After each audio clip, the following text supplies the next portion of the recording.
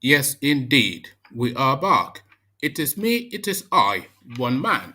Gather, come and join. One man went to mow. The session commences and your company is required. Plenty to go through, all my Nigeria related. An open microphone session, as I often start with. So the open microphone is the hyperlink that says StreamYard on your screen. So if you clicked on that hyperlink, then you would come into a waiting room, and as soon as I've read out the talking points, then I'll let you fully onto the screen and sample your opinions regarding the talking points. So that is how it works. An open microphone session, a format unique and peculiar to this platform, something I innovated myself. One man went to mow, the eagle has landed. Water, only water. Water, only water. Where they see ma. Water, water, water, water, water, water, water, water, water, water, water. Only water. Where they see ma. Hapa o naido.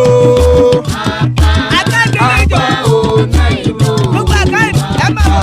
Hapa you don't come o.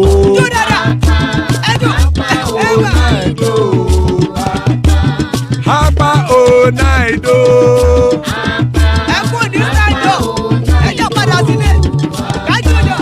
Oro kẹ̀kẹ́ ẹlẹ́mù yé o. Ilé sọ́dí kẹ̀kẹ́ ẹlẹ́mù rẹ o. Bobby master kẹ̀kẹ́ ẹlẹ́mù rẹ o. Chief Wáìlà tí kẹ̀kẹ́ ẹlẹ́mù rẹ o. Eruku lẹ̀lẹ̀ ẹlẹ́mù dé.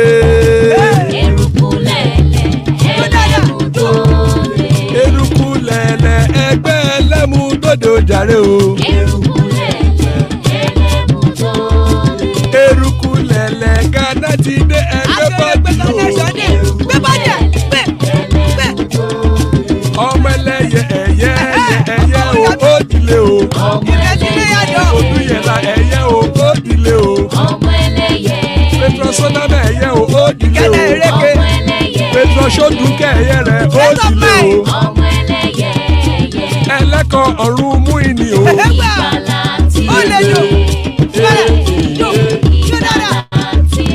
Àkùkọ ọ̀run mẹ́kọ̀.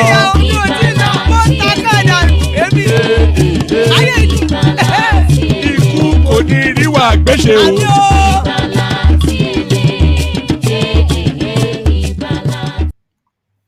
And there we are. Iku koniru agbeche igbala tiele he he he. So the care guides are Iku koniru agbeche. As guys, I bring you this.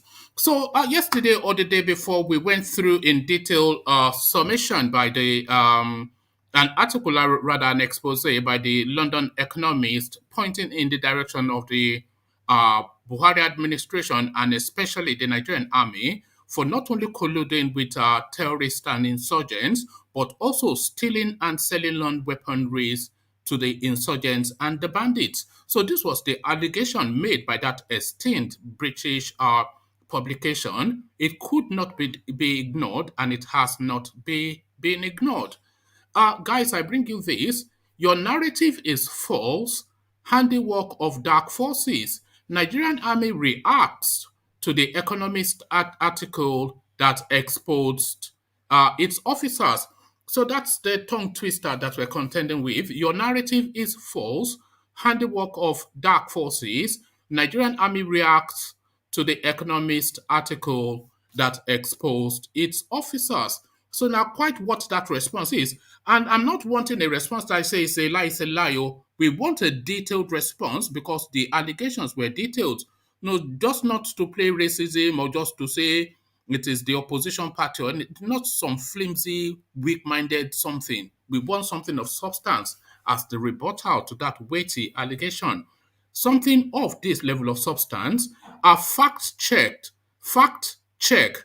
Lai Mohammed's claims on Lekki Tollgate shooting are false. So this is an organization now, International Center for Investigative Reporting. They are the ones, I think, that did the Pandora Papers. So they are known for being detailed and meticulous with facts and verifying. So they've fact checked Lai Mohammed, and have they found him wanting though? Well, the clue is in the headline.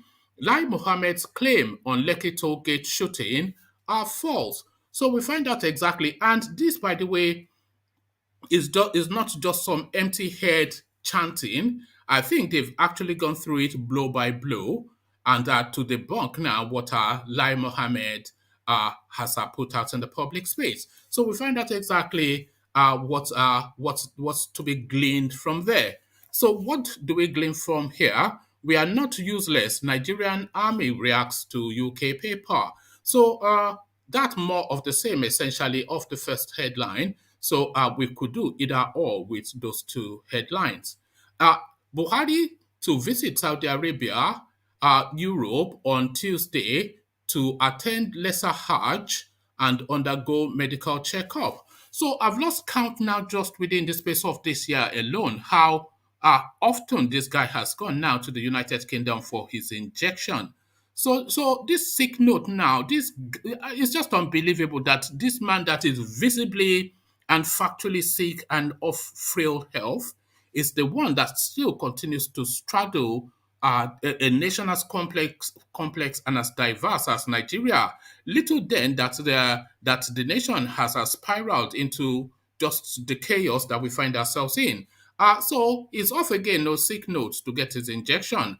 Buhari to visit Saudi Arabia, Europe on Tuesday to attend Lesser Hajj, undergo medical checkup. So it's unbelievable, because I think within the last 4 months, this would be now the second or third time now that this guy has gone to the UK for his injections.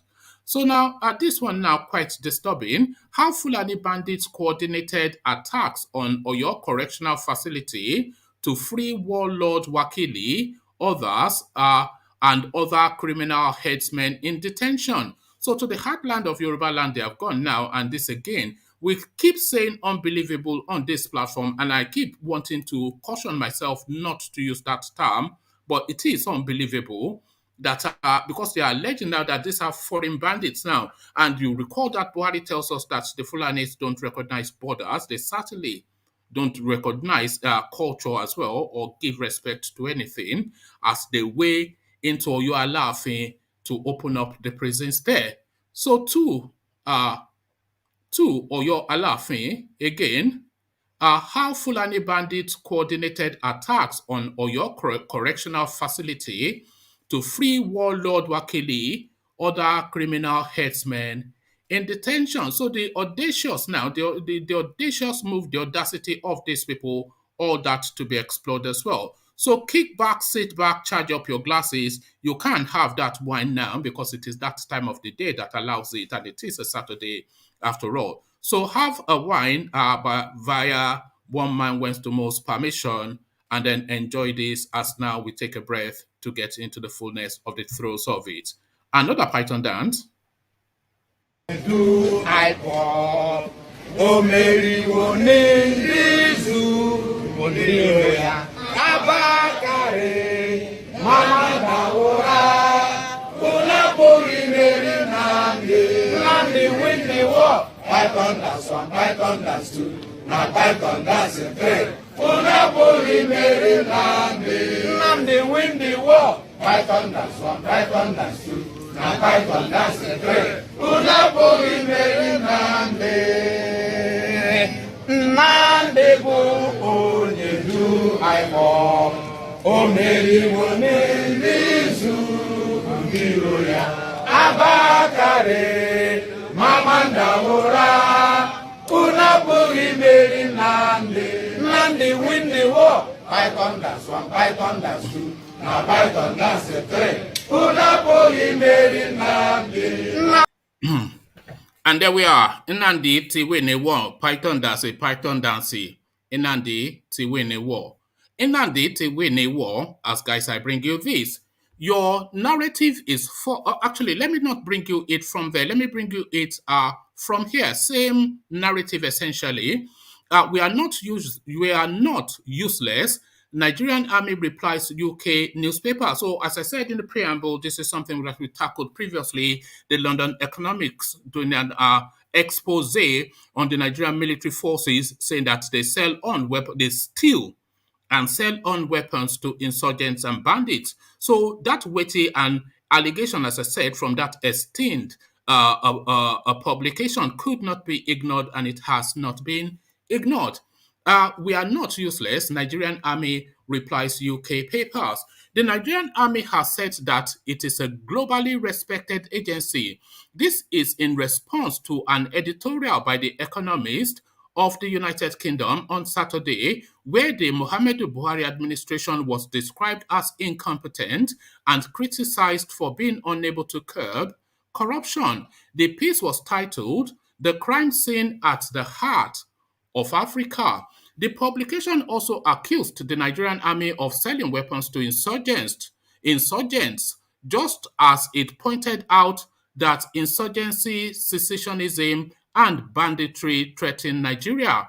But the Nigerian authorities are thoroughly displeased with the report and have fired back. In a statement on Saturday by Brigadier General Onyema Onwachukwu, the Nigerian Army spokesperson, the agency said it is certainly not what the so-called report by The Economist tried to characterize. So now here is now the full text of the press release by the Nigerian Army. So it reads, Nigerian Army is widely acclaimed and globally respected, a rejoinder to the wild claims by the Economist magazine report entitled Insurgency, Secessionism, and Banditry Threatening Nigeria.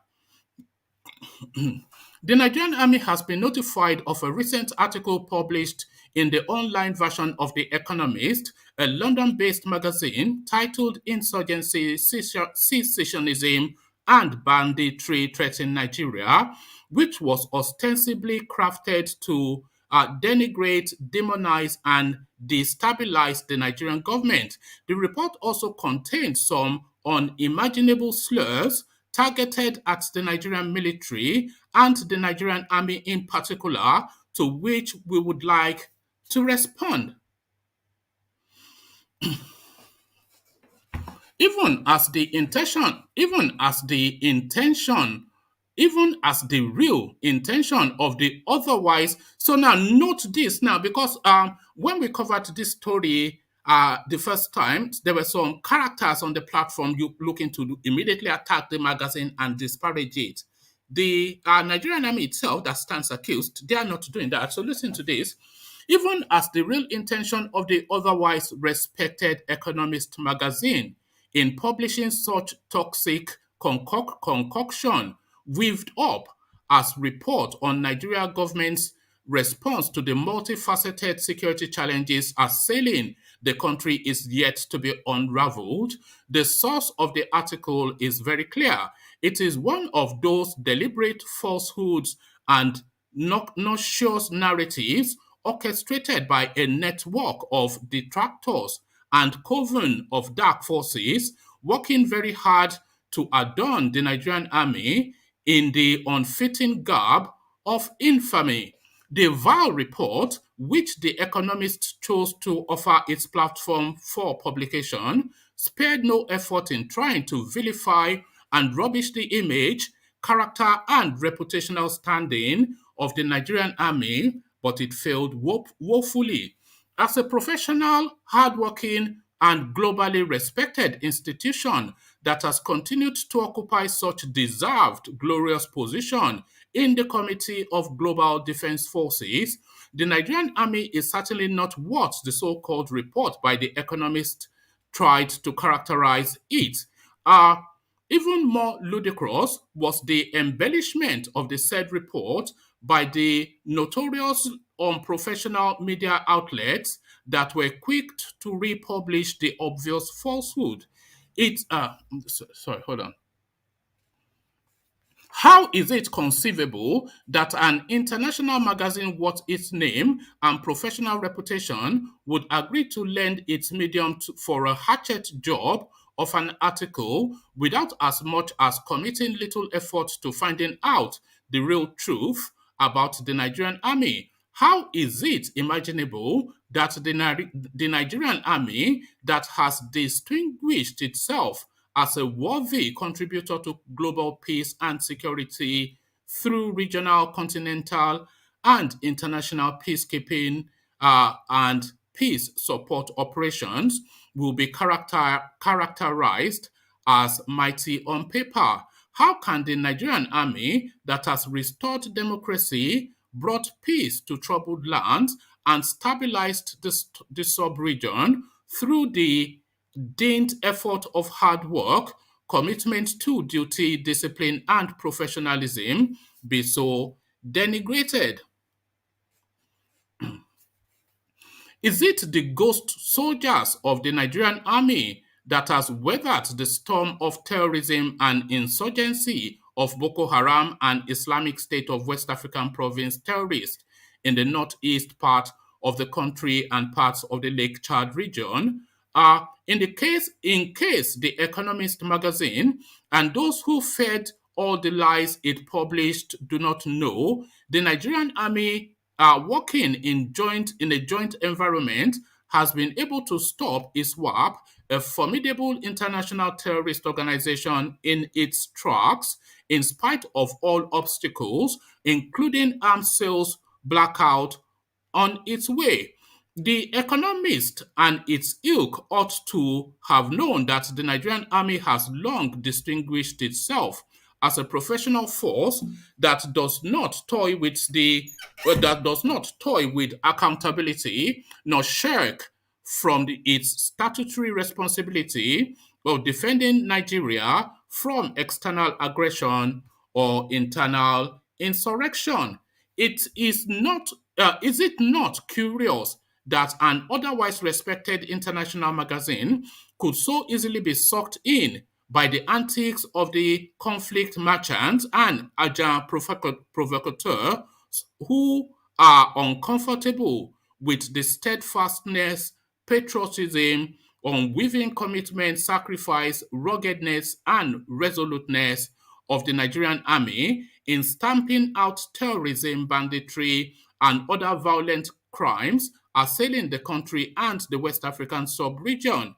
How the Economist failed to do simple due diligence on the said fabricated report is worth interrogating by those who are interested in distinguishing between rogue journalism and professional one. Let it be known to the Economist magazine and those who concoct the lies they publish that the gallant officers and soldiers of the Nigerian army are undeterred, undistracted, and totally unfazed by the harebrained assertions contained in the silly report. So essentially, it's just insults. Really, was the response of the Nigerian army. But then, of course, we were looking for substance. But where would you find that within the? So that's essentially the Nigerian response to now this allegation that the generals are stealing weapons and selling them on to insurgents. So in the space of debunking, it looks as though Lai Mohammed to be debunked as well. Fact check. Lai Mohammed's claims on Lekki Tollgate shooting are false. Excuse me.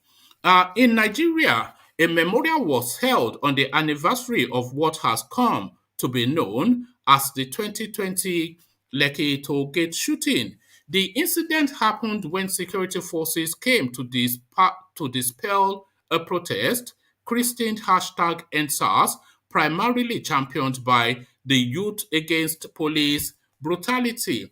In Abuja, the memorial was held at Unity Fountain, where they marched towards the National Assembly complex, while the Lagos protesters drove through the Lekki toll gate. However, on the same day, Nigerian Minister of Information and Culture Lai Mohammed held a press conference where he made numerous claims about the Lekki Tollgate incident. The Fact Check Hub verified these claims. So, claim one: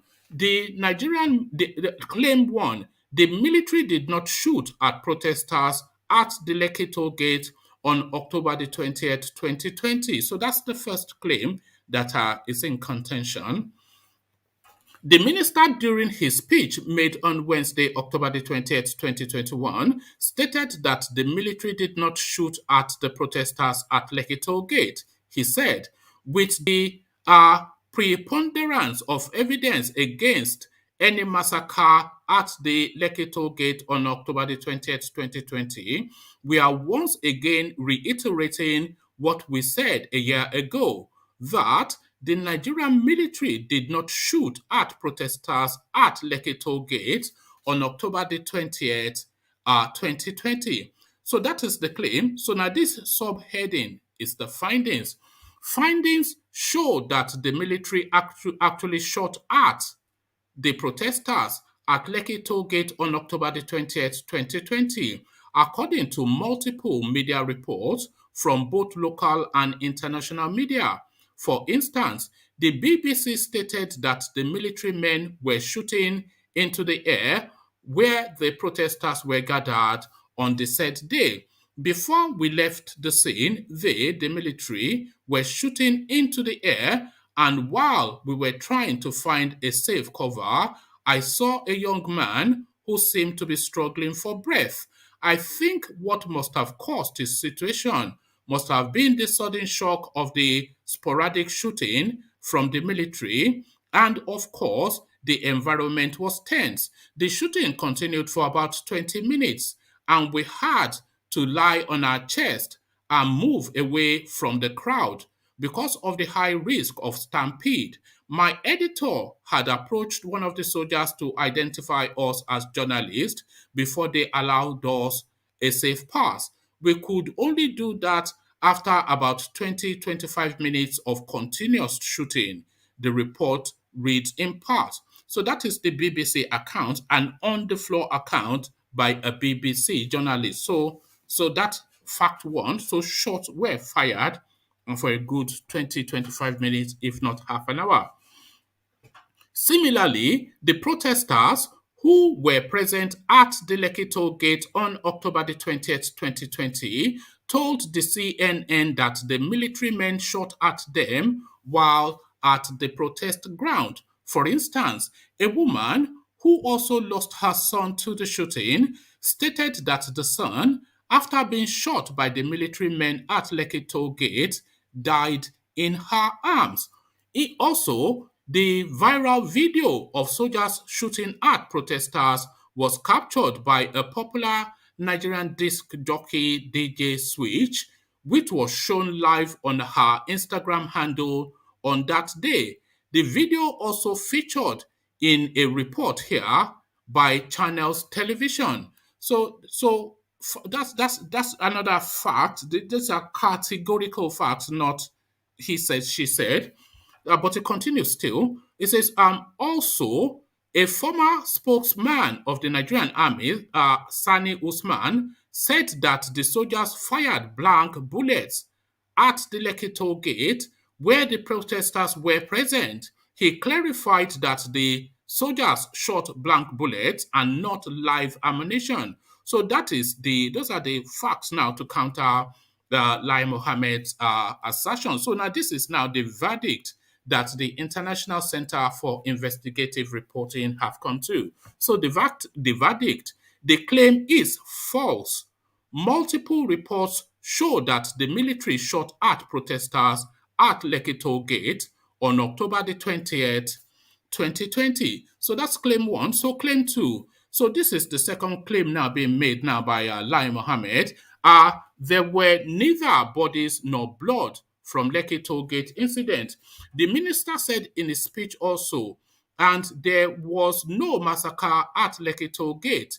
The only massacre recorded was in the social media, hence there were neither bodies nor blood. So that's what is his name, Lai Mohammed, said in his press conference. So these were words coming out of his mouth, not somebody writing something. He said words coming out of his mouth. So that's the claim. So here is now the finding. So the findings now by the International Center for Investigative Reporting, this is what they have found. So this subheading are findings. Findings show that some protesters sustained injuries and some died. This was reported by both indigenous and foreign media. Investigative journalist Fisayo Soyombo, in a three-part series, revealed names and faces of some of the dead. He also documented those that sustained injury at the 20th of October 2020 incident. So that's fact one. And I think this guy might well be. Let me just see, because there's a hyperlink to the guy. So let's see now if it's just bear with me. Let me see.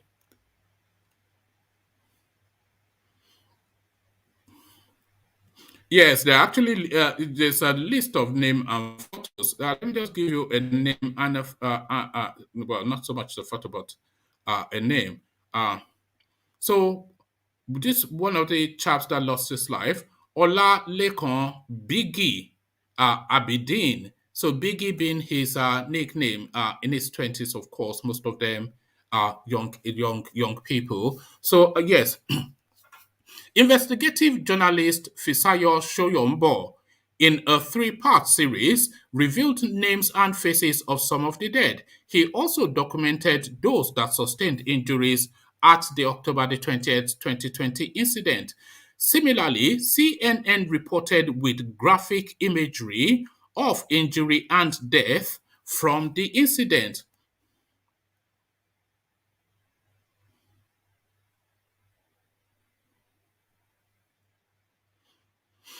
Also, chief pathologist of the Lagos State University Teaching Hospital, LASUT, John Obafunwa, told the judicial panel of inquiry set up in Lagos State that 99 people who were killed in Lagos during the hashtag ENDSARS protest had their bodies deposited at its morgue in the state. He said that autopsies were done on the 99 dead bodies, which were brought to the morgue between October the 19th and October the 20th, 2020, adding that 3 of the bodies were recovered from the Lekki Tollgate shooting.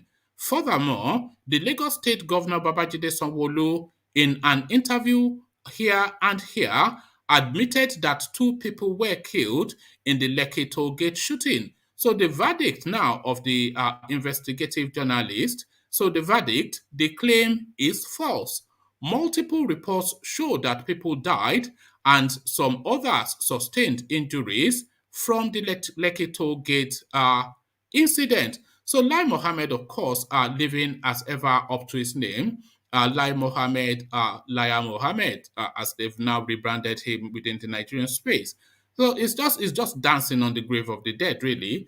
It's just I can't get the words. Let me just go on to the next talking point, because it just jars some, because your mind cannot activate enough at the speed that the Nigerian space functions.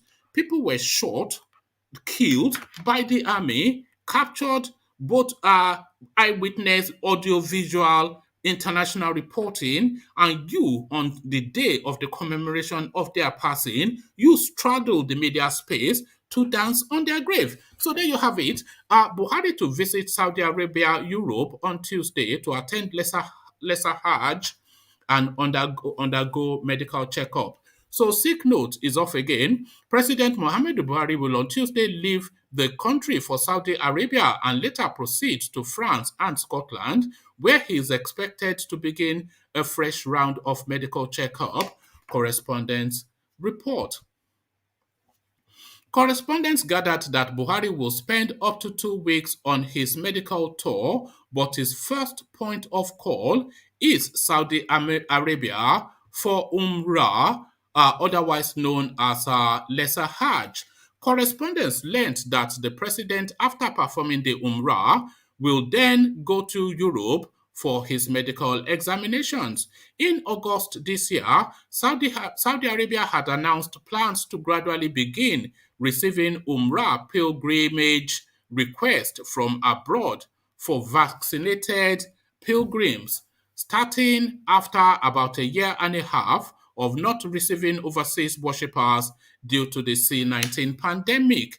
It was announced that with a capacity that would rise to 2 million pilgrims from 60,000 pilgrims per month, Mecca and Medina will start welcoming visitors from abroad to their mosques whilst maintaining C-19 precautionary measures. Last week, it was also reported that the Grand Mosque in Mecca was ready to receive pilgrims and worshippers at full capacity, just as the Ministry of Hajj and Umrah lifted the restrictions placed upon the performance of Umrah and prayers in the Roda al-Shah. Well, I'm not going to attempt that because, it's just an Arab word. Top sources confirmed to correspondents that Buhari would leave Nigeria on Tuesday for his trip for pilgrim and medical treatment. Baba is going to Saudi Arabia, France, and Glasgow from Tuesday. The date is set, and part of it is for his medicals. The trip will not exceed 2 weeks, but the first stop is Saudi Arabia. He will go for Umrah before heading for Paris and Glasgow, one of the sources revealed. Our correspondents had exclusively reported that Buhari would be visiting Glasgow, Scotland, Paris, France, and Dubai, the United Arab Emirates, before the end of 2021. Buhari to visit Scotland, Glasgow, Scotland, Paris, France, and Dubai before. Okay, let's see. Is there anything else?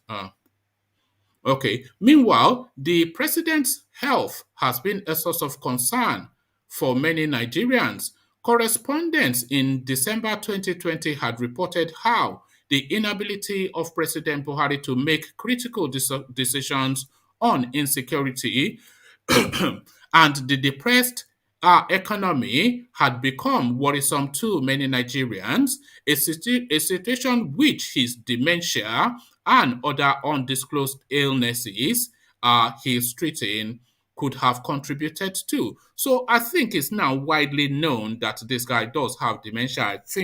I don't think there's too much equivocation on that. I don't think there's any argument in that space that Buhari has dementia, but how acute it is just the problem. A demented president with ear problem, unsteady on his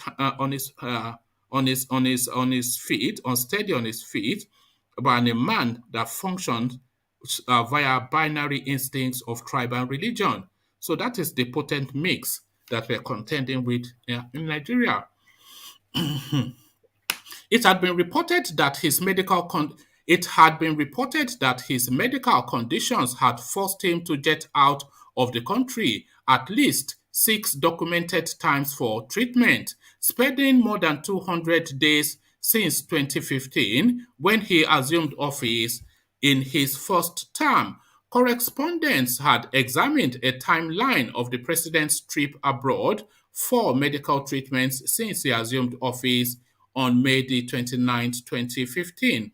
In summary, Buhari spent 19 days in 2016, 155 days in 2017, 4 days in 2018 getting treatment in the United Kingdom. In 2019, he embarked on a 10-day private trip to the United Kingdom suspected to be for medical reasons. In 2020, the president could not make his trip due to the C-19 pandemic, which caused a halt in flight operations. In 2021, the president had also been out of the country to London for medical treatment. In the first 3 years of his first tenure, from May 2015 to May 2019, he was outside of the country for a combined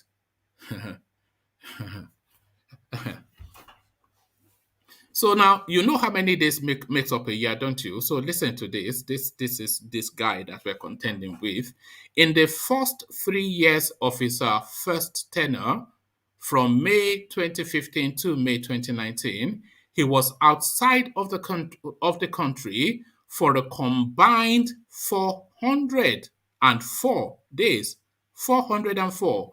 1 year, 39 days in 33 countries, which is both for official and medical purposes. So there you are. That is Buhari, of course. I mean, you know.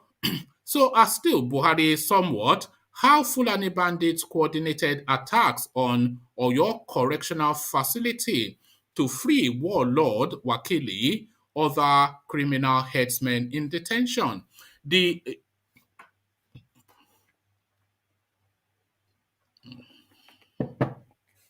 The attack on the Abolongo Correctional Facility, Oyo Town in Oyo State, was planned and carried out by Fulani gunmen, believed also to be invading bandits, correspondents have learned. Top prison officials told correspondents on Saturday that the gunmen carried out the attack to free the detained notorious Fulani warlord Kilu Wakili and other criminal Fulani headsmen in the facility. Correspondents, however, reported that hundreds of inmates used the opportunity of the attack, which was carried out around 10 p.m. on Friday, to escape from the facility. Sources told correspondents that the gunmen, 3 days before the Friday invasion, struck at Ogbomoso, a neighboring town to Oyo, and the security operatives were fully aware of their presence in the area. The attack in Oyo last night from the Ogbomoso axis was well-coordinated Fulani attack aimed at securing the release of Wakili, the terrorist whom Sunday Igboho drove out of Ibarapa. I am informed by my staff and very reliable people that he was the object of that attack last night at about 10 p.m., one of the top sources said. The rest was just drama. My security staff told me the gunmen struck 3 days ago on the Oyo-Ogbomoso road, and around that time, their strange faces were also seen around an area the boys described to me. This was a well-coordinated attack with the objective to free Wakili and other Fulani inmates, he added. Correspondents had earlier reported that the entrance to the prison was blown with an explosive device while security officials at the prison fled for their safety. Speaking with correspondents on the phone, the spokesman of the NCS, Olanrewaju Anjorin, had said, yes, it has been confirmed that the attack actually happened. And right now, the controller of the Nigerian Correctional Service and other top officers are assessing the situation. But I can confirm to you that the incident actually happened. On March the 7th, a joint team of Ibarapa security operatives, including the Odua People's Congress Vigilante and other groups, had arrested the notorious Fulani warlord terrorizing Oyo communities. Wakili had been arrested after several attempts resulting in a gun battle. There had been reports that Wakili and his gang were involved in the killings and kidnappings of several people in Ibarapa, Okeogun, Oyo State. Wakili was nabbed barely 7 days after his second in command, Isiaka Mahmudu, was arrested alongside 4 others. The Ààrẹ Ọ̀nà Kakanfò of Yorubaland, Gani Adams, had confirmed Wakili's arrest in a statement. On June the 7th, no fewer than 17 persons were reportedly shot dead by gunmen suspected to be headsmen in Igangan in the Ibarapa North local government area. Residents had said the hoodlums invaded the town on motorcycles around 11 p.m. in an attack which continued until around 3 a.m. on Sunday. They had fingered Wakili's men on a revenge mission to be behind the attack.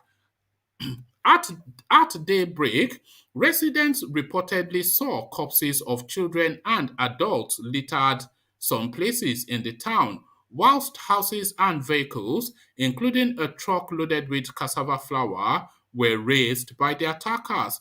The convener, Igogon Development Advocate Oladiran Oladokun, had said the government set fire to houses to drive out people, after which they opened fire on them. He said the government did not take the security seriously, adding that they had reported that the headsmen were planning to attack them. So there you are. I don't even think them reporting that the government were trying to attack them is really, we all knew that the government would attack them, and attack them they have.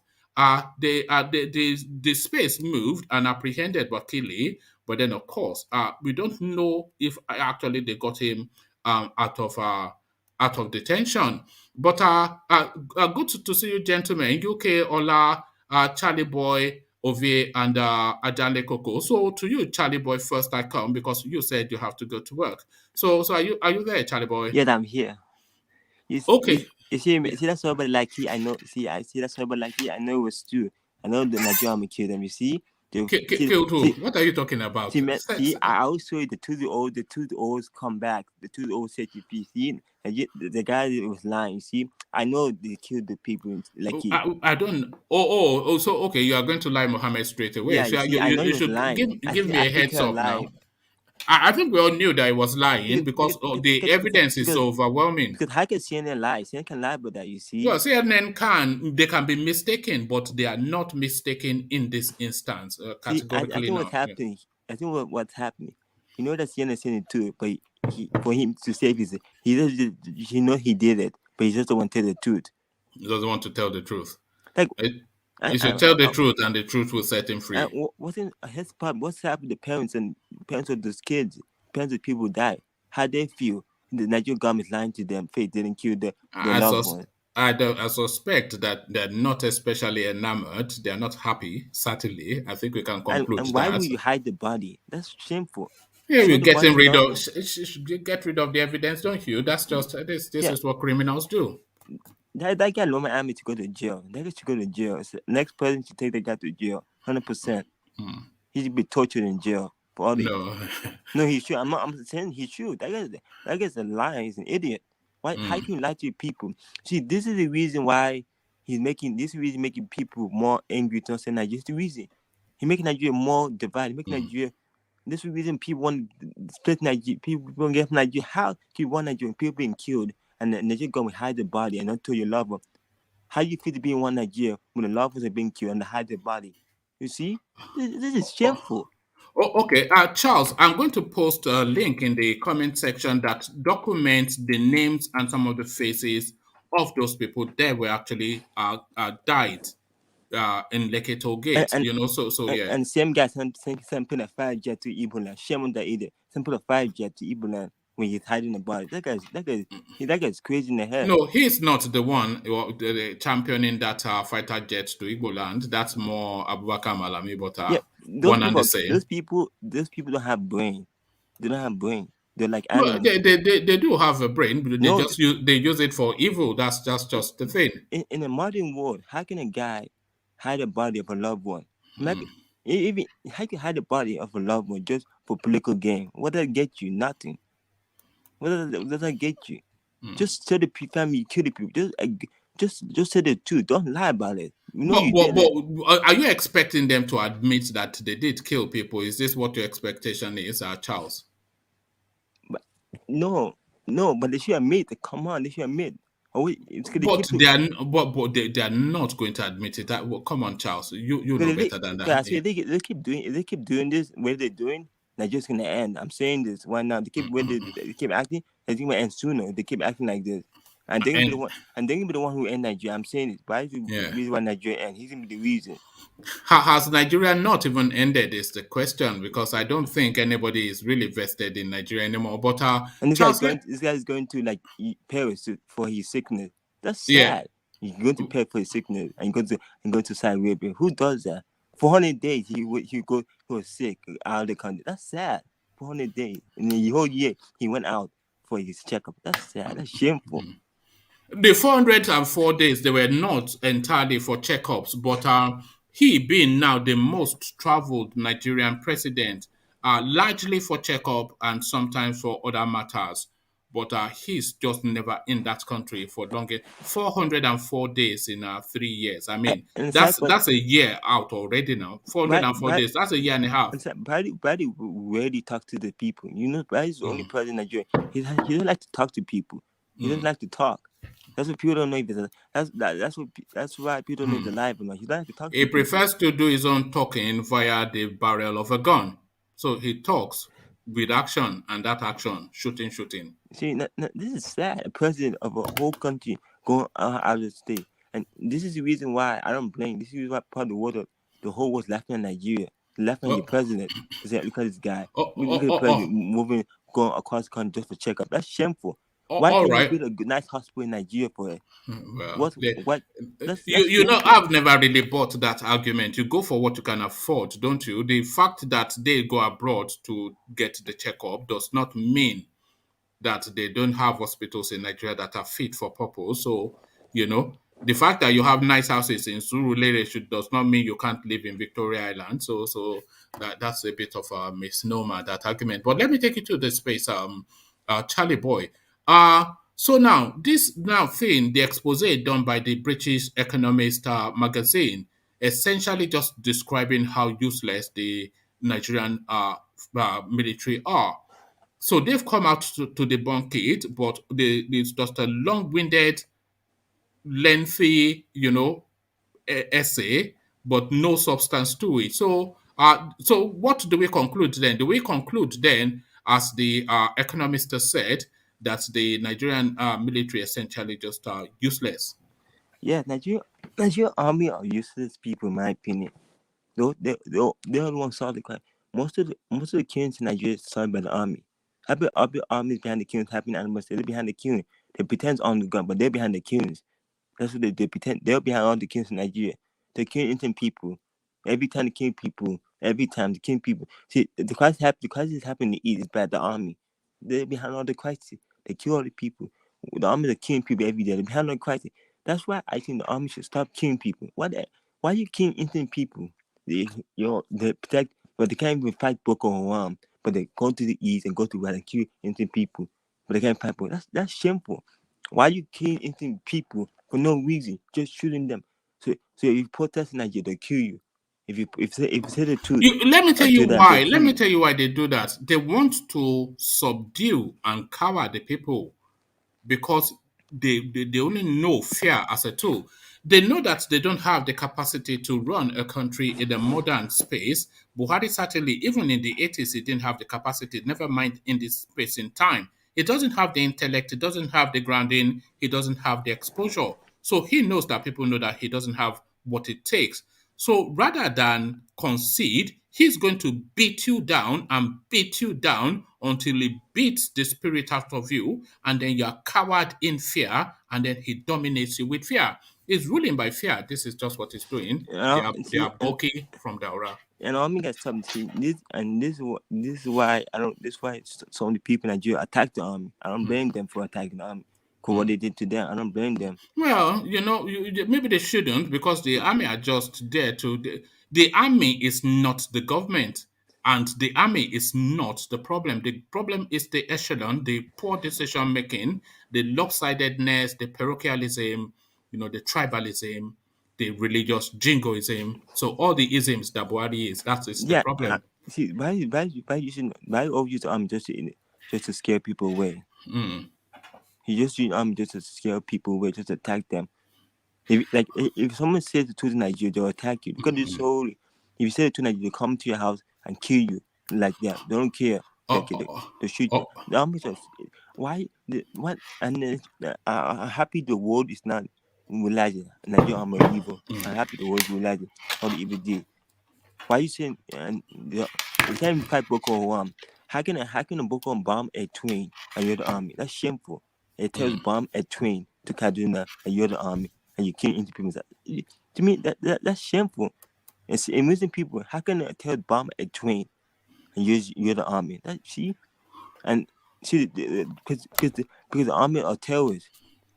They're working with the terrorists. That's a fact. The army is working with the terrorists. Well, that is what the London Economist is alleging as well. That because if they are stealing weapons and selling them to insurgents and bandits, that's essentially working with terrorists. What happened? What happened? The army paid the terrorists to bomb the train. What the terrorists probably paid the army some money. You don't know that. You only speak to what you know, Charles. I know. Yeah. Sorry, what did you say, please? It wasn't really factual in what he said. So I'm just making an opinion. Yes, go on, Charles. Yeah, I think the army is paid the terrorists to do all this crime. Because some of the terrorists are actually in the army. You know, some of the terrorists actually could not be. There's actually a photograph on AY something, some guy called AY. I can't remember his full description now. He brought out this photo of this bandit once in a bandit situation that was being negotiated with by Governor Masari of Katsina State. And then fast forward, you then saw him in a security forces uniform standing as a functionary at the back of some events, standing as a security. So it's now, because they captured the face as a bandit and an insurgent, and then they captured his face as a uniformed man, unmistakably the same people. So that assertion that bandits are being recruited into the Nigerian forces does have apparently some veracity. That's why I think any resident guy in the army should get out from the army. Anybody in the army should get out. No point being in the army. Well, everybody should get out. We won't have an army. No, I mean, then Togo will come and take us. Any resident person should get out from the army. Any resident person who believe in truth to get out. Because how could it tell us going to the army is not the problem. The leadership is the problem. The army will do as they are directed, so, and if they are directed to do so they do. I think a coup should happen, Nigeria. That's the only way a coup should happen. What is a coup? What is a coup? Is that a chicken coup? What are you talking about? They should find a way to take Look at this guy. Out. Or once he's on his way out anyway. But thank you, Charlie boy. I know you have to do your prayers. Don't forget your favorite guy, one man in your prayers. So go do your prayers and come back and join us, Charlie boy. So thank you, Charles. So from Charles, let's go on to Ajanle Koko, who hopefully is ready. Otherwise, Ajanle Koko, are you there? Hey, what's up, one man? Hey, good to see you, Ajanle Koko. So now let me take you straight to my own hometown, where, or at least home state, where activities are going on at the moment. How Fulani bandits coordinated attacks on Oyo Correctional Facility to free warlord Wakili, other criminal headsmen in detention. So apparently, these guys, in fact, they even strolled through the entirety of that space, because they went first to attack some facility in Ogbomoso. He wasn't there. And then they went further then to attack now this facility, which he seemed apparently to be. But if they actually effected this escape, we don't know. But certainly, within the space of 2-3 days, this is what they did. So attacking facilities after facilities, looking for the Fulani warlord Wakili to effect his escape. What are you making of that audacious action by the Fulani bandits? That tells me that we lost it completely. Nigeria is a defenseless nation.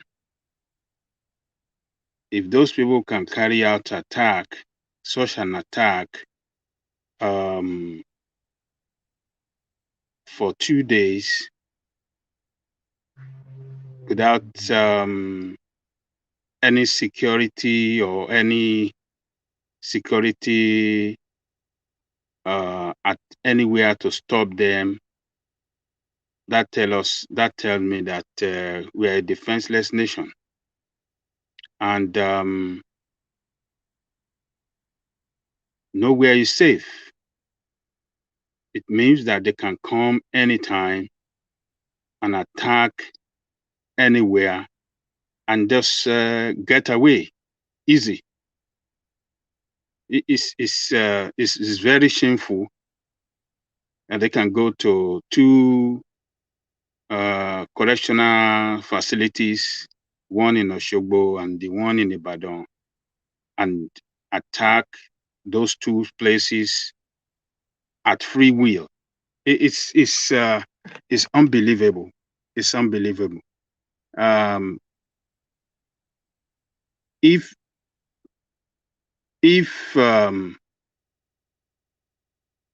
those bandits or those terrorists had targeted Alafin Palace or any other place, they would have done it so easy and just gone free. So it's I mean, it looks like we lost it completely. We are a nation without defense. We are incapable to defend ourselves. We are incapable to secure our territory, and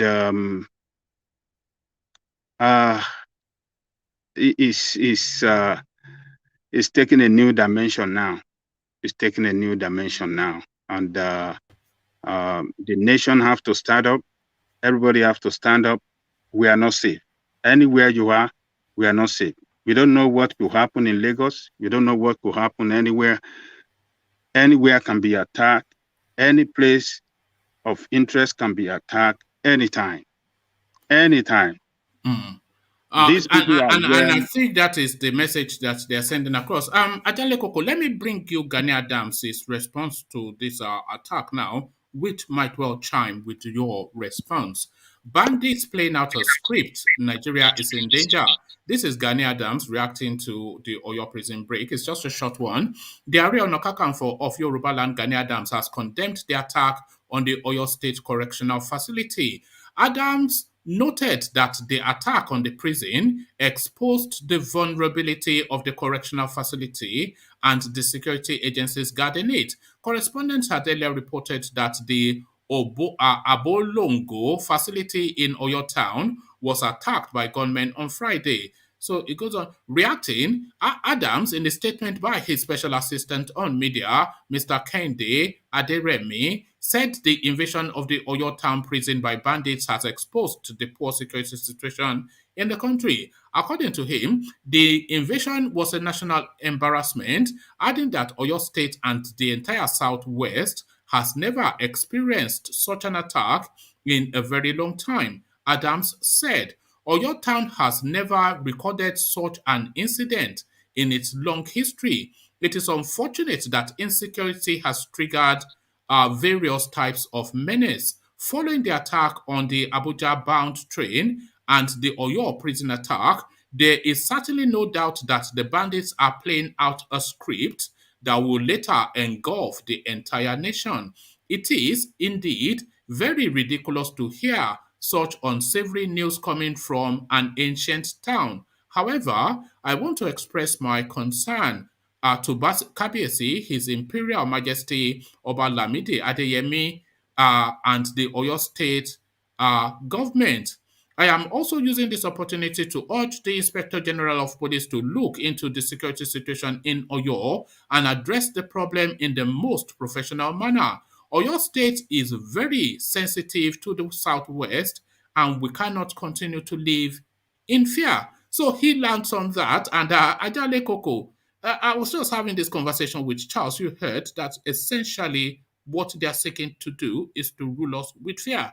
So this is what Gani Adams is saying, Ajale Koko. Like I said earlier, we are very, very in a very bad security situation. We are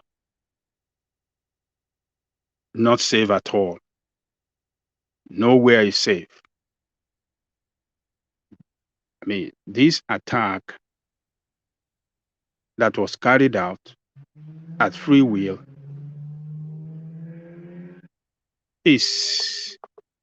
it tells me that, yes, we are completely lost it. we have lost it completely. And messages has been coming. We thought it's a play. We have been saying it on this platform that the administration we have in Nigeria have lost it. They are not winning the war, and they are not doing anything to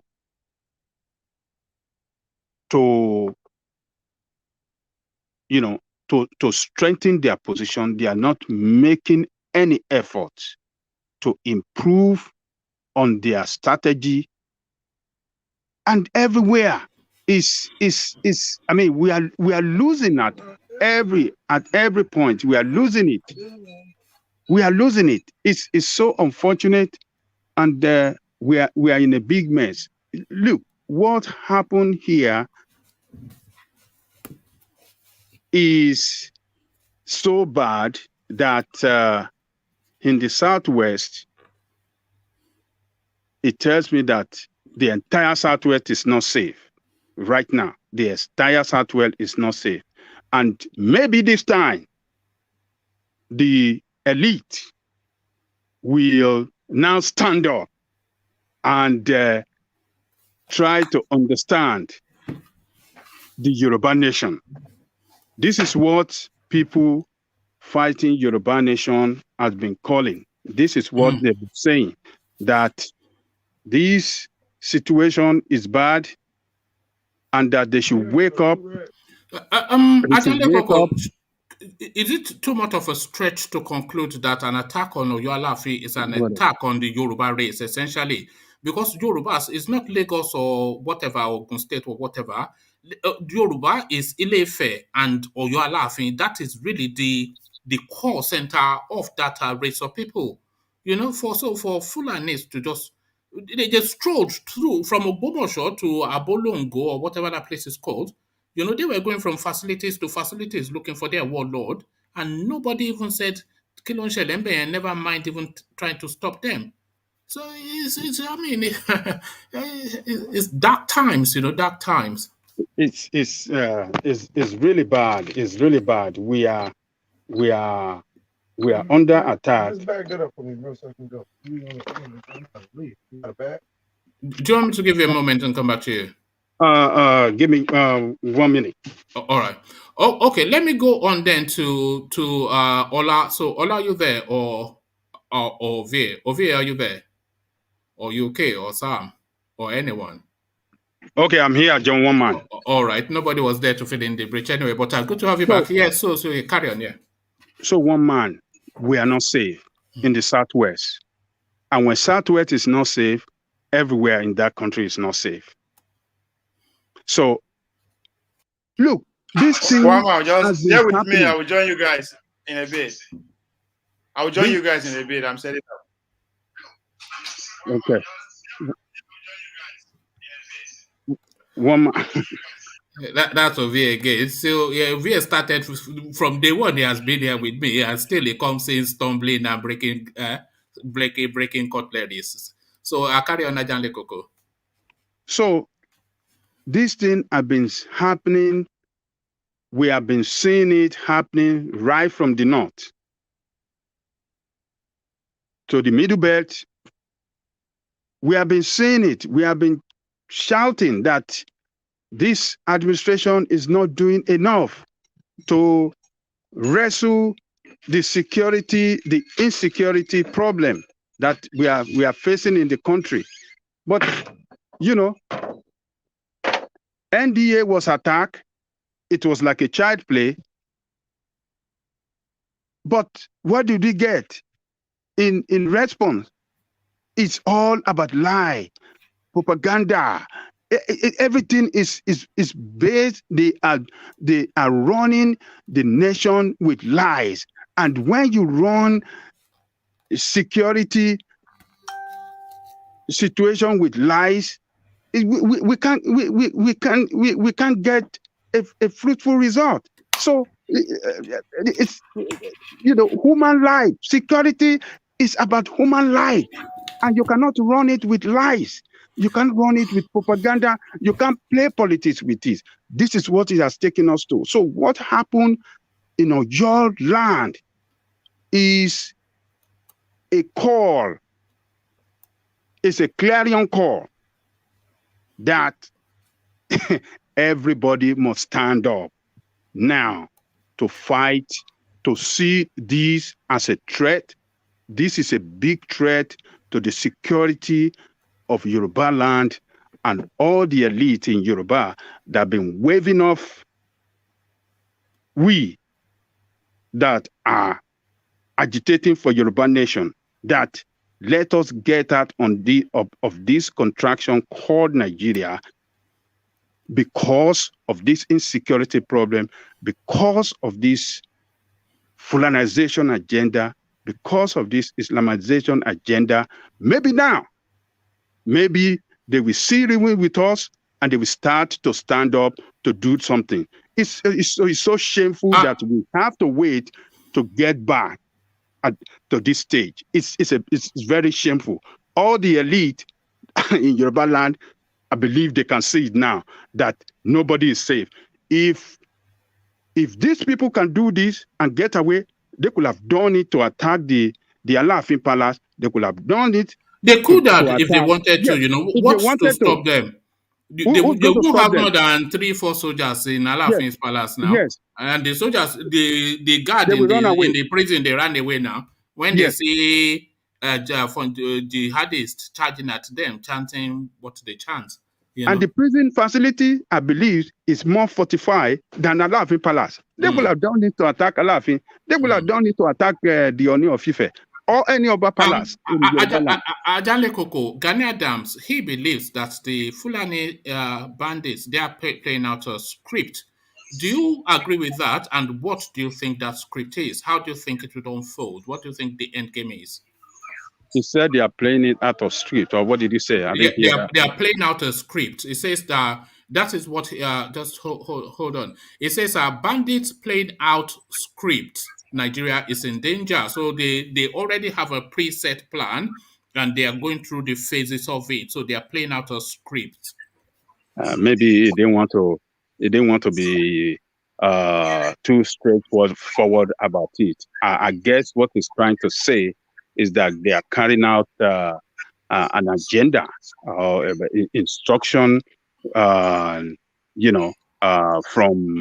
some quarters in Nigeria, a Fulanization agenda, as I suspect. I thought that is what he's trying to say. Yes. Ajalogo, can I come here for 1 minute? Just a minute. Ajalogo, can I come here?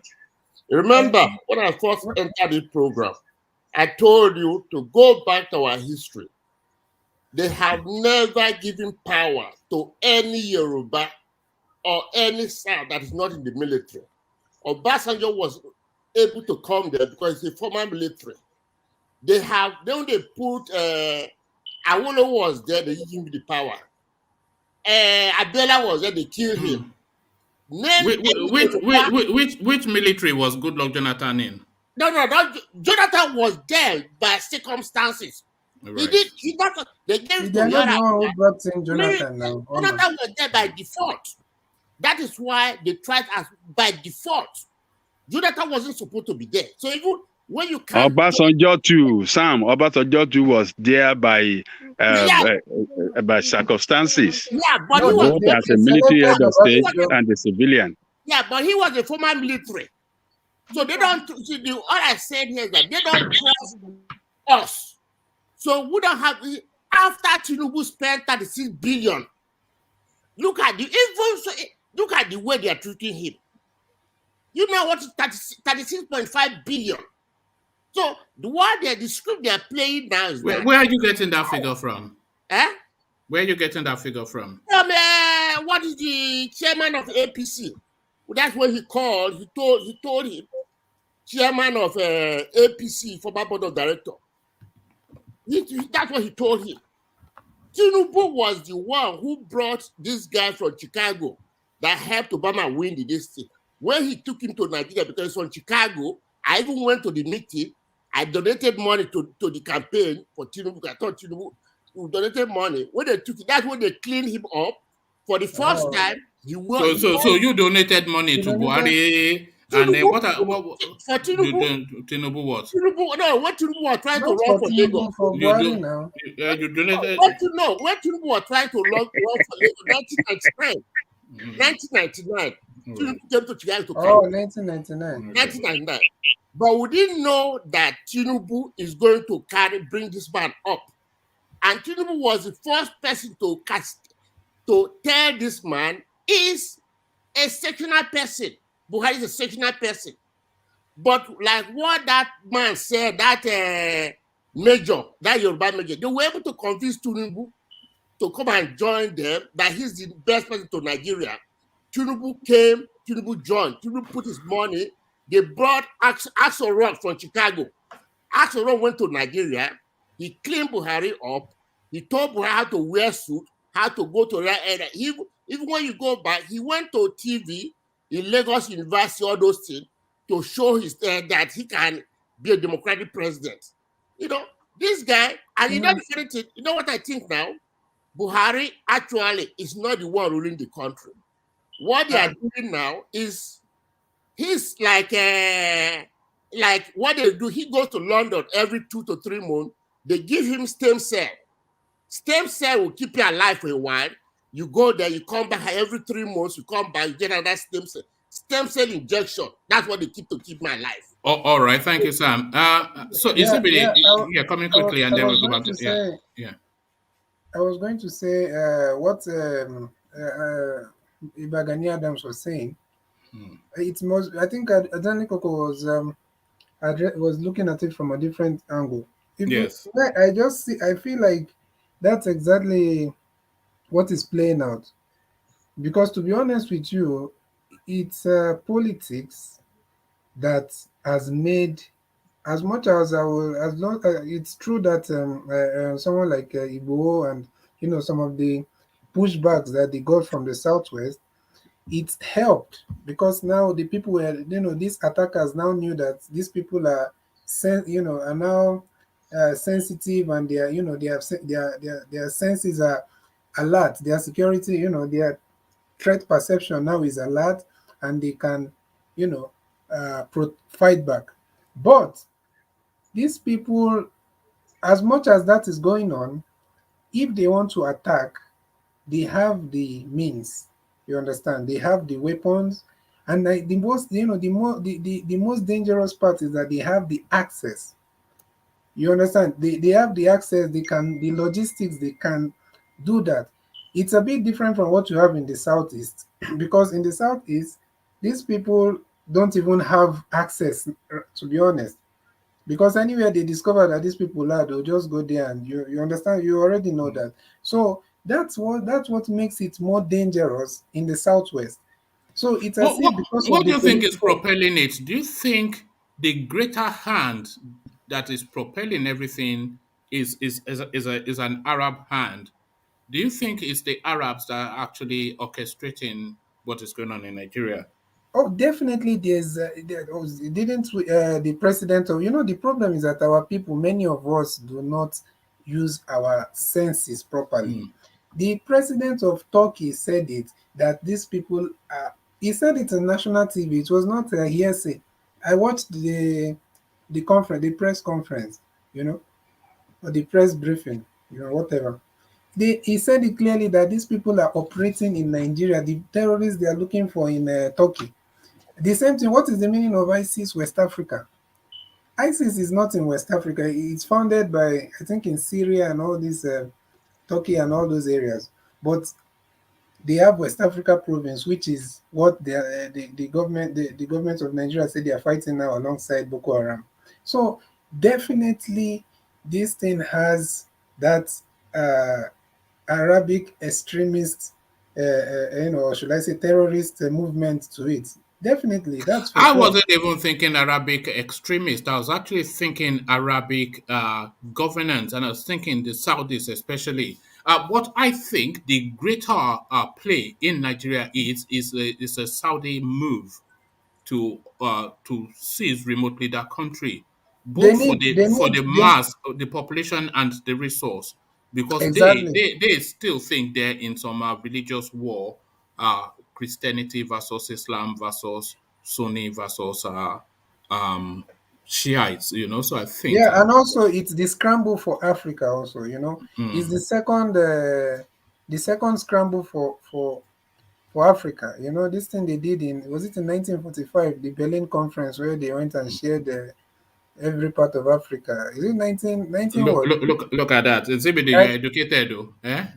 Yeah, sounding like you read the book. Did you read the book?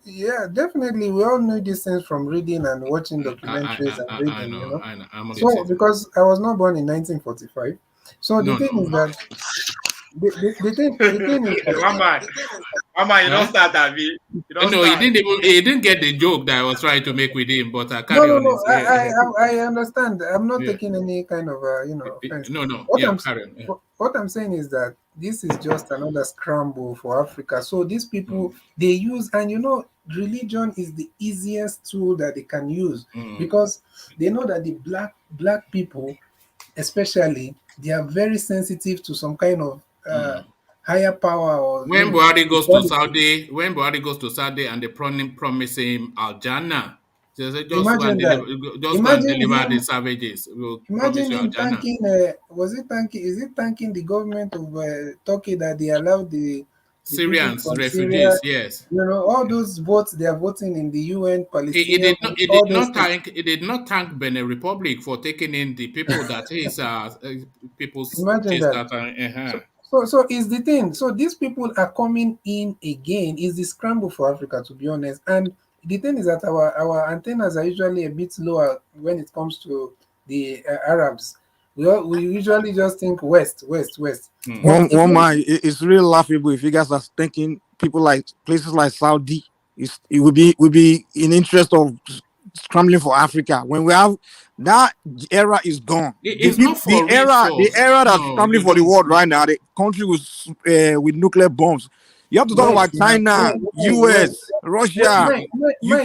This is their time. Those are the ones that are really scrambling. The rest are not relevant anymore. The Ottoman, the time of the Saudis is over. You don't get it. And the Ottomans, by the way, they are the Turks, not the... Yeah, these Turks, it's pretty much, it's not just the Turks. No. The Ottoman Empire is pretty much the Islamic world. The entire Middle East back then was Ottoman, was part of the Ottoman Empire. And then in North Africa, the Islamics. But that era is gone, man. We are dealing with the Chinese and the US and the British era. That era we can is not stop gone. going to Stone Age, man. If you say that it has taken a new dimension, or they are coming in with a different kind of with a different face or different strategy, that makes sense. But saying that era is gone, then you must be, I don't know, maybe Saudi is no longer relevant in the world. Saudi is not a superpower. No, you are just being naive, man. Saudi is not a superpower. What are you talking about? Saudi is superpower. Saudi that's controlled by the United States. Saudi that's owned by the United States. Saudi controls the United States, or the United States controls Saudi? The United States owns Saudi, man. Just like the Russians own Iran. You must be joking. The Arab era is gone, man. It's the European era and the Chinese era that we live in. Why can't you have these conversations in a sensible way, so you don't have to be like fight or quarrel? You know, you have exchange now. You don't need to make it so rowdy. All right, thank you. Let's land your point in CBD, and so that we can get back to Ajahn Let me land my point. What I'm saying is that if we are saying that the era has passed, is just, I don't know, let me not go into that. But to be honest, we all know that this thing has foreign or interference to it. It's very clear. And these people, they need, and when you're talking about Africa, what is one of the most important countries in Africa, or the most strategic country for any of these people? And you're talking about Saudi, there's no world power. You're forgetting that these people, they run all their, anywhere you have the Muslim, that is maybe they are dominating that country in terms of population or anything. CBD, the colonial masters are the ones that still own Africa. Let's not go down that route too much. So we're not going the route too much. I'm just saying the people that still control Africa, the former colonial masters, the French, the British. So the South is not going to come and take their market from them. Hold on. Did they access Hold on, Africa? Insibidi. Hold on, Insibidi. Hold on, Insibidi, please. We'll open that space later, but let's get in a few people to comment, because I've noticed that in the latter halves, when I have to rush through, people don't get the full say. So let's, we can open up that space when we are fully bedded in, but round off your thoughts so that we can go back to Janet. Yeah. So what I was saying, back to Iba Gani Adams, I believe so much that they think, like I was saying earlier, these people, as much as it's also effective that the pushback from the resident or the citizens of, the indigenous of the Southwest and everything, they pushed back, it's kind of also gave some kind, it has an effect, of course, but these people have access, because you're talking about, that's the same reason why people during that period did not count on Amotekun so much. You understand? So these people have access, which is very dangerous. Because if they don't have access, and there is no way they will just easily go and do this thing and go out. So they've played politics again in that area by making everybody feel like we've solved it through a political angle. And that's wrong, because you could see what is happening. It's just like truly they are playing a script, and whenever the time comes for them to move again, you just see a series of attacks and insecurity, because that space was not really closed for them. You understand? It's different. It's a bit different from what is happening in the East, because we're talking about insecurity from people accusing them, the IPOB and all that. Is different from, you can't hear that story of now maybe some kind of headsmen or whatever came to attack something. Look like at that. I knew you are never far off that narrative, are you, in CBD? No, it's not in terms of, but they can still access that's a gothic something. They can access it through channels that is not directly, like you can't say these people invaded. Probably they access it through just some kind of political maneuvering and through all these fake security officers that you see they are using security equipment and uniforms, so they can still access the Southeast through that area, through that angle. I was even sleeping though. I didn't know that things have been going on, so I just came back. I was so tired, I was sleeping. So I just woke up now. At least you were not snoring. That was Sam the last time, wasn't it? Okay, carry on now. Yeah, in CBD, you see that in CBD, in my place, there's something that we call in CBD. That thing, like, what the Egyptian people used to do, like the hieroglyph, I think they call it hieroglyphic. My place, in my town, we still have it in my place, the signs, all those signs, and that's the way we interpret so many things. So once I had that in CBD, we call that in see something in my community. So once I had this name, I said, this guy, maybe I'm trying to know the part of Igbo he come from. No, you are calling him an Emery. We know he's an Emery now. Are you an Emery in CBD? In CBD?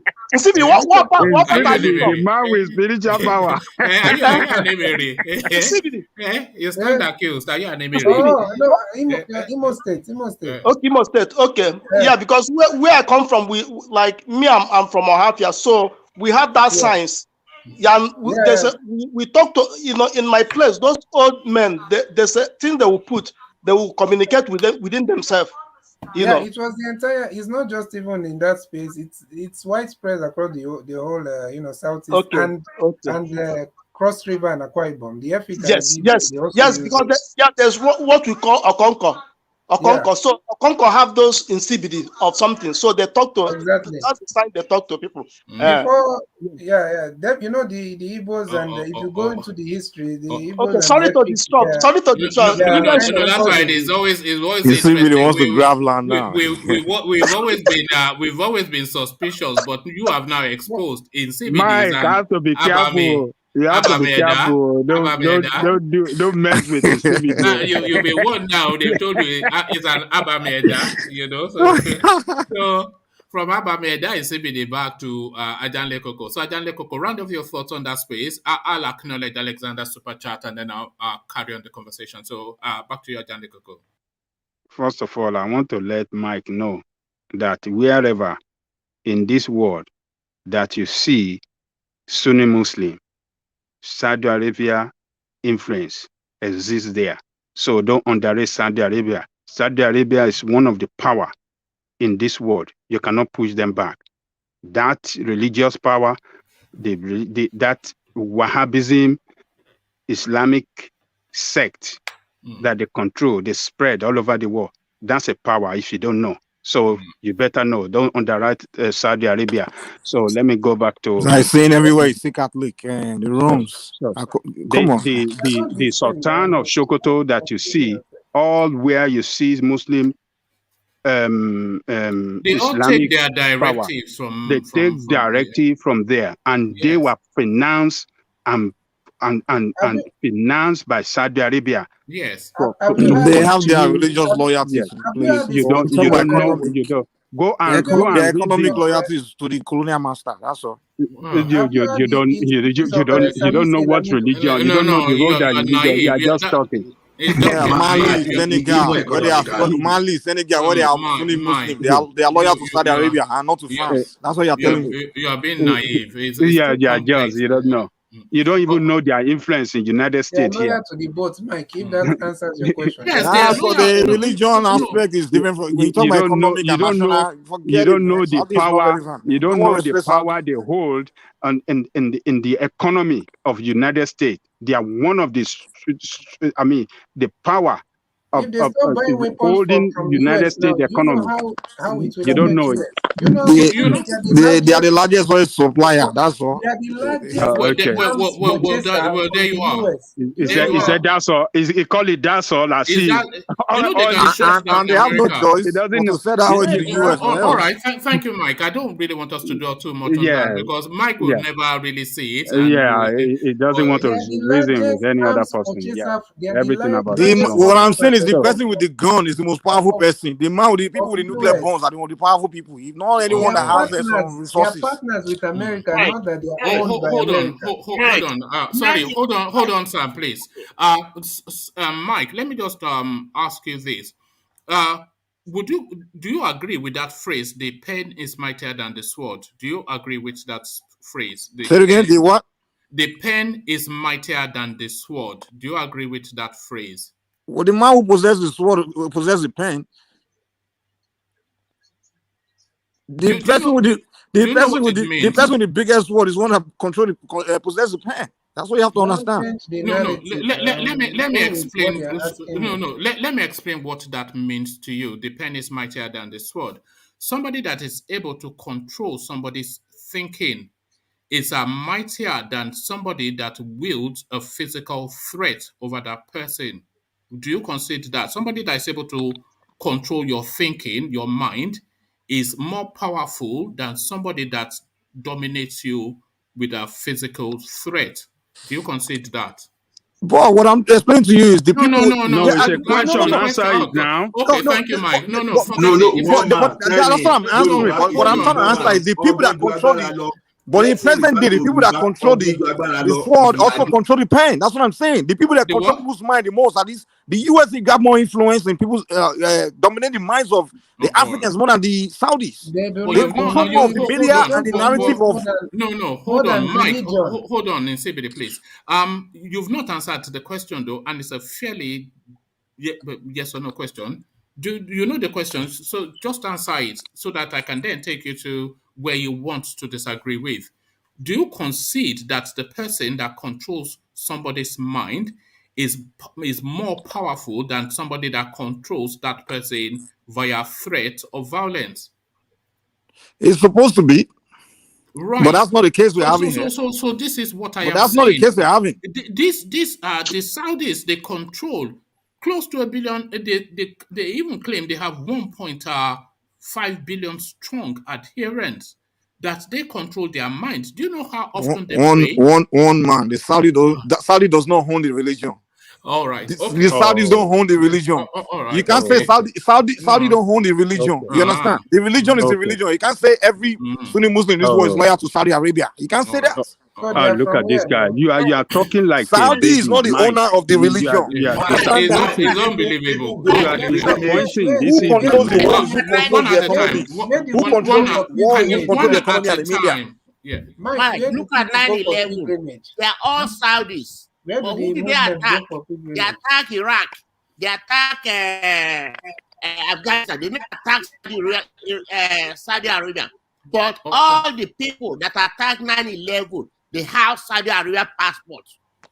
Your argument is different from what we are arguing about, man. You are making a whole different point. What we are saying is Saudi Arabian state controlling every Sunni Muslim in this planet. No.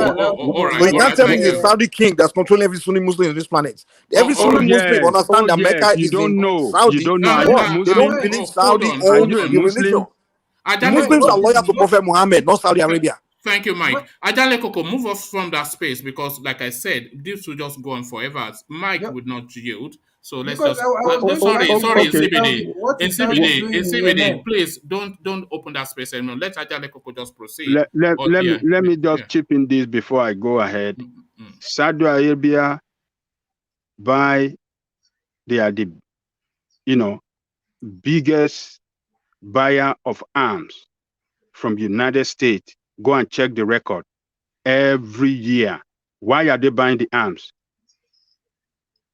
So, Mike, think about that. So let me go ahead with the point. So you want me to answer it? So you want me to answer it? Let me answer it. No, don't answer me. Don't answer me. Let me move away, man. I don't want. Know what You don't want me to give me something. You know, if I answer it, I'll debunk your position. I don't need the answer. Because of Saudi Arabia oil. Yeah. So they are more powerful. They are nobody. They are nobody when it comes to power. Thank you. Fine. I have no power. Let me just move ahead. Let's just carry on. Yeah, thank you. Yeah. So what has happened to Yoruba land is not a laughing matter. It's a very serious matter. This tells me that Yoruba land is not safe at all. Yoruba land can be overrun anytime for this incident that happened. They attacked 2 facilities, went away free, no resistance from any security personnel guiding the 2 facilities took to their heel. That is very shameful. We are not safe. Onis Palace will have been attacked. Alafin Palace will have been attacked. Anywhere of strategic interest in the Southwest will have been attacked. We are not safe.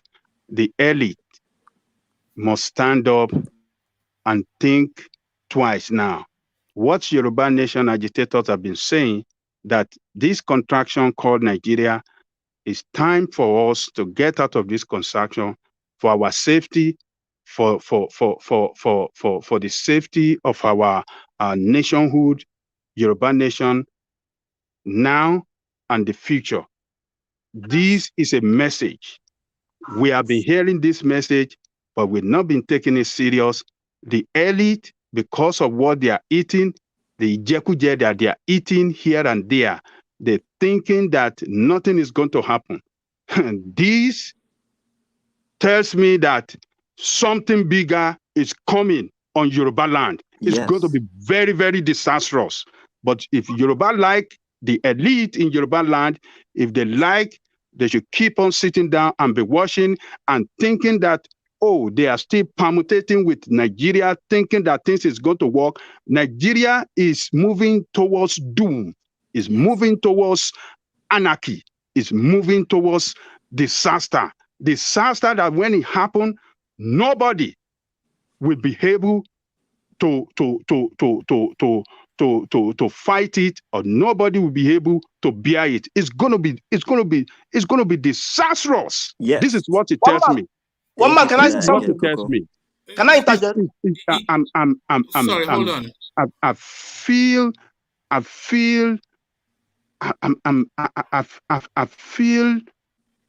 I don't know what to say. Is there a sense of helplessness? Are you feeling? Are we starting to come to a sense of helplessness in Yoruba land? I don't know what is going to happen to our people. We're unsafe. It's because of we are defenseless. Too much politics. Yes. I mean, these criminals have attacked NDA, the military nerve center of Nigeria. They attack it. They have attacked everywhere. What else do we want? But one man, why are we not questioning Amotekun? What's Amotekun doing? Why do we create them? What are they doing?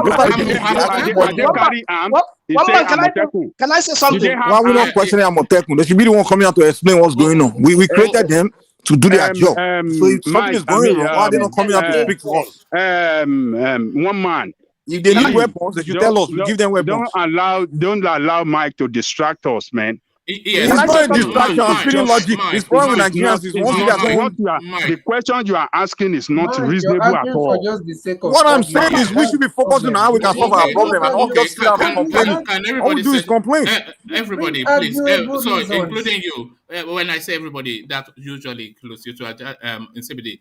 So the next voice I want to hear is from UK, who's trying to come in, but it doesn't have the octane that some people have. So we'll hear from UK, and then Ajank Leko who can round off his thought. And then I'll put One man, I want to buttress what Ajali Koko was saying. Today, I went to see my dad in Baltimore. He just came back from Nigeria. So I asked my dad what is going on in Nigeria. Do you know what my dad said? My dad said that the way he's looking at things, Nigeria, just a matter of time, Nigeria will not be, it will not be called Nigeria again. That's what my dad said. That is what he said. He said the way he's looking at things. Did he give reasons? Yeah, he gave reason, because the reason was that, I mean, it's what we already been talking about, the job, you know, how they structure something. They don't have good policies, a lot of bad policies. People who are at the federal level, I mean, people who are ruling us, you know, the place is not well structured. I mean, the policies are bad, you know, that will make people, because he said that, because the money he spent, like when he traveled in, because he had been to every part of Nigeria, you know, based on what he's doing now. And anytime we talk about Biafra, sometimes he against it, because he fought the Biafra war. So, but now he has now changed. On which side? Huh? On which side? Like, what do you mean on which side? You said obviously on Biafra now. No, he's there. Is he on Biafra or Nigerian army? No. Okay, he fought as a Biafran army now. You know. Yeah. Carry on, yeah. So because, you know, I mean, for him before, he didn't believe like this. He believed like one Nigeria, you know, that things will get. But for we now, we always talk about Biafra. He will tell us, shut up, that we don't know what we're talking about, you know. But now, because of the question I asked him today, his view have started changing. Thank you. You know, that's what I want to say. He said. Are you claiming then that you've gone to radicalize your own father? You've gone to No. I didn't. One man, I was just talking to. We are just dishing as a father, as a son now. You know, based on what is going on in Nigeria, what do you think about Nigeria? My father said the way he's looking at Nigeria, things are not holding. You know, I mean, the way they were thinking things will be, it is not the way things are going. You know, if things are not careful, it's gonna fall out. That's the way you use it. So that's why 100%. I just you know, shut up my mouth now. I said, well, this man, his view have started changing. I don't know why he's changing like that. You know, so that's what I predicted and it happened. See what I'm saying? You see? It's nothing to do with what you are saying. I keep saying that you can just thank you, Kev. My God bless you for that. All right. Or maybe UK's dad is who you're thanking. So thank you, UK. Ajanle Koko, let me move you on to another talking point. But before I do that, let me acknowledge Alexander's super chat, which he was actually super chatting at Sam, a comment earlier made by Sam. So Alexander super chats to say, Sam, you are absolutely right. Obama head of campaign rebranding Buhari and used the social media space to perfection. Well said. So he agrees then that essentially that you were saying, Sam, about them bringing Obama people to come and put Buhari in a suit and paint black as white to Nigerians and then put us in this situation. So Alexander concurs. Let me just look at these two super chats. Kelly O, they are acknowledging Mike's arrival. Area scatter has landed. So that is Mike being referenced. And another person agrees, Mike the disruptor. It's just so Mike, they've already marked your record that you're just a troublemaker. You know. See what Nigerians want is they want you to just come and be agreeing with them. And if we all come here and we are agreeing, then we are not talking anything. If we all just come here and we all agree on this, just agree, then what are we here to do? We are not here to open up. We have to be open-minded, expand the conversation to areas to be corrected, so that way we can learn something. If we all come here and we are playing, let's get along, let's say, but Mike, and then what are we here to do? Sometimes Mike just talk and be happy and go. For example, Mike is an Indian, you know. Let's criticize, let's explore areas where we are making where things are not correct, so that we can learn something. We are rubbing minds here. We are not fighting. All right, thank you, Mike. Now. Mike, you take the opposite view just to be contrarian. That is just what you say. If they say black, you have say to white. Do that just that's how you expand. You want to be different. You want to be different. It's not about being different. Don't do it all the time because now sometimes don't do it. We have to. Sometimes it looks like you're not having an intelligent conversation. You just want everybody to agree with Biafra. That's it. Just if the narration is not, if it's not favoring Biafra, you get mad. That's all it is. Even if you're going to be taking the opposite side on every case, at least make it something that people can debate on, something sensitive. Okay, give me an example of what I said that you can't debate on. If because you don't have the argument against it. That's why you say Saudi Arabia does not have any influence in any other country. And I'm asking you in the comment section, what is Saudi Arabia forces doing in Yemen, for example? Do you think Syria? Syria it's America that is? They are serving the U.S. interest. It's the U.S. that give the Saudis command. Trust me. On this matter, 100% with Mike. Instability. The that give the command in this war. Let me just say this. Let me say this. Wait. Instability. Let me tell you. Do you listen as you speak? Because I'm listening and it's like 3-4 voices. So when somebody is being forceful, just let them have the space and then disagree with them later. But Mike, yeah. Let me tell you something, Instability. The countries that call the shots in this world, I'll give you the name. The US, the UK, the French, the Russian, and the Chinese. They are the one that call the shots. Any other country, before they do anything, they have to get the command from one of these countries. If you tell me what Saudi is doing in anywhere in Yemen, anywhere in the Middle East, or Israel is doing anywhere, they are getting their command from the US. They are master. Okay, Mike, wait. Let me serving the interests of the US. If you tell me what Iran or Syria is doing, actually are taking, they are taking their command from the Chinese and the Russians. Those are the commanders. Those are these nuclear powers, and they call the shots. You need to understand that. So the point I'm making here is other Saudi controlling those ones. Their era is gone. We live in an era of the nuclear powers. The nuclear powers are the one ruling this world today. Mike, Mike, that wasn't even the topic of discussion. I was responding to this question. Pakistan has nuclear power. Why are they not calling the shots? So India has nuclear power. So why are you saying we are living in the era of nuclear power? As if once you have nuclear power, you call the shots in the world. Nuclear in Pakistan, yeah, they have nuclear, but their level is not. They are not on the level of the. So please, can you let me counter Mike? With your permission, Ola, let's just leave that there because that conversation I don't want it. Ajale, you see, we are now listening in on Ajale Koko's conversation. Let's mute Ajale Koko. She was there like. Sorry, are you having? Did you want us to give? Are you? No, I was just waiting for you guys. All right. I I was didn't just mute trying myself.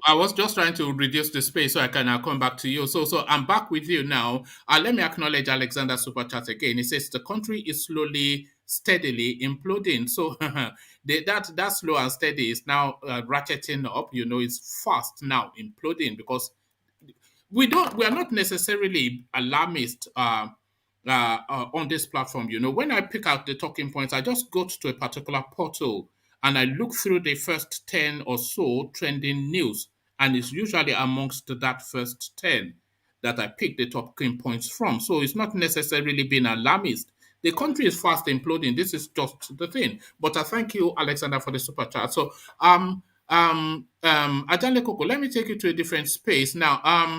Lai Mohammed just yesterday or the day before, actually on the 20th of October, came out now to paint now this narrative of no body, no case, no claim, no blame. That where are the bodies, where is the blood, just dancing and desecrating, the essential grave, the virtual graveyard of people that were mowed down on that occasion. So the International Center for Investigative Reporting, they've now gone through point by point what this guy has said, and a total fallacy. He accused CNN, of course, of making up stories, but point for point, citing copious references, essentially a tissue of lies from Lai Mohammed. We've come to expect this from him, but should he really be desecrating such an occasion as the NSAS protest? Lai Mohammed lies again. Ajan Lekoko. Lai Mohammed. Lai Mohammed is a man with no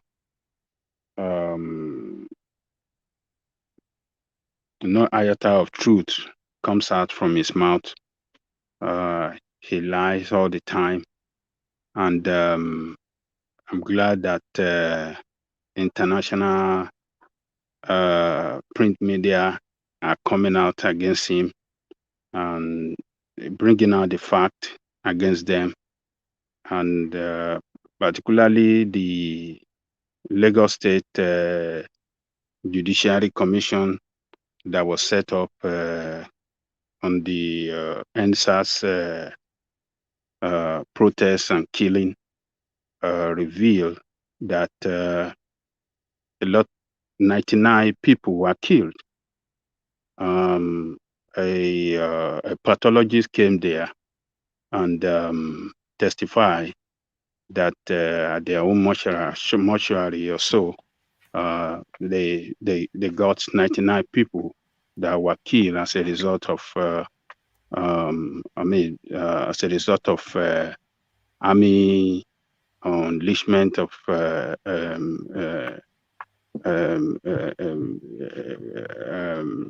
bullet on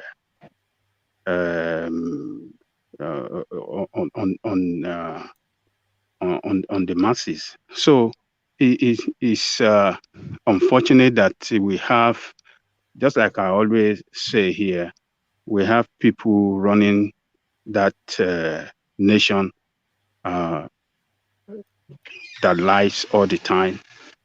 They play politics of propaganda with security, with the life of the people, with everything. And that is why the country is not moving forward. That is why everything is looking scatter now, because they don't really, it look like they are a group of people that were just good when they were outside government with propaganda.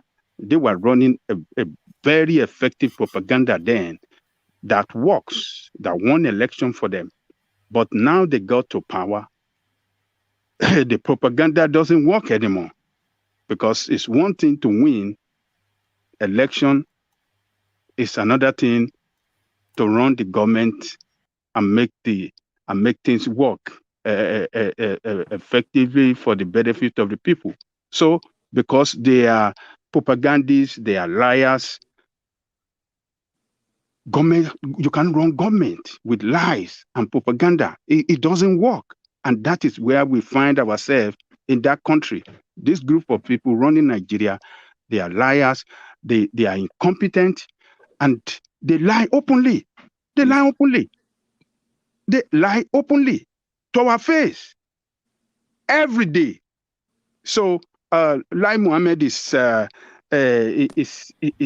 shameful that where that man represented. I mean, for that slot you occupy, for that position you occupy, people from the state where he says should be ashamed of him, and we as Yoruba person should be ashamed of him as well, and the nation should be ashamed of him. It should have, I don't know the purpose of him coming out on that NSAS day to deliver that speech, that absolute abundant of lie speech. I don't know why it came. I don't know the purpose of it. If he has stayed in his room, I mean, in his office. Well, the purpose, what is the purpose? The purpose is being exposed now that he lied. No, that they lie. The administration lying. They are not winning. Sorry, I don't think you can hear me. Can you hear me, Ajanle Koko? Yeah, I can hear you. Oh yes, I was just going to interject. That's the purpose that he is already being served, is to muddy the waters and obfuscate and mess it up and then just turn it into like just bickering, So he's come out with this outlandish statement, and the dialogue now, the conversation now is to interrogate his outlandish statement rather than to spend time in that space of these people that were killed. Because he's now going to come back with another press release that where are the bodies, where are the victims? So that conversation then goes into putting a question mark on if it actually happened or not, rather than acknowledging that it happened and what the consequences should be. So obfuscating, is just a Dabaru, as Alexander Gomez said, an effective spin doctor. This is essentially what he is. Yeah, but from the report you read, particularly the Judiciary Commission, the pathologists that revealed that 99 bodies were brought to their place, people that were killed. I mean, what does that tell you? Yeah, but those 99 bodies are not essentially from ENDSARS. So 99 bodies were brought in from the 19th of October to the 24th, and about 3 of them, they are attributing to ENDSARS. So yes, that's what the pathologist essentially is saying. Was saying. Yeah, but the truth, I mean, you read as well, a woman and some other people that testify, and the BBC reporter that testified, that said that he was there when they were firing, and they have to lie low on the ground, and find a way to escape. So you can't, in democracy, you don't use brutal force against people. And even the army admits it, so I don't know what you're saying. So the army admitted it, some Sani Usman, that they did fire, but he's alleging that that it was blank bullets. But Lai Mohammed is insisting that they did not even fire at all. so it's unbelievable, You see, government agencies contradicting each other. You see, it's just. I mean, we have become a laughing stock of the world. The ambassadors of several nations or representatives of several nations in that country that monitor what is going on in that country, they will just be laughing at what is going on and be the kind of feedback they be sending to their home country that, this is what is going on. I mean, the whole world becomes to look like what's a joke going on in Nigeria. Government magic. Government magic. That's it. What a joke going on there. This is democracy. Everything can be worked out with people. Everything can be worked out with people. People will demand for so. This is democracy. Even in America, this the model to most countries in the world.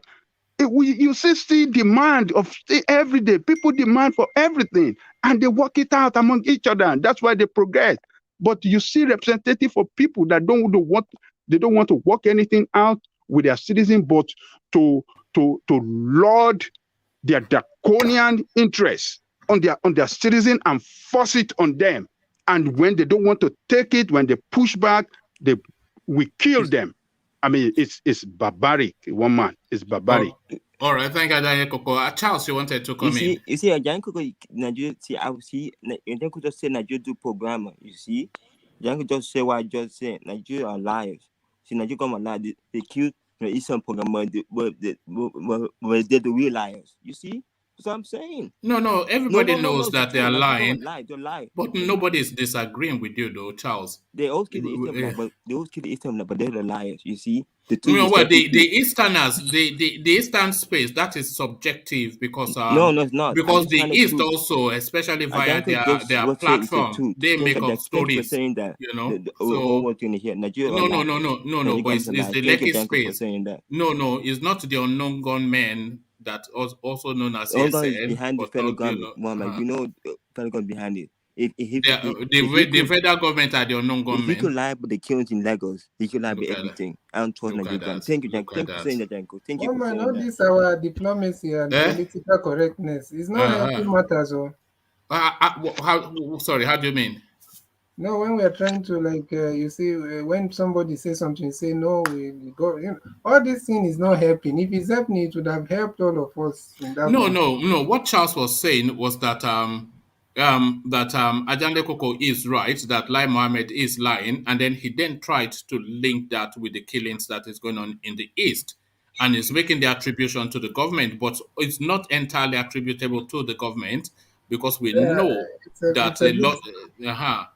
You know, no, I saw a video of shooting people in Amazon. You say? One man, how many times will these people, even the other day, the minister, what is the name? The PR, public relation for the police, that they were parading people, and all these people are confessing how it's easier for them to perpetrate whatever they're perpetrating by getting, dressing up as security officials. So how are these people? That's why I'm telling you that even as much as I will tell you that these people cannot easily penetrate the terrorist headsmen or whatever they call themselves, yet they can still penetrate through the security agencies. They can still access it, because if these people are using uniforms of military men and police, then what will stop them from going to the East as people that are...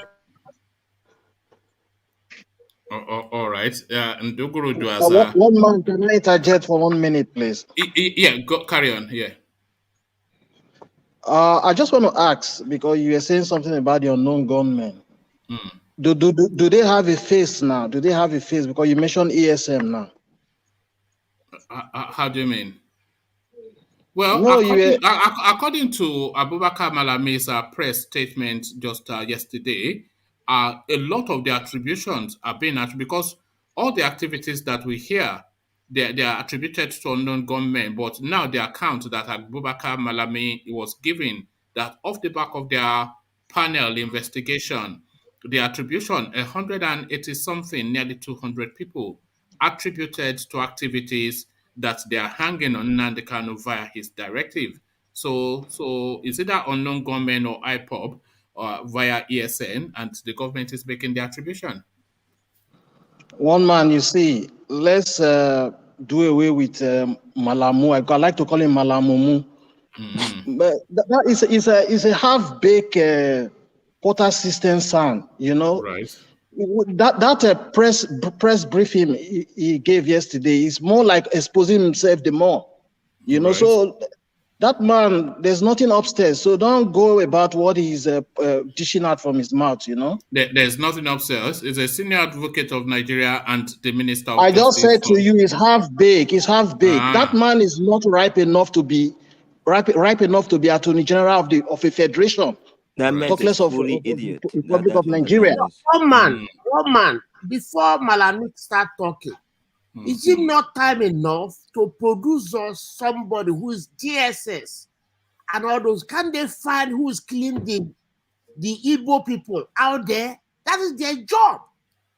That is their job. That's one job. Someone in Imo State the other day wearing the uniform of the. That's what I'm telling you, that as much as these people can access even anywhere in Nigeria now, if these people have the capacity, or did I say the access or whatever, to use military uniform or security agencies uniforms, so where can they go? Who can? But in CBD, you know that these things, this whole killing didn't start until ESN was created. You have to understand the reason why they will suspect this whole killing ESN of more what? than The whole killing of what? Why? The unknown government situation didn't start until ESN was created. So I'm not saying ESN is not doing it. I'm saying that would be a reason why. Is it ESN that came to? Is it ESN that went to your state, or that went to? I'm talking about particularly in the east.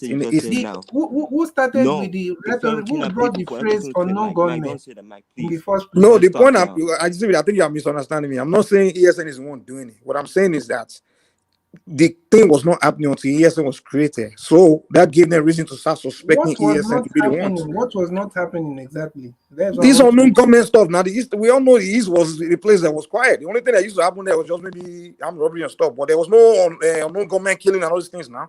So what I'm asking, it was until ESN came there, all these things started. My question is, how does that what is now on? How does it connect with the unknown government that they are calling people unknown government in other parts of the country? Is Southwest? No, the other part of that one is no unknown government. That one is straight up. They are calling them unknown government. Even the attack in the Sokoto, they said unknown government. So why are they calling them? Why is unknown government going up to that place if you feel like it's something that is particular or to the east? So that's the thing I'm trying to make out, my brother. Let us tell ourselves the truth. All right. These people are the ones that gave them the name unknown gunmen. Now you're saying the unknown gunmen. Did the ESN came out and said they are unknown gunmen? Well, that's why they call them unknown gunmen now. All right. Thank you. In CBD, you must open up the eastern space for interrogation, because it looks as though anytime we try to interrogate that space, you feel somewhat defensive. But we must be able to shine the torchlight on that space, as we do every other space. Yeah, that's my opinion. When I'm talking, so I'm not. How will I defend the entire South? Homeboy, you're a homeboy now. That's my opinion, and I also try to make it, because you see, to be honest, there's a lot of misinformation and propaganda. Okay, let me just ask you this in CPD, and then I'll go on to OVA. Just to recover some of the time, because I want to keep us on time. But let me just ask you this instinctually, and this is just your subjective opinion. A lot of people, they dismiss out of hand this sort of unknown gunmen thing, and they make that attribution to ESN. So what is your attribution? Is unknown gunmen essentially ESN one and the same? Just you instinctually. You mean the unknown gunmen in the southeast? Yes, is this essentially ESN that they because are now? Unknown government now, according to the in the southeast. I remember something. One man. Don't forget that ESN recorded some of the killings that they did. They recorded it and posted it online. That they were killing this saboteur, and they recorded it. So some of the killings were recorded too. They recorded it. So don't forget it. Can you post the link or send it to? You're the only one that haven't seen it, man. The one where they chop off this man's journey too. They recorded it and posted it. I've not seen anything like that. I've not seen anything like that. We're going to look it up. You find it. Oh, all right. No, we can't take your word now. ESN were recording some of their killings. And they were posting it online. That's what people said they were done. You know, Mike, a lot of the with the audience, they are complaining that you are giving them a headache, especially to say. Of course, what do you expect now? This Mike is giving me a headache. But I don't give my audience a headache. Maybe you get smarter, Okay, but in CBD, just address that, and then Ajande Koko can just quickly round off, and then I'll go on to VA just to recover time. So in CBD, you had asked if I'm asking essentially is unknown gunmen and ESN essentially one and the same in your opinion? Because that is what most people think. Most non-Igbos, they are of that view. Yeah. I almost forgot. You know, this one, Mike just came and scattered. Leave Mike alone. Don't start him off again. All right. So they are not obviously one man. They are not the same. They are not one and the same. If the government is addressing, why we should not claim that we know more than even the federal government or the government agencies. If they are addressing these other people as unknown gunmen, why should we be the one to call them ESN? Because when they want to address ESN, they mention ESN. They say IPOB ESN. So when they are talking of unknown gunmen, they are talking of unknown gunmen. So let's just go. The day they will come out and tell us that ESN is unknown gunmen, then we can start having that conversation. But for now, they have not told us that. So let's go with I'm sure one day Lai Mohammed will come out and give clarity, but for now he has not come out and say anything. They are calling all of them the ones causing mayhem, unknown government. So we'll keep it separate like that. Oh, all right, thank you, CBD. So, Ajale Koko, if you want to round off, then I'll go on to Ovie. So, Ajale Koko, are you still there? Yes, I'm here. So, all I just want to say before you go to Osbie is that what has happened in that space we gradually extend to some other part of Yoruba land. And when it gets to Lagos, that is when the bubble will burst. And everybody will know that we that are calling for Yoruba nation, that we have foresight than every other person, than all these politicians that are jostling up and down, looking for their corrupt bread to eat here and there. There's no Nigeria is going to break. There's no other, nothing will save that country. It's going to break. Everything is bankrupt already. It's just a matter of time. Workers won't be able to pay. They won't be able to pay federal workers. State won't be able to get their feeding bottle, their allocation, their monthly allocation. When that happens, then everybody here goes straight. Nigeria is running towards disaster, and what's happened now is telling us that danger is ahead of us and we should be prepared. How are we going to prepare, and what are we going to do? What are we going to do? What are we going to do to get ourselves together to get prepared for these challenges ahead of us? That is what I don't know. Yoruba people need to stand up. Yoruba people need to wake up. Sunday Igboho has woken us up. Do you think we are working enough? Because I don't get the sense that we fully still understand in Yoruba land, at least to the level that they do in the East, just what we are confronting. We still seem to be jelenke. Yes, Yoruba are still doing jelenke. Oh my God, we are doing jelenke, man. We are the only one. We are the first region in South to create Amotekun. They're still doing jelenke. They're still buying Malu. They still doing Ashebi, all this nonsense. Instead of them standing up and getting ready to defend themselves. The government cannot defend nobody. The government cannot secure life and property in Nigeria anymore. Nigeria has lost it. Nigerian security apparatus has failed. They cannot defend that country. They cannot defend anybody. People have to wake up. Every unit that formed that country, nation that formed that country, should stand on their own to defend themselves against this criminal coming. Obasanjo said it. Fulanization and Islamization agenda is not stupid. He's a leader of he has been a president, head of state, and a president, civilian president. He has seen it. He has gotten some information, important what do you call this? Intelligent before you make that statement. Angelico, can I ask you a Danjuma said question? the same thing too. Can I ask Danjuma you a said the question? same thing. These people are not stupid. Danger is ahead of us. The Lekki in Yoruba land, if they don't stand up, I feel sorry for my homeland, man. I feel sorry for my homeland.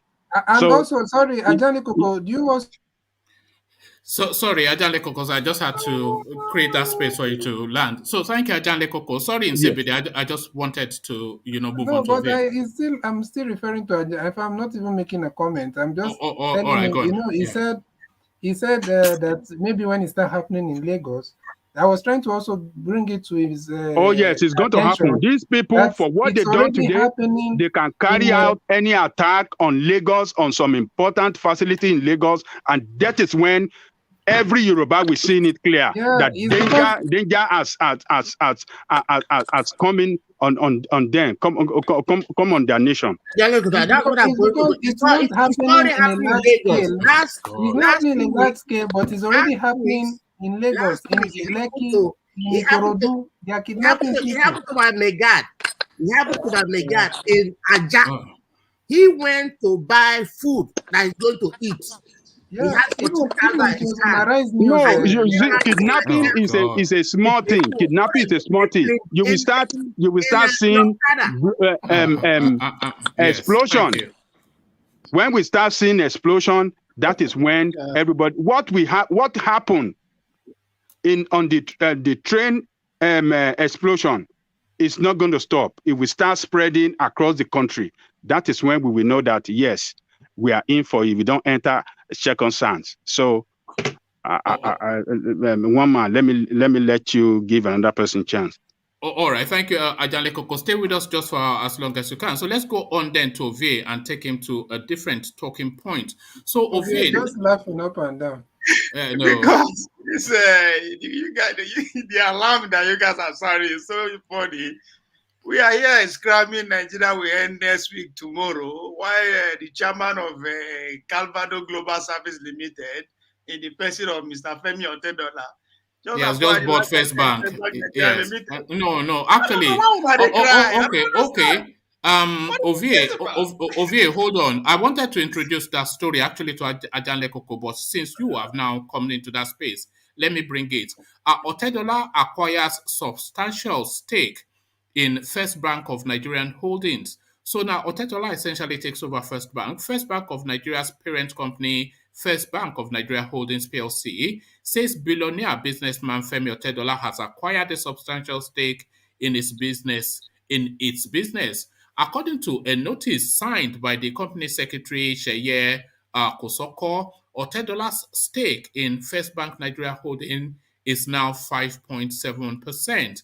We refer to our communication to the market dated October the 22nd, 2021 on the above subject, wherein we stated we would inform the public of any substantial acquisition upon receipt of notification from the shareholder, the notice said. This morning on October the 23rd, 2021, Federal Bank of Nigeria Holdings PLC received a notification from APT Securities and Funds Limited that their client, Mr. Otedola Olufemi Peter, and his nominee, Calvados Global Services Limited, have acquired a total of 1.8 billion approximate unit of shares from the company's issued share capital of 35.8 billion shares. So based on the foregoing, the equity stake of Mr.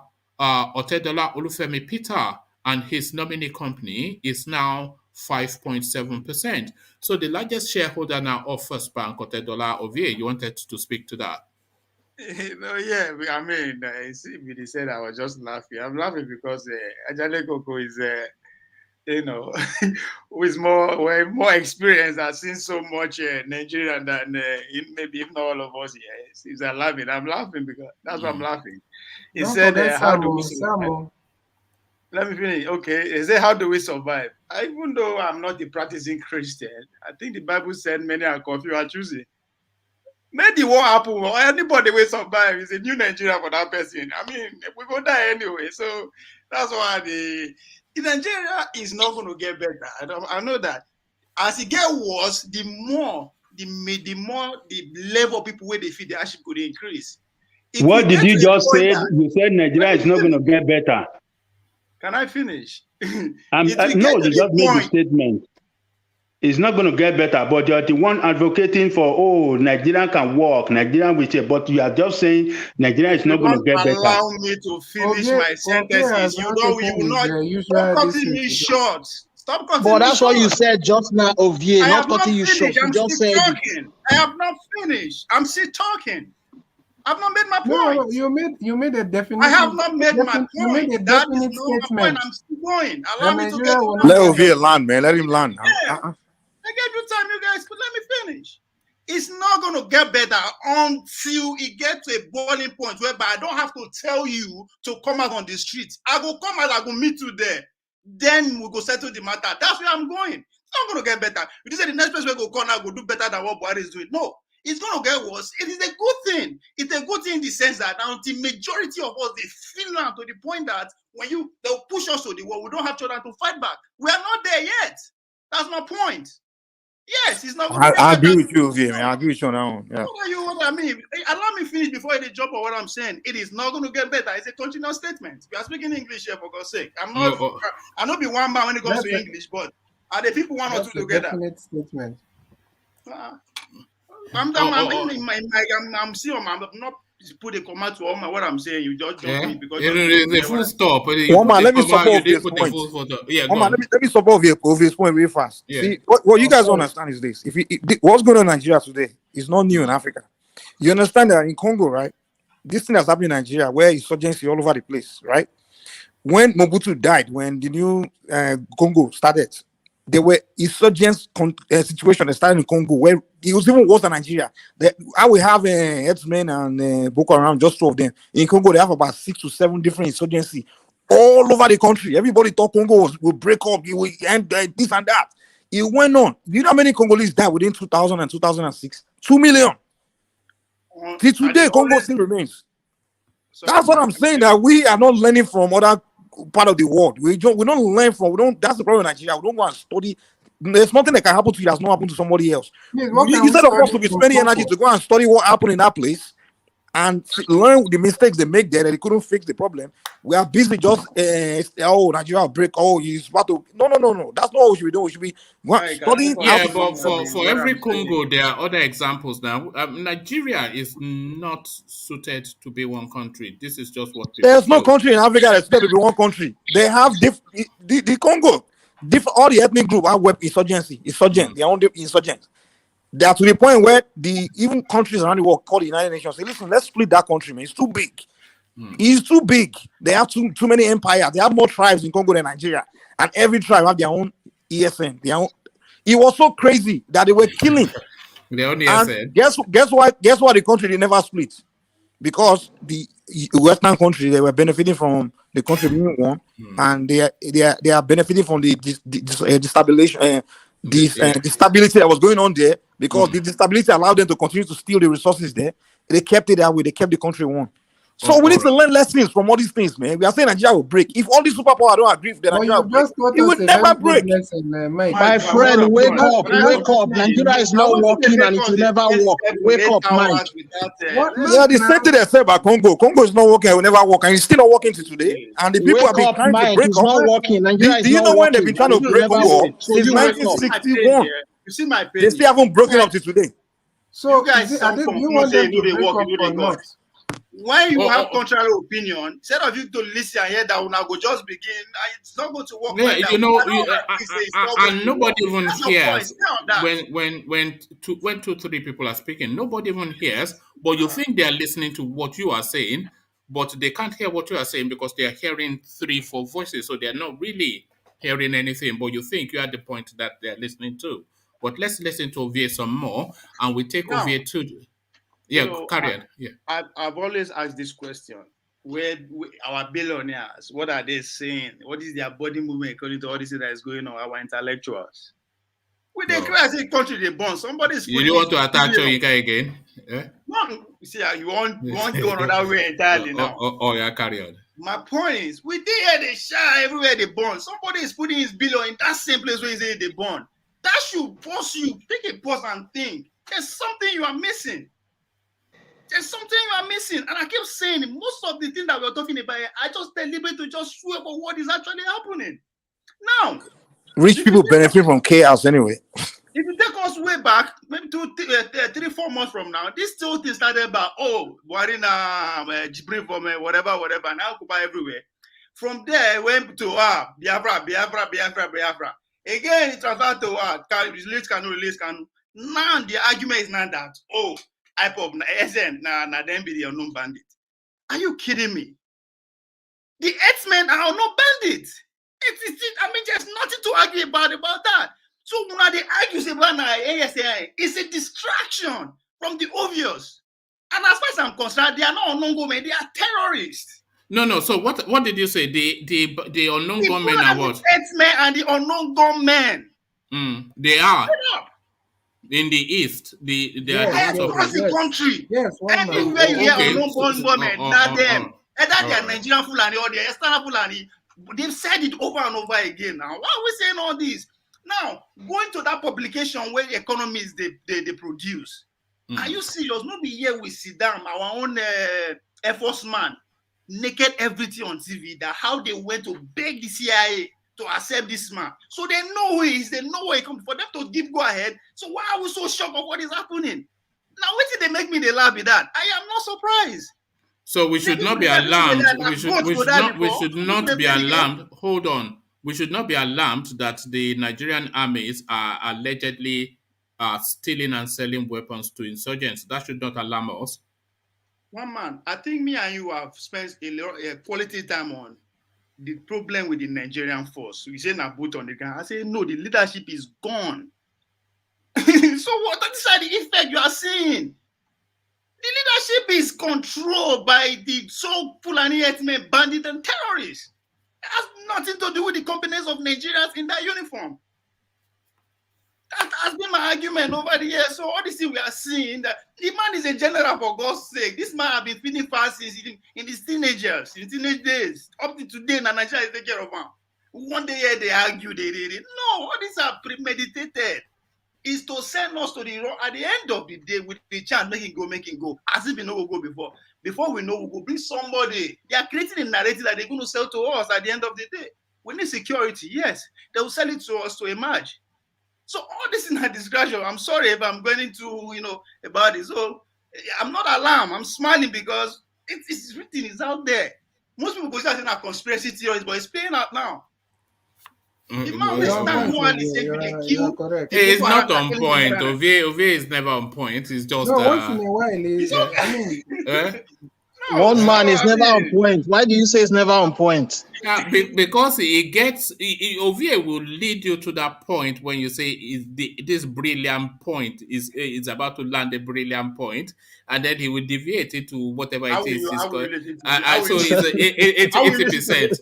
80%. Yeah, and that's true. But today he has not deviated. No, on a more serious note, see, why I like this program, to help with political correctness. Why would they fear to? When Mike was trying to hang you blindly, I'm sorry, Mike, I agree with you until that point you are saying that unknown bandits surface, the ESN existed before unknown bandits. No, on the ESN was actually formed, if you want to empower them, actually formed because of the killings that are going on in that region by unknown government, as they so-called. That's why ESN spring up. Whatever brand you no. Unknown gunmen. You are wrong. You are wrong. Defend themselves. No, unknown. No, hold on, Ovie. Unknown gunmen became a phenomenon post ESN, not pre ESN. So the ESN is not a result of unknown gunmen. Unknown gunmen came after ESN. It's the name that changed. The perpetrators did not change. One man, please use the word. Put that phenomenon to a word that my great grandmother, when they sell akara for street, will understand. What do you mean phenomenon? Sorry, what did I? What? You said it came to a phenomenon. What is that word? Bring it down.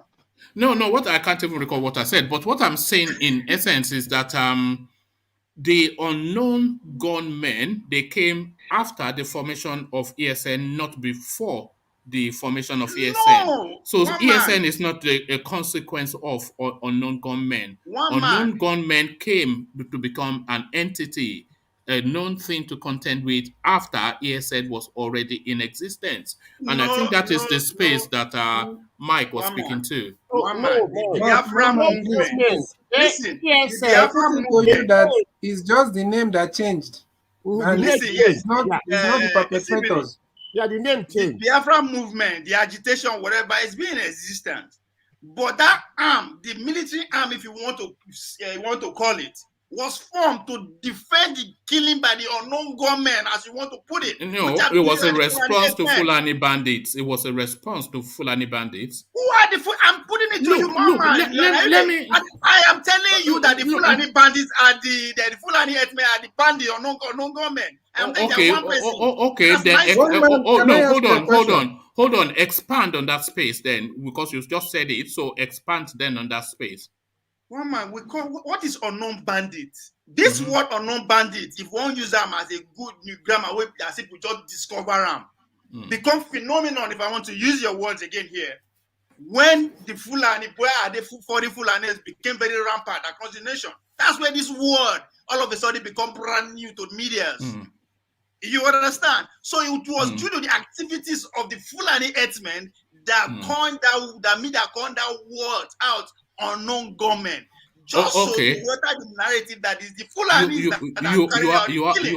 you are wrong, and let me explain how you are wrong.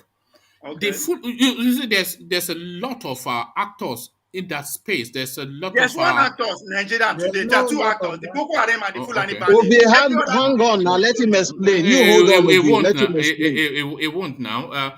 But there are several actors within the Nigerian space fighting for several things.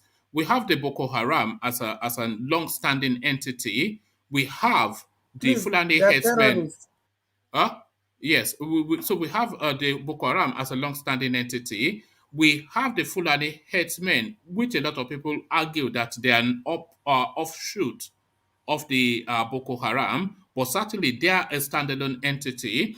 We have the ESN, which is an entity then to counter that herdsmen. So the herdsmen narrative is essentially a post-Buhari administration entity. This is something that came into contention essentially during the Buhari regime, and they were cascading throughout the entirety of the space of the Nigerian space, including the southern space. And in response to that, the IPOB came up with their own strategy, which was the ESN. So we have the herdsmen already, and we know their function already. So that we have the ESN now as an entity to counterweight that herdsmen northern savagery. So now we have the unknown gunmen that then came latterly after all of this trajectory has been now the latest phenomenon that we're contending with. But that unknown gunmen is essentially mostly active within the eastern quarters. So within the eastern quarters where these unknown gunmen are active, they are very specific in their approach, because what they seem to be doing is to be recalibrating the politics and the influence of that space. So they kill specific or Ezes of our indigenous communities who are just a specific person of a specific influence, people that they consider to be saboteurs, people that they consider to be just impediments to their narrative and their political will. So a lot of the killings that you hear attributed to unknown gunmen, they are so specific and localized within Eastern politics that you cannot but conclude that the killings are essentially Eastern. So now, what politics is the latest politics in the East? The politics that is the latest in the East is the IPOB politics, and the potent end of IPOB politics is the Eastern Security Network. So this is the calibration. So please, can I respond to that? I totally agree with what you said. You understand? You painted a very, very good picture. It is what, if I remember, my rhetoric professor in the person of Dr. Eric Groberski, this is what we say, a good political correctness. That is what the establishment wants you to narrate. But what I will not accept, and why I said I'm wrong, is the fact that you have failed to that's the word unknown gunmen. You are scared of putting face to it. And that's where I go a step above than you and put a face to it. I put a face to it. I said it is ESN. That is what I said. You say it is ESN, but I am telling you. Why are you running now, man? No, because I'm smoking my pipe and I don't want to. It looks untidy if I'm vaping online. That's just why I go. You understand? So yeah. where we are head on here is that you believe that the unknown government are the ASN. I'm saying that unknown government are the Fulani herdsmen. And but from your narration, from your beautiful story that you just put out there, was that the Fulani herdsmen are in existence even before the ASN. According to your story, because it started from Boko Haram, the IC, the ISWAP, then you put a Fulani herdsmen before you even go ahead and say yes. That means the Fulani herdsmen are in existence first. And because the leader of our country is a bona fide member of that organization, the narrative have to be changed. And I understand that. And as I said, beautiful the way you put it. And I don't think any media out there has ever put the story so beautiful the way you put it. So kudos to you. And I'm putting it here today. If you take a job of Lai Mohammed, you will do a better job by telling a black lie to a white lie. Are you conceding then? You are conceding that I am right. You see, this is it. Just put your hands up and surrender. Just put your hands up and surrender. You put a face to what you believe. So there you are, Kelly. Ovie has considered. Yeah. No, let me tell you one man. Let me just put this to one man, please. So please, one man, what you have said. You said if you become like Mohammed, it doesn't mean you'll be right. It means you will just be a... No, I didn't say that. Ovie said that, or I didn't. Yeah. But what I'm trying to say I'm an Oyo man. When you're talking about when you talk about the unknown gunmen, now you can't even group them the way you came down grouping the space, you're grouping the Boko Haram. You can't group even unknown gunmen as one, because you've just also said that in the eastern quarters they have specific whatever they do, the so-called unknown gunmen, but you can't also. So does it make any sense to group the unknown gunmen that they are also reporting in the southwest or in Oyo State and in Sokoto State? Why group them as one? So Ovie, were you implying that? Was Ovie implying that it was Fulani herdsmen are born now? No, this is what he's saying. This is what he's saying. Obuzodima's house that was born, was it Fulani that had born it? No, let's. So why call them unknown gunmen and you call the ones that attack something in Sokoto unknown gunmen? So that's a misinformation that they're spreading. All right, Ovie, let me take Insibide's question and then you take Mike's question, but I'll be very brief with Insibide. It's not a group, that's what I'm trying to say. Let me address what you just said. What you just said now, we say Fulani bandits, but then of course we know all bandits are not Fulanis. There are bandits everywhere, but they represent that space just by the volume of their activities.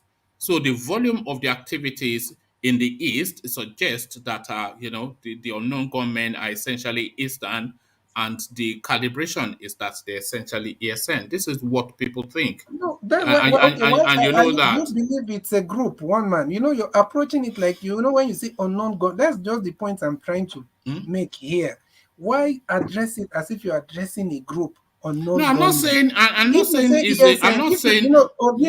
One man, you contradicted yourself a little bit, because when Ovie asked you that, are you saying that the ESN are the unknown government? You said yes, they are. So that means you're by extension, you're also saying that is the ESN that went to Oyo State and attacked the correctional. Yeah, but I just gave you that space now in CBD. We say banditry in Nigeria, and we say they make the association essentially to the Fulanis. But then, of course, not all bandits are Fulanis. We know that. So not all unknown, but not all unknown gunmen are ESN, but largely the unknown gunmen phenomenon.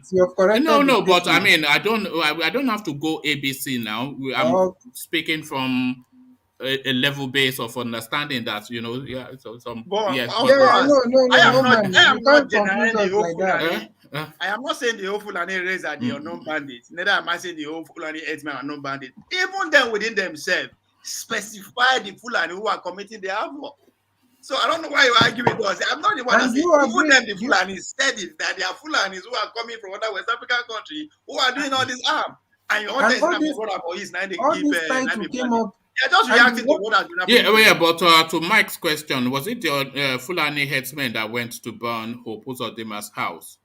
I had the same question with the Fulani bandits. Mike, do you know the people that went to tell us now if you know them? Just because they are not the one that burned that one doesn't mean that does not annihilate them from that. No. In your opinion, was it the who do you think did it for Uzodinma's house? And Joe Igbokwe. These are all unknown gunmen. But are they Fulani? Is it a Fulani man that went to burn Joe Igbo's? Because that's unknown gunmen. Unknown man who gave them that name unknown gunmen in the first place. If I want to be specific. And the Fulani bandits, Fulani headsmen who are coming, those are the unknown bandits. This is what they say, we no one know them. They are unknown. They are unknown to us. They are alien. They are foreigners. So they are them. You see, BD and OV, you guys know that Nnamdi Kanu ordered the killing of Joe Igbokwe. You guys know that, and his family. We are not talking about reaction. See, I'm not denying ESN of existence. No, we are saying no. When people are talking, what does that have to do with right now? I'm just somebody put question. When you are talking about someone, when you talk about some politician, we start accusing you of attacking his tribe. Come on, now, relax. You're setting us back, man, and you're setting us back. But we are on the topic now. Whenever you feel uncomfortable by a question, you start acting like. My brother, it's just question. We are trying to learn, teach us, educate us. You are professor here now. In every whatever, this guy is trying to bring a spin. So how is that a spin? It's a question. We'll spend the whole program talking about one man. Can I interject? Yes. Let's hear that voice. Sorry, Ovie. Let's hear that voice that wanted to interject. Was that Ejiro? Yeah, it's me. Remember, we were saying something now. Sorry, in CBD. Yeah, in Ejiro. Yeah, go on. No, I just want to reference back. We are saying something now that we should make the house a little bit conducive for everyone, you know, because if everybody is talking, nobody is talking, you know. There you go. We just need to be calm. We just calm down, you know. That's it. All right. And let's move on to another topic. Yeah, now we don't have to spend too much. I understand when we talk about these things a little, but when someone is trying to bring his sadistic, whatever tribal, whatever bigot, what's it called? In his mind, we are not the one that are going to. We are not your therapist now to help you. All right. You see, if you say that now, he will respond. You see, if you say that, you know he will respond. And I will go down. Next question. Let's go ahead. Okay, let me take it. Okay, thank you. You heard what Ejiro said in CBD. So let's move on quickly. Then let me take you to Buhari now. This never-ending story of this guy constantly being out of the country. Let me just give you the last paragraph. In the first 3 years of his first tenure, from May 2015 to May 2019, he was outside the country for a combined 404 days. 1 year, 36 days. You know, this is how long this guy was out of the country, just within 3 years. You know, so now this Buhari is off again, of course, to the United Kingdom to get his booster shot from his doctors. So sick note now, is this really the core of what we're dealing with? Somebody that is just debilitated so physically and mentally, because of course a lot of people, they are rested now on the clear understanding that this guy has dementia. So somebody that is demented, that is frail of health physically and mentally, and he's very insular in his worldview. Is all of this now the mix that is playing out in Nigeria? Buhari off for his booster shot again in the United Kingdom. Ovie, what says you? I wish I can avoid not talking about Buhari because, you know, we Nigerians, there's something that is very, very peculiar to us. You know, we not only we know our problem, we see them. Matter of fact, we can touch it. We prefer go sit down with our problem, and that's the best we can do talk about it. We go elect old man. What do we expect? The man don't they travel from day one of his administration. All we do is just talk about it. So what's the point? Is that we do something about it, or we shut up until this man go? I don't know. What are we talking about? It's talking about it, not doing something about it. No. For how many years? 6 years? Excuse me. I don't know. I don't want to talk about it. Let's do plan. Let's go do something. We'll talk about Yabam in Sotam. Nothing is being done. This man will come back, rest again, go back. We'll continue where we start from. I mean, we're even keeping numbers and days that he's out. So all right, thank you, Ovie. You say do something about it, not talk about it. Yes. So something was done about it on the 20th of October 2020. A lot of lives lost, but Lai Mohammed is asking, where is the body? Where are the bodies? So now he came out with this long narrative of how nothing happened at Lekki Tollgate. And now this publication now, International Center for Investigative Reporting, they've gone through point by point an evidence-based rebuttal of Lai Mohammed's assertion that no shot was fired. So military did not shoot at protesters at Lekki Tollgate. That's the first claim. And they've debunked it both by accounts by the BBC reporter on the ground, accounts by a social media influencer, DJ Switch, and accounts even from the army itself, claiming that they did shoot, but claiming that it was a blank bullet. So just this tissue of lies by Lai Mohammed, essentially dancing on the graves of the people that are passed away at Lekki Tollgate, or Easy Ovie. I think it's still boiled down to along the point I just made, that we know our problem, we see it, we dine with the problem, but that's the best we can do. You know, I see no reason why we'll be going back and forth with the government about what transpired in Lekki at Lekki Tollgate. What's the point? They are paying compensations. So what then? So what is the base of going back and forth? An atrocity, genocide has been committed. If we are waiting for the people who commit that crime against us to now come and say, yes, so we are sorry, then we are on a long thing. It is, that's why I was so hungry about how this the anniversary is going about the preparation. It's as if we have established something that we done. Let's go ahead and it's our own life now. These people why are we even trying to even sit down with them and even hear them out when it comes to anything that also concerns the young people as far as I'm concerned? So when they give Mohammed and Go energy to the talk, they say no happened, fine. It's now an avenue for us to fund that needed cohesion. Yes, but Ovie, you've been saying that for a long time, but now they attempted that and at Lekki Tollgate, and you saw the consequences. They just murdered them and threw the bodies into the sea and told us nothing happened. So what exactly are you expecting of people? What exactly is your suggestion? Because you keep saying what exactly are you suggesting? Don't say let's come together. Give us detailed. What exactly is your proposal? One man, Nigeria are 200 million people, no be me and you. The president that we have today, how many times did he make attempt? Atiku is still going. Yes, we came out once, they shoot us. So what? We don't come out there and see they kill us. So it's not, there's no way we go die. Either way, you decide to, either way, nobody is going to get out of this life alive. And the earlier we realize that, the better for us. That's why I keep saying that. These are not getting worse the way we are crying yet.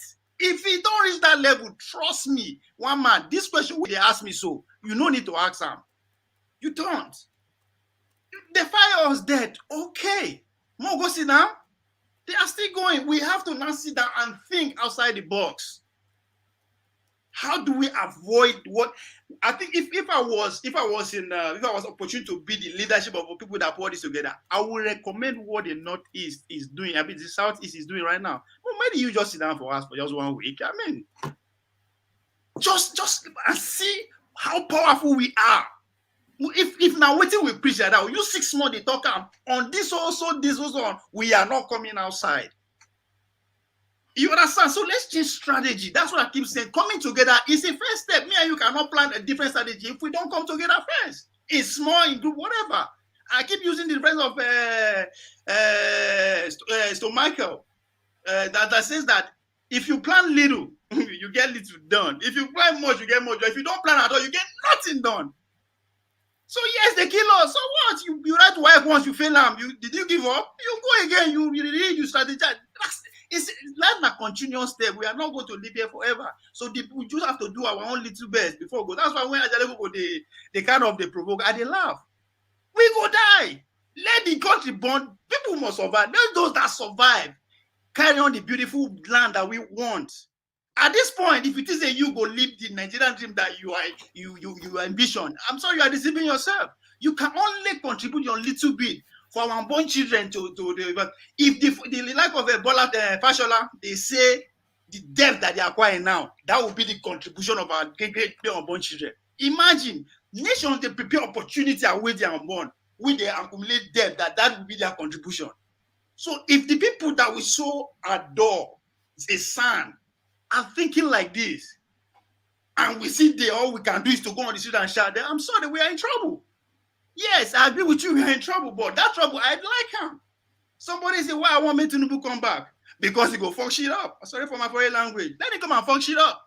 So that we get angry the more. Maybe now 20% the best now. By the time 100% go fuck things up, 120% will join them. We will grow. By the time we get 80% of Nigeria, I say, Mbanu, enough is enough. The country will explode. For the better. It will burn first. As I said, the Bible said it. Many are confused are choosing. All of us, 200 million people, no visit that promised land. I'm sorry. It's not going to happen. So now when they give them way to this is at this point, any small thing fall into that space, they will rush them just to buy time. They buy time. Two people were sick in London. These men, they travel, they go meet them. Will they yap them? Guess what? Those are going to be your ministers, your senators. They are making move. What are we doing? Will they laugh? So at times, if we not they laugh, I know why I'm doing all that.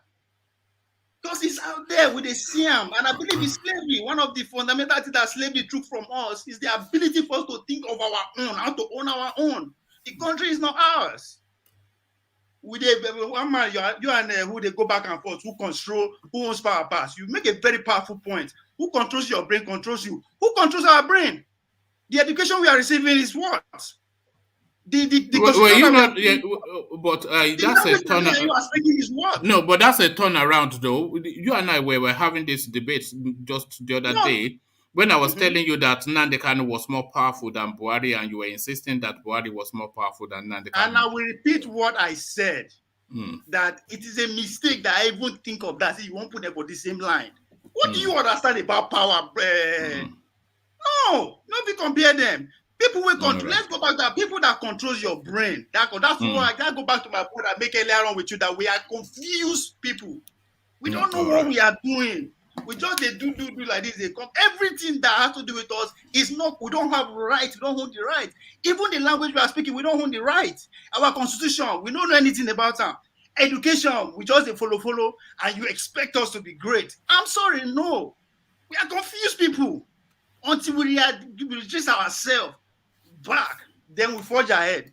So if not this one goes say now, if you follow the Christianity on 9 better pass, one way Saudi Arabia they lead 9 better pass. Jujuma with asking, who are we? That's the question we need to ask ourselves first. Yeah, no, that's a philosophical question. Who is anyone really? We are human beings. We are human beings. We are human beings, and we're people. That's who we are. We are human beings. What do we want? You said it. They still control your brain. And they control. We are the largest concentration slavery camp in the world, because everything that governs and controls us, we don't own the right. Even the oil where we get, not be our own. Nothing. We are tenants in our own land, but we don't want to face the truth. Nobody want to see that. When I say, if you ask every Nigerian where it comes from, it says from Zion, you think that I will just be sarcastic. Earlier on, say they make a reference how religion, how people are so indebted in that kind of situation. So that's a simple question. We need to ask ourselves so many truths. Question why, and that is what is giving the youth of today. Youth are doing. They are confused. Why is this? Why is Buhari the president? Why are we on this kind of statement? Why do we have to go to church every day? We are asking questions, and the answers we are getting sound gibberish. Because over the years, we live in a life that we have no idea or control over. Any day, they say, no, go. If they say that this one, they say, all of us go Russia. But we have the time to come and blame Buhari. Why don't we come and go? I'm sorry. And the problem we see remains. Now, we be the problem, we Nigerians. All right. But that cannot be your answer to everything, though, because you... let me take you to this space then, Ovie. How Fulani bandits coordinated attack on your correctional facility to free warlord Wakili, other criminal Fulani headsmen in detention. So now the ease at which they were able to carry out this activity, they went to Ogbomoso first to a correctional facility, but they did not find who they were after. Then they went to another correctional facility in somewhere called Abolongo or something like that, which then I suppose then they found the person they were looking to effect his escape. So Wakili, of course, he of the Igboho fame, this is somebody that Igboho chased out of the land and had thrown in prison. But here we are again, the Fulani is now in Oyo-Alaafin. So the ease at which they're able to operate, what does that speak to the security structure? And how really does that show us then that just how we're exposed the southeast, the southeast, especially the southwest of here? So this you see the smartness within the way they are going about it. If this same thing happened in the north, in the southeast, now no government. It happened in the southwest. Now Fulani herdsmen have been. So from that alone, you just listen, just read the meaning to that line. Where are you drawing? How are you drawing that correlation? What correlation are you drawing? So they know the people that carry out that act in Oyo Abi, where? Yes. But most of what they happen for is now non-government. We don't know them. From the same person, the same government is telling the same these two stories. Yes. What are you saying? What are you talking about? Something is not right. No. There's two different things, though, isn't it? The activities of in the east is very localized to that space. We've already said the examples. They are targeting the influencers and changing the paradigm, and that seems localized. This incident, they came to rescue Wakili. So it's not the Yoruba man that is coming to rescue Wakili. It is not the Igbo man that... So we know for fact, just from the intent of their action, that these are the people that are doing this. So that is not to say anything to do with the East. No. What is going on? The people that burnt Opuzodema's house, they are Igbo people. The people that are burnt... So what are you... Wait. Let me tell you why I asked that question. Yeah. Let me tell you why I asked that question. Who is Wakili? It's a Fulani warlord. It's a question. It's a Fulani warlord. Yeah. So there's a reason. There's a reason it's being free by these same Fulani people. Right. Where are you going? Keep right? going. To do what? How do you mean? You just said the man is... So, you have to put everything on the table before you come to your conclusion. The person, right. Why is there? What is the presumption of the assignment they're bringing out to do all these things before you come to your conclusion? Just not in a different situation. No, don't say what's they happen for this is localized. What they are doing, they are killing Nigerians. You understand? They are releasing. But I asked you to no. Continue what he's doing, and you are telling me it's different. I don't go man. You frustrate me. You frustrate me. You know. You frustrate me. You try to justify. I don't know. You leap. You are not a gazelle. Don't jump. You are not a kangaroo. Stay steady and stay focused. When they go and attack Hope Uzodinma's house and Joe Igbokwe's house, and they tell us that they are unknown gunmen, nobody of any rational thinking is thinking that it is a Fulani man that went to burn Hope Uzodinma's house or Joe Igbokwe's house. Everybody that is of any sense knows that this is an Igbo matter. You know, so that is an Igbo matter. So that unknown gunman is not really unknown, is it? Really, we know.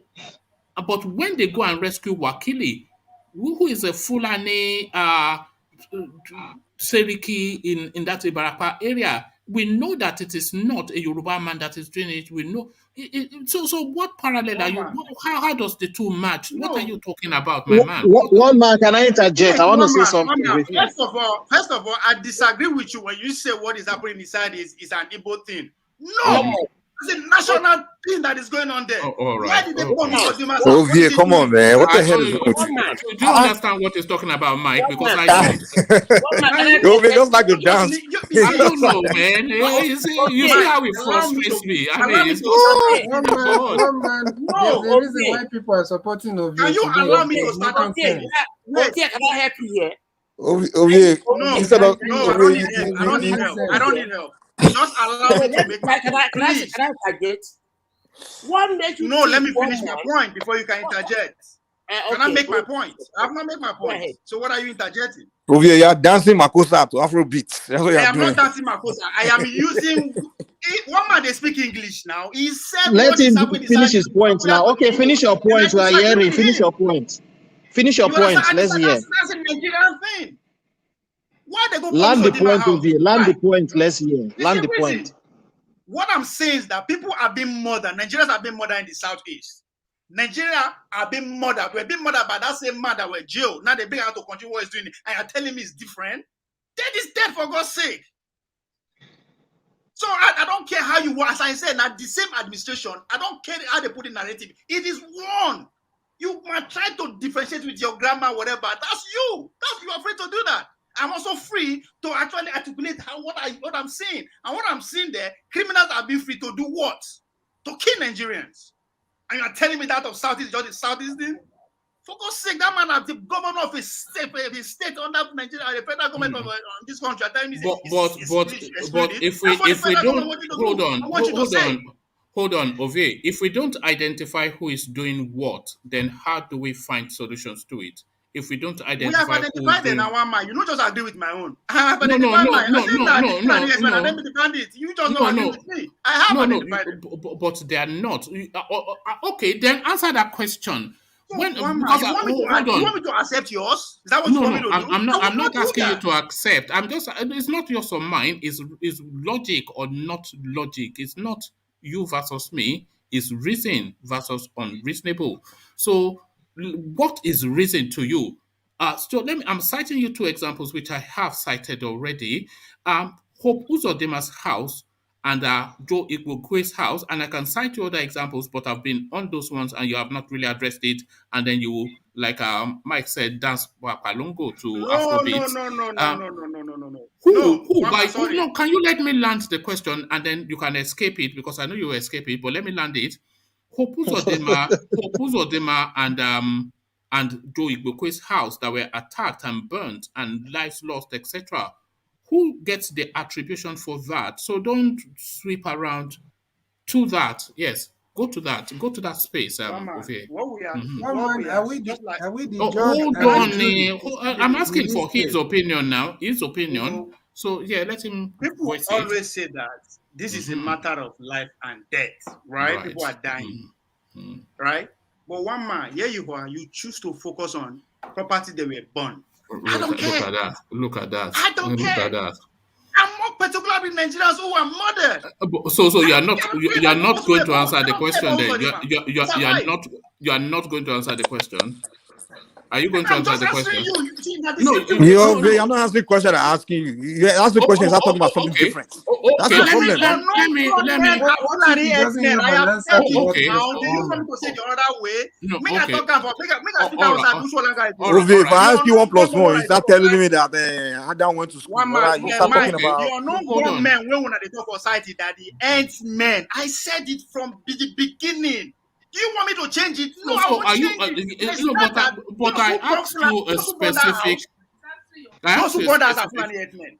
Hope Uzodinma and Joy. That is your opinion. Okay, so that's all you needed to say now. So that is your opinion. So then the same thing.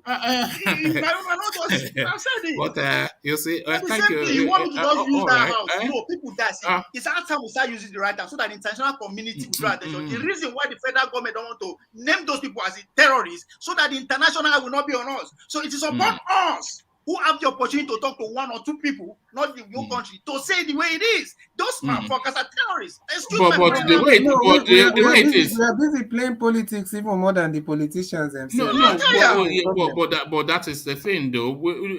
Anyway, let me acknowledge Alexander Super Chat instead, who seems to be the only person that knows how to use that function, and it speaks to you, Ovie. It says, Ovie, Desike Ntamu.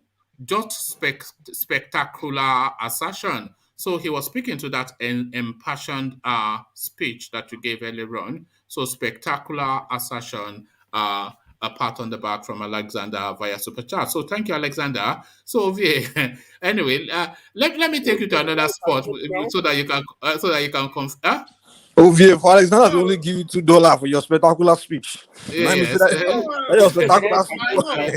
You are afraid to call who the bandit is. I call him. That's it. You didn't call it. Nobody is fearing anything. You've not said anything, Ovie. You have not said a single thing. I said something.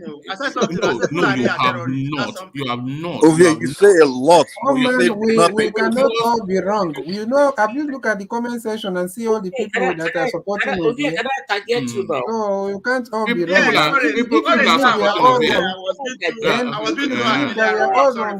we have the right to put it to you and Mike and whoever else that you guys are wrong. Because we can't all be wrong. All right. Well, you can't all be wrong. If I tell you that if everybody in this space, if they tell you that if you go out into the pouring rain without any form of protection, you will not get wet. If you go out, you will get wet, even though we've all said you won't. So you cannot be wrong. No, but you can also be wrong if we tell you we are not going to get wet and we don't get wet. I disagree with that. Of course, you will disagree with it now because some lightning something, God protection, and then something. Oh yeah. No, Wama, let me say something. You know why I want to make this point? I think a couple of days ago. No, the reason why we disagree is because one day we went into the rain and it didn't get wet. That day it was very high. It was high that day. The body make you get wet. Let's make sense out of this, man. Ajalego and one man were going back and forth. I was listening in the background about Juju. They walk. I know they walk and all those kind of crap. I don't know how they talk. We start very absorbed. I know of a man now when rain they fall, he dey say gunpowder. He hawk gunpowder. Life, no, don't be saying that. He put tarpaulin on top now. He put tarpaulin on top. Did you smoke go that day? No, this is. This na home story, Sam. Now home story. So don't smoke it go long time ago. Okay, all right. So let's. We have established that the unknown government are FULANI herdsmen. Well, okay, let's in the land of the if anybody know please CPD could support me on that one. You see that. You see, do you agree that the unknown government are FULANI herdsmen? Sorry, Sam wanted to say something. Yes, answer now.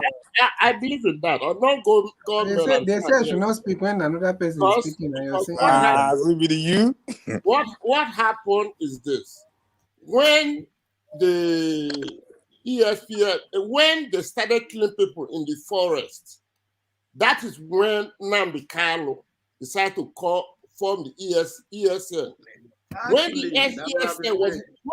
ESN was the forest, they stopped killing the forest. Those who can go to the farm now, then they went back to the towns. Because the people that killed that burned Zodima's house are the the IPOP. The people that killed then the one they did for Igboho's house are the ESPN. But the ones that they killed in the close to the where they release the military people are the unknown government. No, and the FULANI. No, how are you coming? Sorry, how are you coming to this conclusion? No, because the governor came to disprove it.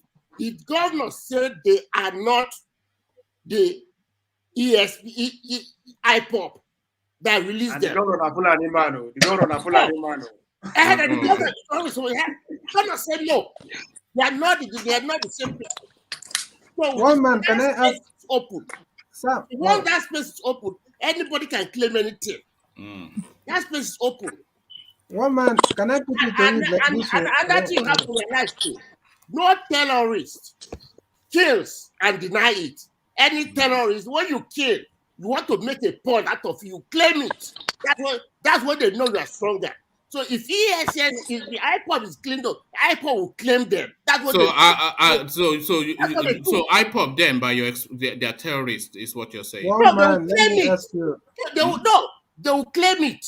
That's what. Are you saying IPOP are terrorists? Is that what you're saying? No, that's what I say. They keep denying. That was what you said. That was what you said. No, they keep saying they're not near killing. They keep saying that. And Izeribe, all these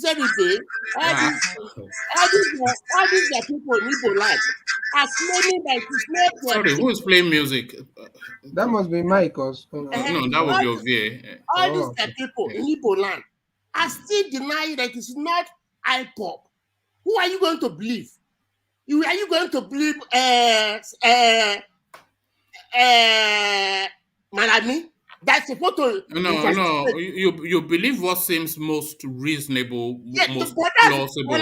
It's more plausible than that these things are being carried out by ESN than Fulani bandits. One man. Can I ask just a simple question? All right. Thank you, Sam. Let's hear from Insecurity, and then we go back to Ovie. Insecurity. One man. Do you agree that ESN and the mainstream media of Nigeria with the federal government, they are all working, they are colluding together?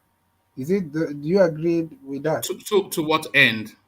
To, whatever, the narrative that they are putting out there, or the news that the media is giving, or the labeling of their name. Do you agree that they are all, do they work together? No, I just wanted to know, do you believe that they all work together? That question has no meaning now. That's ESN, ESN and the Nigerian government and the media are working together.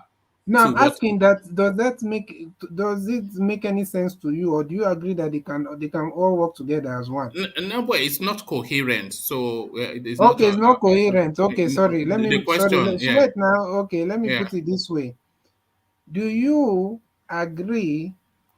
Do you think that the media will try to cover ESN by calling them unknown gunmen when they know that they are the ones doing all whatever they are doing? Why should they? Because we are making it look like the ESN came out and said, from today our name is unknown gunmen. And why do you think that the federal government have not all those attacks? Because obviously you would agree with me that the federal government has some kind of control over the media or the kind of news or the labeling of all those groups.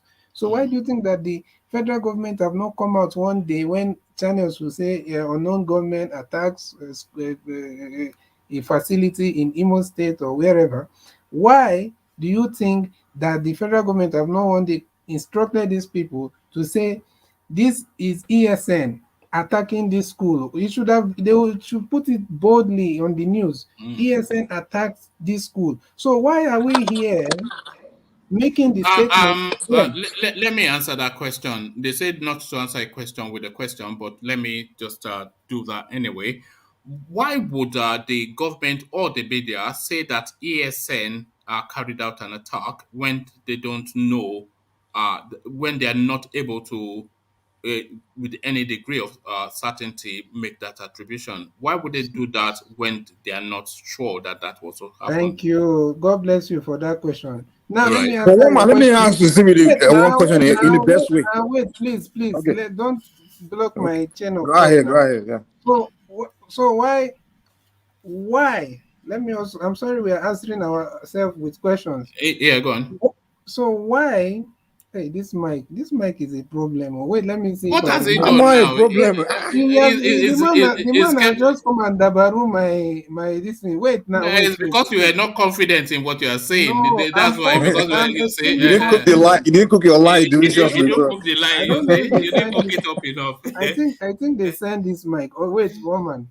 So now you're saying I hope Mike is not giving you nightmares in your dreams. It's impossible now. Chasing you around the cutlass. You see that 3 dots on my avatar there. I'll just send one to him. There's no way he can. Now let me ask you this, woman. You asked me. Please repeat that question you asked me. No. I said that they are not able to say ESN because they cannot categorically make that attribution. Thank you. So why should any of us categorically make that attribution? Well, nobody is categorically, but in terms of just reason and logic, it narrows it to it, doesn't it? Let me put it this way. Yeah. Now, if I'm on the phone, there's a phone recording of me talking to a Ayakila, say I want him to go and assassinate in CBD, right? And then in CBD gets assassinated, right? And then they are using that phone call, but they don't know the face of the Ayakila, but they only have the evidence of that phone call with me talking to the Ayakila, right? So now they are calling the Ayakila unknown gunman, unknown killer, right? But then they are saying, but hey, Mike is responsible. You understand? So that's what we are telling you here. Like there's recording that Kanu is saying, go and do this, go and do that. But then someone that actually does it, we don't know their face. That's not what my brother. I know what everybody is saying. Even if you ask many people, they will be saying the same thing you're saying. I'm looking at the thing from a factual angle. Why do you think? Another question. Why do you think that Opus Odima, that is inviting military, that is shouting up and down, that is doing everything he's doing in Imo State? Well, he invite them because there was chaos. The unknown government were killing all over. I'm not even going to that direction. Stop diverting me, please. Why do you think that the same man will come out and tell you that we know this one is ESN or whatever, suspected ESN, and this other one, the one that everybody is saying is ESN, is telling them that these are people from even outside the Southeast? Why do you think? Do you think it's that's why I asked that first question and you said it's incoherent and all that? No problem. Why do you think? Do you think that these people? Do you think that these people are colluding with the ESN? Because do you think someone like Opus Odima himself is colluding with them? If he's telling you that these are not the people that did this, and we are here saying that ESN that did. Opus Odima is straddling a political middle ground. This is what he's doing. He's straddling a political middle ground. As a politician, you have to always score political points, you know. Yeah, when it's because the narrative in the East is to try and make that attribution outside of themselves, even though they know that it's an internal matter. He knows it's an internal matter too, and he's often referenced the unknown government. So you believe there's no any form of foreign external, infiltration or whatever? No. There are external aggressive activities all over Nigeria. But that is separate and outside of this unknown government phenomenon, which a lot of people feel is an offshoot of ESN. If there is just one external terrorist in the military or whatever kind of security agency uniform, do you believe that that's one or two, or even let's say, for example, out of how many thousand ESN do they have? I don't know. Maybe even if it's 50 external influence, do you feel like those 50 people cannot kill people and kill traditional rulers? Is it a possibility? That's my question. It is possible, but not probable. What is more probable is that the attribution goes to where the immediacy of it is, and the immediacy of it is in that eastern space. You can't tell me that some Fulani man has come from Niger Republic to come and kill autonomous Eze in Igbo land. That's Why just shouldn't they? It doesn't cohere. It Why is doesn't it out cohere. of the In why is it out CBD, of in the CBD, the ordinary? reason It why we doesn't find it hard to cohere. believe, It doesn't stand to logic. the reason why we find it difficult to believe that it will be a northern Fulani that will come there to do the Kidos Eze and the husband of Akili is because if they want to target someone in the east, it will be somebody like a Barry B or someone that they know that, you understand, a leader in the east they know that supports hype What up. if It won't be. the goal is just the insecurity? Targeting the three A's is meaningless, Meaningless. to politics outside of the local space. It doesn't add anything nationally outside of the local space. It's a localized situation. What if the goal itself, or do you? Okay, let me ask you another You are going question. to extremes to hold on to something that is not tenable. I'm not holding on now. I'm saying, you're clutching at straws, man. Okay, sorry. Let me ask you now this one. Okay. Now, these people, do you believe that they are in support totally of having one Nigeria or not? Which people? The terrorists from the north, whether you call them Boko Haram or you call them bandits or you call them headsmen, do you believe that they are all in support of one Nigeria or not? No, I think their politics is different. I think their politics is not even essentially Nigeria, but really dominate. Because you see, it is my sense that these people, they think that they're a breed above the African black as we are. They see themselves as a breed above because they align themselves along that religious strap line to Saudi Arabia. So they see it's a conquest mission that they're on, and it's not even Nigeria. They will take Nigeria and cascade all the way through because that is essentially so their politics. For me, in my own thought, is different. So they're not one Yeah. Nigeria. They're not even interested in all that. They Okay, just let me want stop to asking dominate. questions. No. If you want, you can ask make, questions. Yeah. the point I'm trying to make is this: why are we looking at it from one angle?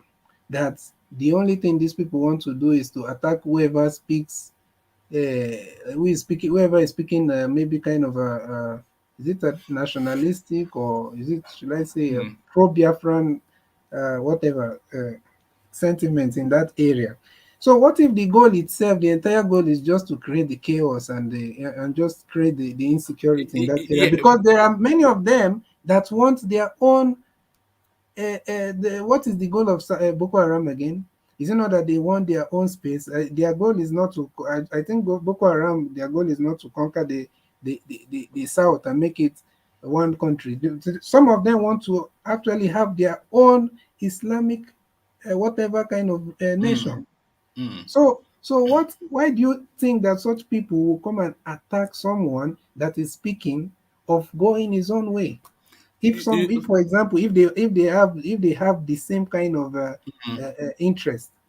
Yeah, you see in CBD, all these things you're saying, they are further and further and further away. They still, because there's no such thing as impossible. Everything is possible. So you can't say something is.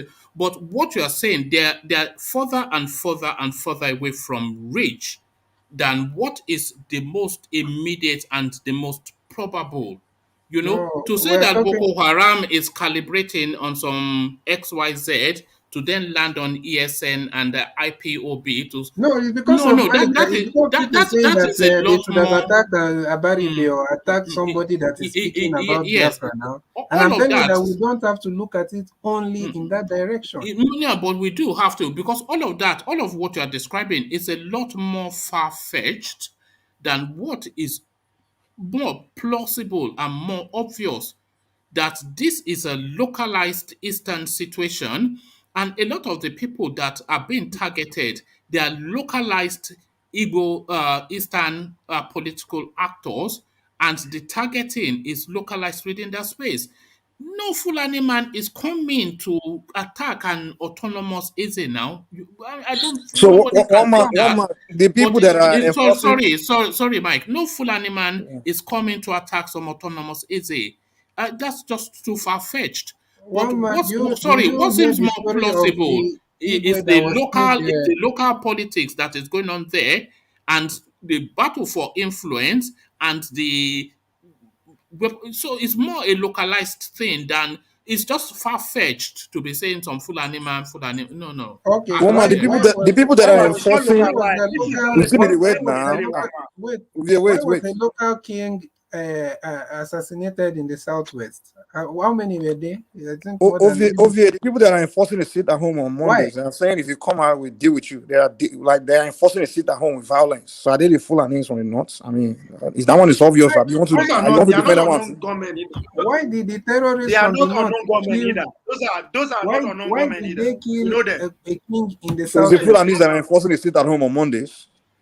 Those who are One man. enforcing the sit at home, we Ovia, I know know them. They are not you. unknown. You probably say yes. So is I'm it at answering home you the same now. thing I as just answer your question. We attacking know them. They people? are not unknown. What are you even saying now?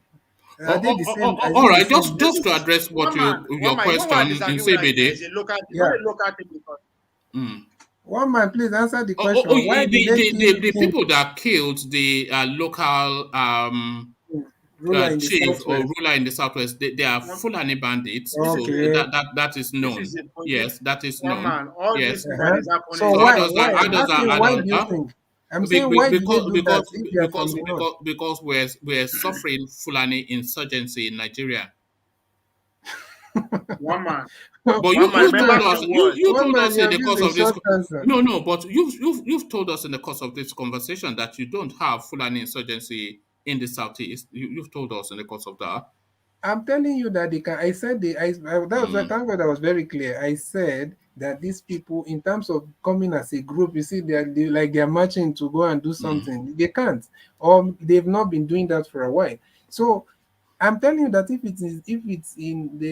it's of coming, if they are to come in through, like they've also said, with the security forces have reviewed themselves, including the military and the police, that these people are camouflaging like security officials in some cases where they're not always marching as with their normal uniform or regalia that they use. Sometimes they just come in as security agencies. So I'm saying that in that with that kind of with that angle, they can also come into the southeast. I said that here now. Didn't I say that? You know the action often instances points to the actors. The action points to the actors. So Do you know about that? if Do you Joe know about that Igbo's house king? is burnt, nobody is thinking Fulani headsmen. If Hopuzo Dimat's house is burnt, nobody is thinking Fulani headsmen because the action points to the actor. If an autonomous Eze is killed or autonomous, I think three of them were killed in the east, nobody is thinking Fulani headsmen because the action points to the actors. The One action man, often there was a points king to the that was actors. killed by the terrorist headsmen in Enugu State in last year. It's called something, Fulanis are killing the Fulefus. something, Yeah. something. Is a Chidebere or something like that. Is there? You can. It was in the news. It was reported that he was killed even by the eyewitnesses and everything. In fact, even the news reported that he was killed by terrorist headsmen. So why would they go and kill the? You know that my point is this, one man. Let me just say this so that every other person can speak. This thing that we are saying, this thing that we are saying is that we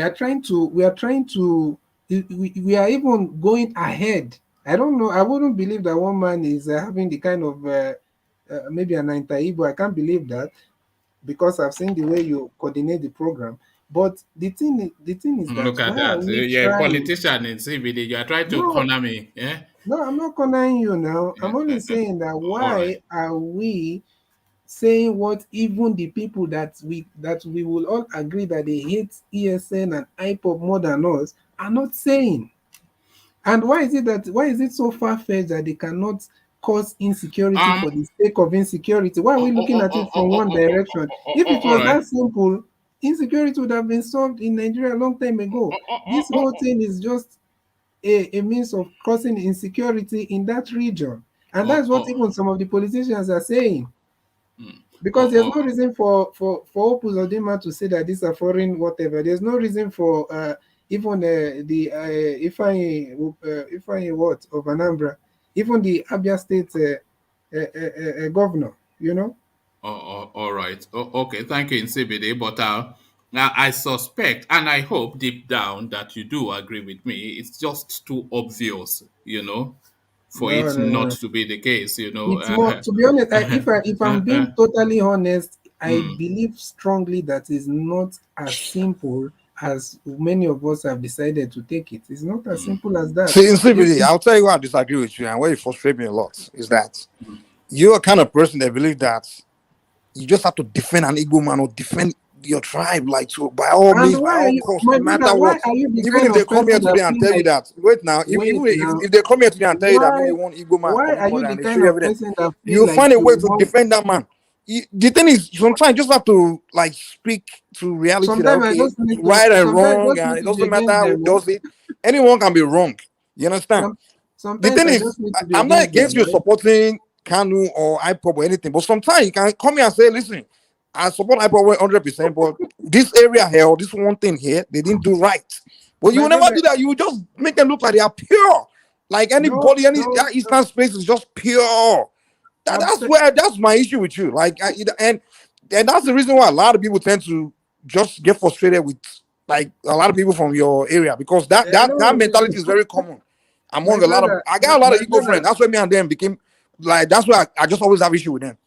When it comes to their tribe, it's like they want to paint themselves as these pure people that don't do wrong at all, and they will defend every wrongdoing. Even the 1966 coup, most of my Igbo friends will say it was revolution, it was justified. It's not justified to go kill people's leaders now. It's not justified. Just say that coup. I'm happy you're exposing yourself, because the whole thing obviously did not start here. You're the one saying now that you have problem with Igbo people. So my point to you is this: if you feel like I got problem with the mentality, if you feel I'm always defending Igbo, why do you feel you must always attack them? Then you need to. No one is attacking. No. When you're defending something wrong, I have a right to challenge you. Look at yourself in the mirror. There must be something wrong with you if you feel. No, there's something wrong with you defending something wrong because it's coming from your tribal area. Don't get too personal. Don't get too personal. There's something wrong with you. All right. I thought of it. When Black League said Ojukwu blew smoke on Gowon's face, and you still defend that act. You didn't even say, Ojukwu was wrong for doing that. You still say Ojukwu was right for doing it. All right. Thank you, gentlemen. I think Ovie has the floor. Ovie, so back to you. Personal issues. Come on, Ovie. Don't personal. Gentlemen, I always get a bit funny when people start to don't personalize. So just play the ball, not the man. But Ovie, to you. As a one Nigerian, now, please. No, that wasn't what he said. We all heard what he said, and we heard what he said, and we knew what he meant. That's why he's having problem with Igbo people. No. What you understood and I understood and we all understood was that he was saying that he has an issue with a certain sort of like an opinion that he has identified within that space, that it gets it gets very defensive. Yes, that's Mike's language now. But we knew. Did you not know what he meant? You knew what he meant. Why am I not like that with any other person here? One man. Is it only man? You see, you're like that with everybody that disagree with you, man. Come on now. Whoever doesn't think to dance to your tune. Your own is starting to look like an obsession. You can't end any session without talking like I don't know. You know these things you're saying, but don't let it get too much now to the point. Even the moment Ajali Koko that you always praise. Ajali Koko point say just one time where Igbo man did something wrong. Oh, you say Ajali Koko, I can't believe you. Ajali Koko, you are becoming. Sometimes just have to know that you have criticism and come from sometimes. All right. No. So, in this instance, I think you both just have to let it go. I could never yield, and neither would you in CBD. So let Ovie instead carry on. So Ovie, back to you. As a one Nigerian anytime when I see the Biafran and Aduduwas are going at each other, it's always a beautiful scene to watch. So that's what I want. But one could not put our grievances together and join me. Let's build our country. That's the only way. Now they come head and hand, Mike and CB. Yeah. So what's the next topic? I think we all agree that. All right. So with this now, we spent a lot of time on this yesterday. Just this expose, or really editorial, more likely the proper verbiage. We are the London Economist revered publication came out with this editorial that the Nigerian army, they are useless and they are selling guns to insurgents. So the army comes back with a quick response. Their spokesperson releasing a press statement. I read it out. There was nothing to it other than to accuse the Economist of being, dark, that dark forces are using them and they are trying to color them bad. But they did not, as the International Center for Journalists did, go point by point. So what are you then making then of the Army's rather feeble response to this rather weighty allegation leveled against them in CBD? This is Rami Abi CBD. No, sorry. Yeah, Ovie. Yes, Ovie, you. No, I was going to go on to CBD. That's what after you answer that question, and then when you finish, CBD picks it up, and then I just start to round off. Yeah, go on. When I see, men of that caliber, they fight like this, it's always entertaining too. This kind of headline is beyond my pay grade. Now, it's a case of a seller and a customer. They disagree. So the Oyibo people now, when they manufacture and sell the gun to us, they accuse us of misusing it. Isn't that funny? And they know from day one there are rules to which you say harm.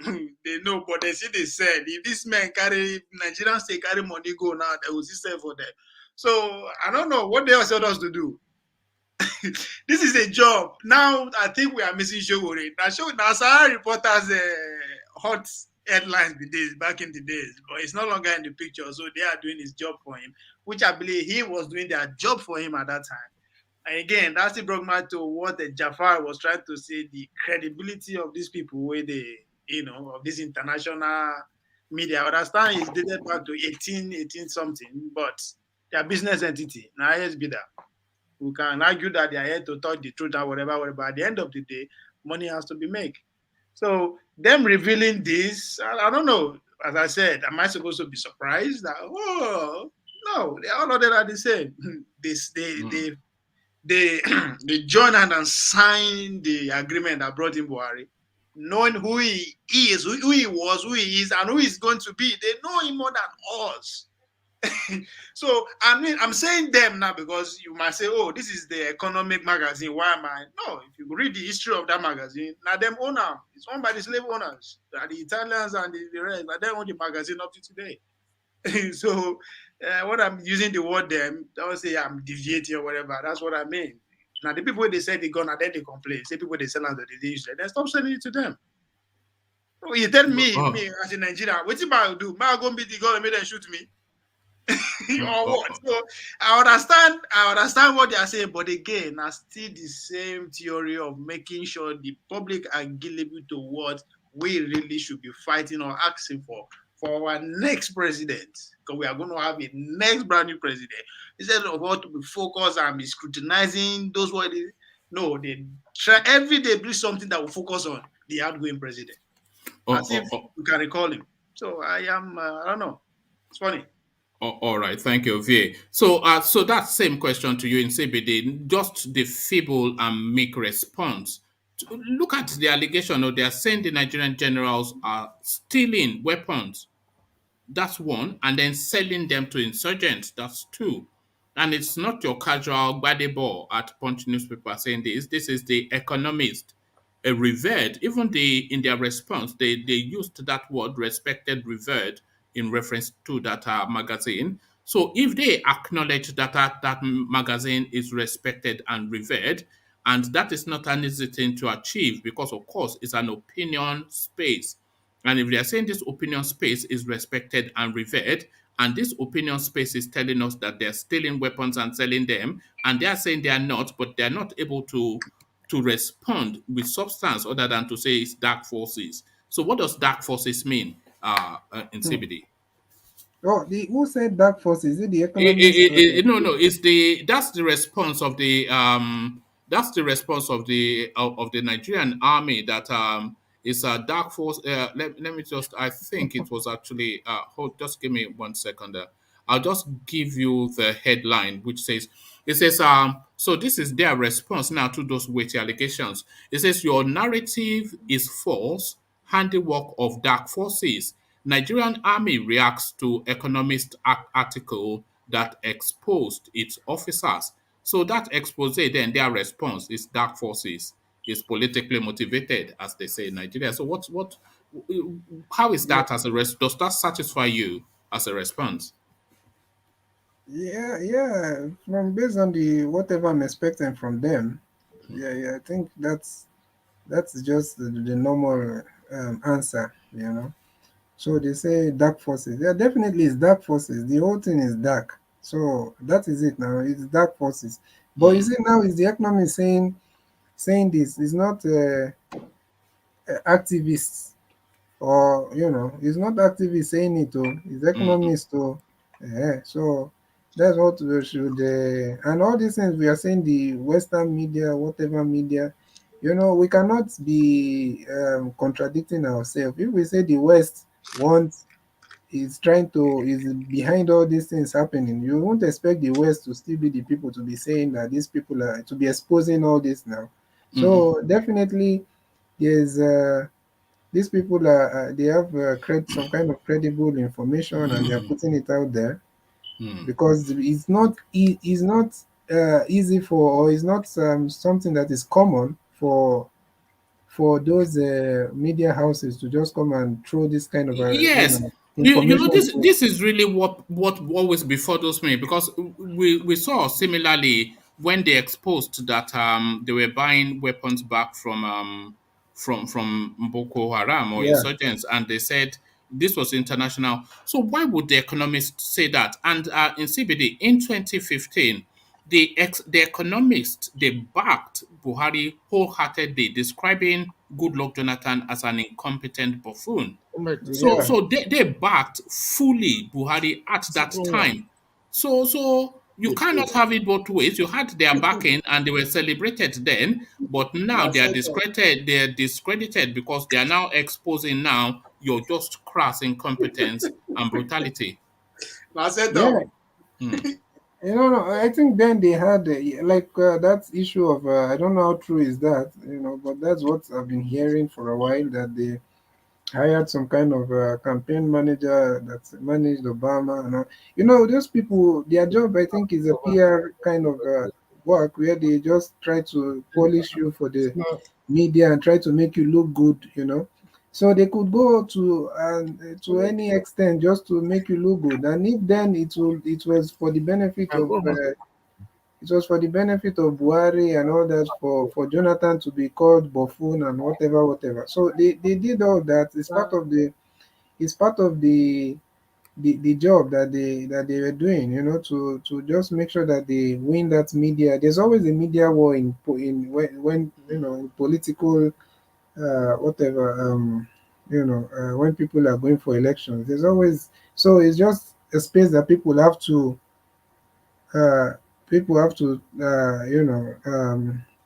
there will be a lot of opinion. So definitely the media space will be heated, and that was how they used. And obviously we saw the media campaign they did against Jonathan, which worked to a great extent, that made so many people to lose confidence and everything in him. Even nobody was talking about how he was even winning the war on Boko Haram, because they had so much filled the media space with that whatever incompetency that they were trying to paint about the man, that nobody could even feel whatever progress he was making towards the end of his administration. So yeah, that's the thing. But dark forces, definitely dark forces. They don't need to tell us that one. We know it, and the media the army themselves have said several times that they are bad officers or bad personnel that are doing, So if they are saying it, who are we now? That's what I'm saying. We should be careful so that we not play politics and political correctness even more than the people that we are talking about.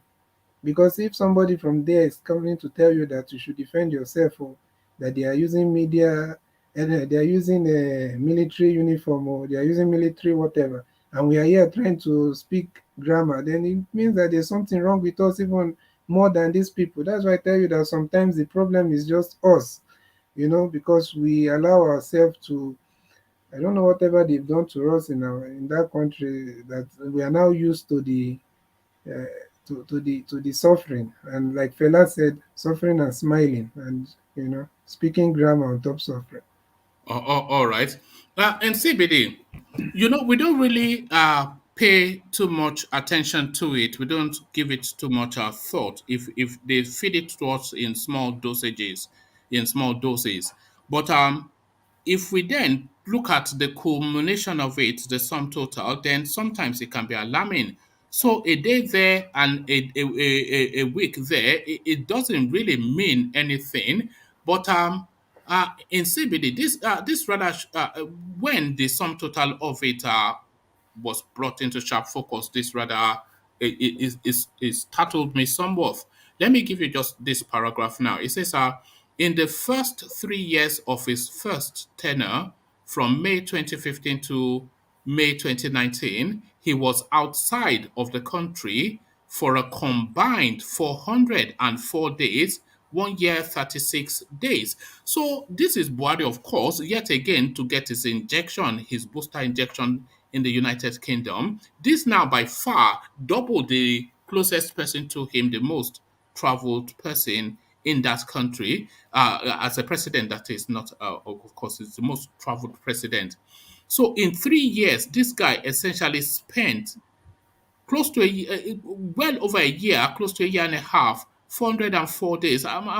So well over a year out of 3 years outside of the country, just this medical need. So sick note, or off to get his injection again. So now, my greater question is this Buhari situation really the problem? Forget Fulani headsmen, forget SN, forget unknown gunman, etc. Is Buhari essentially the problem that we're contending with? And I'm asking that question for these reasons. The Nigerian presidency, the Nigerian president, not even the presidency, but the president, is the most powerful president that there is on this planet because he, more than anyone else in any space, that constitution they failed 1999 one, it vests so much power on him that pretty much everything that happens in that country, he gets yes or no. So now you have a guy that a lot of people are they're rested in the thought that he has dementia. How acute it is, we don't know. He's unsteady on his feet, he's bent over, and is constantly in hospital. So sick note goes off for his injections again. But is Buhari himself, just as an entity, the number one problem we're contending with? Just not physically, mentally, and even ideologically fit for purpose. A sick note off again. Yeah. Hey, you're saying if it's a one man, that's a question, Maybe that's the type of question that OVA will answer very well. But you see, what I'm saying, what I'm going to say is this. This is the thing that people vote. This is what people voted now. To be honest, there's a reason why I usually don't talk about Buhari so much. It's because I feel like you the fear me. You're already no. known. Some of us on this platform, we're already known, so we're all in the same yawa. Don't worry about it, whether you say it or not. I know, of course. There's a reason why I don't, because you see, I'm looking more at the people that voted, during the time. You can't vote for, because the man did not, as much as we'll talk anything about Buhari, he did not put himself there. He did not just go and sit down there. It's people that vote for him. So I'm not going to say much. The only thing is that definitely we know what we are facing in that country. Everybody by now knows, even the person that even children in school, I'm sure by now they know what people are facing in that country. So I don't need to say much on that. But in terms of traveling for his 404 days in 3 years. This is how long this guy was out of the country. 404 days. A good chunk of that medical needs. 404 days. Oh, 404. Yeah. 404. Wow. Imagine. Wow. There was a time he was away 100 and something days. Unbelievable. Nobody want to die, one man. That's the thing that people need to understand. Even the devil now, if the day God will decide that he want to finish devil, I'm sure he will just kneel down and be begging. So nobody want to die. So if the man is going, whatever injection, whatever is going to do, we don't expect him to die for us now. So we try and keep himself alive anyhow that he needs to do it. But the truth, the thing I would just say is that all these things is as a result of playing politics when we are not supposed to play politics. And as long as you're playing politics, you cannot win. I am saying you can never win. Forget about as long as you want to play the same type of politics that they are playing, you can't win. So all those people like Wike, whatever, they should go and they should just go and maybe they will go and do a deal or something. Because in time, if it's for politics, so you say you want to beat these people or smart them, you're just wasting your time. Because and what are you making of this obvious narrative that until the people do this, that, and what do you even understand what he's talking about? Because can you what is your take on obvious angle on these things? Because he yeah, talks this highfalutin concept, but it doesn't really land it on something. yeah. That I understand what he's saying exactly. Until the people do what people have been calling on, what Amechi said, what Aisha Buhari herself said, where people, he say, why you people staying like you don't have young men in this country? You people should come out and demand for your for your rights in that country. The same thing that Amechi said, that when everybody will be fed up and they come out and say no, whether I'm not the only thing it doesn't have to be violence.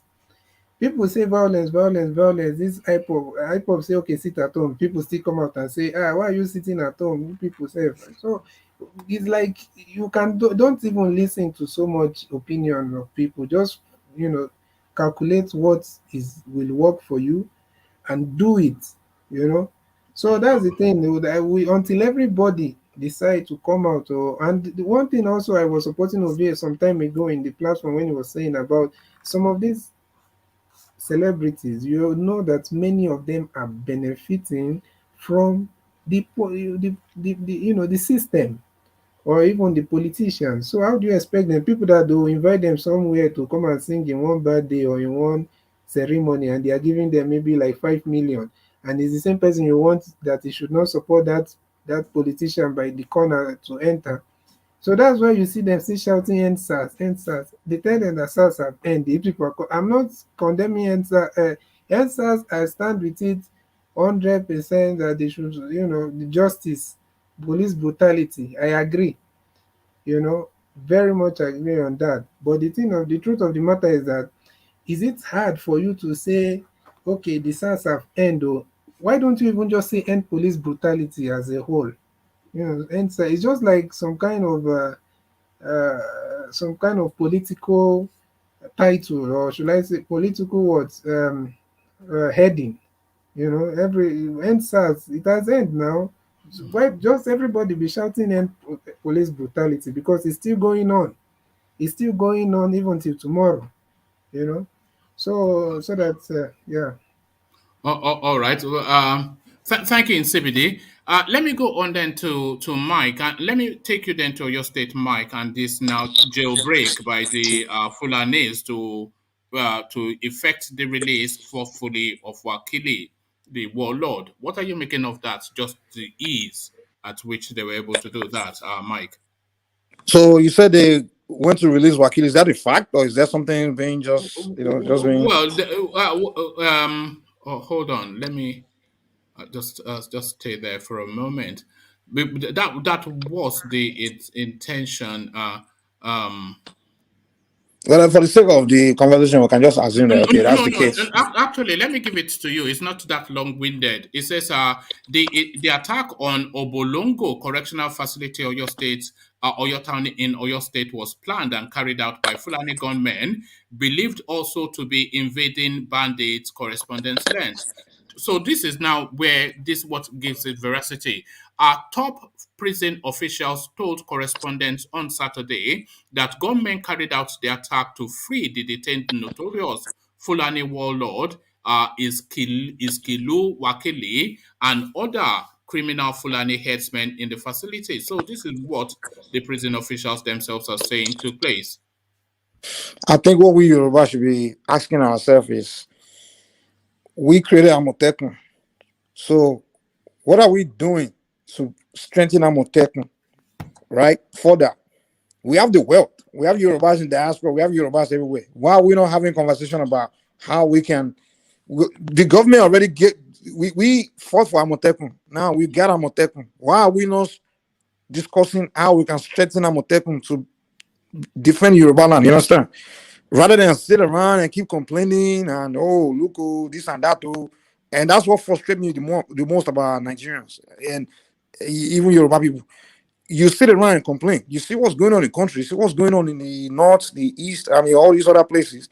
And the smart people among you came together and say, "Oh, we have to create our own. We have to work for ourselves. We have to find a way to defend ourselves." And when we came up with Amotekun, the federal government fought against it, but we took them to court. We battled, and we finally achieved Amotekun. Amotekun is in law, so we have them. Shouldn't we be sitting down discussing how we can make Amotekun stronger? Whatever they would need, let's fight for it. Whatever it is that is needed, or we should start rallying among ourselves, inviting these bright minds, Yorubas, like people like us in the diaspora that have advanced, that know a lot about security things, to come and work with them. Do you know what is holding Amotekun back, Mike? I know you say they don't have guns, so things like that. You know? Yes, they don't have the license to carry guns. If they don't have guns, they are ineffective. What purpose do they serve? Okay, so that's the next battle we should be fighting, discussing. How can we fight for them to have guns? That's the next battle we should be fighting right now. And besides, I don't think it's necessary to even have guns to be able to. I don't think it's necessary, because at least there are ways to be surveillance, to carry out security without engaging gun battle. At least investigative. They can serve investigative purpose. You understand? Not necessarily AK-47 bandits. You don't need guns. No. What I'm saying is, no. For example, if we have them, right, and this thing happen, and they're not aware of it. So what are you existing for? Even if you had a gun, right, and this happened under your nose, and you didn't see it, you didn't see what happened, you don't know where they went, you don't know. So that means Amotekun is not strength enough. It's not. No. You are mistaken on so many fronts, Mike. Firstly, they knew this thing was going to happen because these people, they went to a jail in Ogbomoso, and then 2 days later they went to that jail in Oyo town. So they knew they were around, and a lot of people were identifying unknown faces within that space. So they knew they were there, and they knew what their intentions were. So what did they do? So that's the first thing. What did they do about it? The second thing is that the prison is a federal facility, and that doesn't fall under the purview of Amotekun. Well, before they got to the prison, they had to go through Amotekun's territory, spaces around the prison before they got there. And if they didn't do what they did in the prison, the point of the matter is, what you said first they succeeded in one place before they got to this or your one, right? Yeah, they went to Ogbomoso. How come Amotekun were not aware of it? This is what I'm saying to you. It was known that they were active. So Amotekun knew they were active. Not just Amotekun, but the security forces knew they were active. So yeah. So they knew, but they didn't do anything about it. What could be done about it? So these are the people who should be questioning. Amotekun. These security forces, Amotekun, everybody that we created constitutionally to be the security forces in that environment, they should be the one who should be questioning. This Amotekun are Yoruba people, they are not Fulani people, they are not Igbo people, they are not. If we create Amotekun, the question what we should be doing right now is sitting down with Amotekun and say, okay, what is going on? What do you need? What would it take to secure Yoruba land? Is it resources? Is it money? What is it? Come and talk to us. Because if you get your Yoruba nation, right, it doesn't mean this outside forces will still not penetrate your land to come and carry out insecurity. But it will still be Amotekun that will defend you, right? So the thing is, we need to start pointing finger inward and asking ourselves, how can we solve our problem? Rather than relying on incompetent federal government to solve every problem for you. And that's in all areas in Nigeria. Many things, many issues we have in our society. We're just sitting around complaining, waiting for incompetent leaders to come and solve the problem. We know where the solution is, but as ever, the impediment comes from Abuja. So the narrative for the Amotekun space is we know that we already have them as an entity in law. in law, exactly. Yeah, but for them to be effective, as I suggested, they need to be weaponized because the people that they are going to counter are weaponized. But what we are hearing from the north is that they're a bit finicky, a bit bothered by heavy arms being in the south. Because, of course, they want to control the monopoly of violence. That is how they've always ruled Nigeria. So if you have essentially a sub-national force that is under the control of the southwest, then that counterweights then the potency of the north, which is traditionally has always been the monopoly of violence. So so that is really where the thing is, Yeah. Okay, I see where you're going. But now the question is, what are the rules of Amotekun? Yeah, I'm not even clear on that, I thought they were forest rangers to be going into the forest to see, pick those out are the questions we should be Fulani. asking. Yeah. That's the thing. We as people, we created you guys. What are your roles? What are your roles? That's the first question you should be asking. And secondly, in America here, most of the people that are, like we have security companies, security agencies, right? They are not allowed to carry guns, but they play more of the surveillance in every area, right? And when something happens, they usually, like, let's say, if you come to America, they will tell you in every complex, every buildings, like let's say territory places, there's always a security guard there, a person that's a security guard there with security, but he doesn't carry gun. But whenever something happens, he will know. That's the first person the police will go to. Like, hey, okay, give us a report, give us your report of what you see, what happened, and things like that. Those are the first people they go to. You understand? So I believe I'm gonna serve that role, where your job is to be the security guard, security, whatever you guard or whatever you want to call them, of Yoruba land. So whenever something happens, we don't, of course, yeah, we don't say we don't carry gun, boy. You should be the watch, the eye of the environment. You should be able to give us a report of, okay, what happened? Did they walk through this area? Did they come from that jungle? Did they walk from here? Give us the reports. You understand? If I'm a technical, give us reports, and then based on that report, we do an analysis, right? And realize that, okay, listen, this is how these people came, this is route they took, and in the future, let's come up with a way to prevent the same exact thing from happening. Let's put in measures. And whatever the measure will be, if it's going to require, maybe we need to have harmed people or Amotekun has to be harmed in order to stop if it comes to it, then that's the battle we should take to the government next. Like, listen, okay, we have to harm our people. So these are the battles we should be fighting. Instead of just sit down and complain and just come and be playing politics. I mean, that's our problem in Nigeria. We don't solve problems. We just cry and point finger and do tribalism. That's all we do. Blame one tribe man for your problem. Blame one man from another tribe. That is the problem. Unfortunately, that's the way we think in Nigeria. We just like to point finger rather than sit down and do problem solving. Like in my company here, one company I used to work for, they made it clear. They say, listen, once we say there's a problem, the moment you give an excuse, we'll fire you. Once we say there's a problem, if you want to open your mouth, you better open your mouth to be proposing solution. The moment you start saying, oh, I don't know, it's this reason, that reason, oh, you're fired. They don't want to hear that. I want to hear solution. Propose solution to the problem. Don't come here with giving excuses and complain. That does nothing but just console. We don't want to hear that. Mike, all right. The formation of Amotekun is supposed to be in the forest, not in the town. If we need them in the town, we should have that conversation. No, they don't have the right over police. They don't have the right over the army. So they cannot function in that area. What you just said, that is why you have the platform here. That is what all the Southerners are here and the platform to start thinking of a way to help those people back there. If you are not there, you can find a way. You can suggest to those people who are living there how we can help them. So if you are saying we are not helping, you are part of the problem. You have to be part of the solution too. So that is what the platform is about. They can only be limited by what they know, by the limited information they have. I told you in 2015, when I was in Nigeria, I was in Nigeria then. When Obasanjo became he he transferred all the ammunition to Yoruba land, to Eastern Enugu. When Buhari came to power, that's the first thing he did. He moved all the ammunition to the north.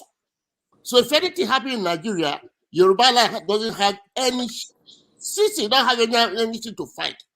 Eastern Bloc doesn't have anything to fight. So that is just the point. Everything is in the north. To get that, and that's what all this platform is all about. If you can't have a solution, there's no need telling them we have to go in there. How can you fight with ordinary hand? So shouldn't so now you made that point. Shouldn't that be what we Southerners should be discussing? Like, okay, no, that is where the conversation is regarding Amotekun. We've never, we the Southerners. Okay, first of all, the North, right? They took the military, the entire military installation to the North, and we all know how the history came about, you know. And Zeke, when the British left, they gave power to the East and the North to take control of Nigeria. Somehow, Azikwe made a deal with them, saying, "Let me control the ministries and the parastatals, but you can take the military installation to the North," which was a foolish idea. I don't know what he was thinking. Right. And they took the military to the North. Eventually, he lost the ministry because that Yeku they do, and that civil war caused them to lose both the entire power. So now the North got the whole power. Now we from the West that had nothing to do with it, with the decision, and those from the South, shouldn't we be asking questions like, okay, what is this? I mean, what is this? Why is the military, everything all in the North? We should be asking that question now. We don't ask that question. We just sit down and cry. Oh, no, we ask.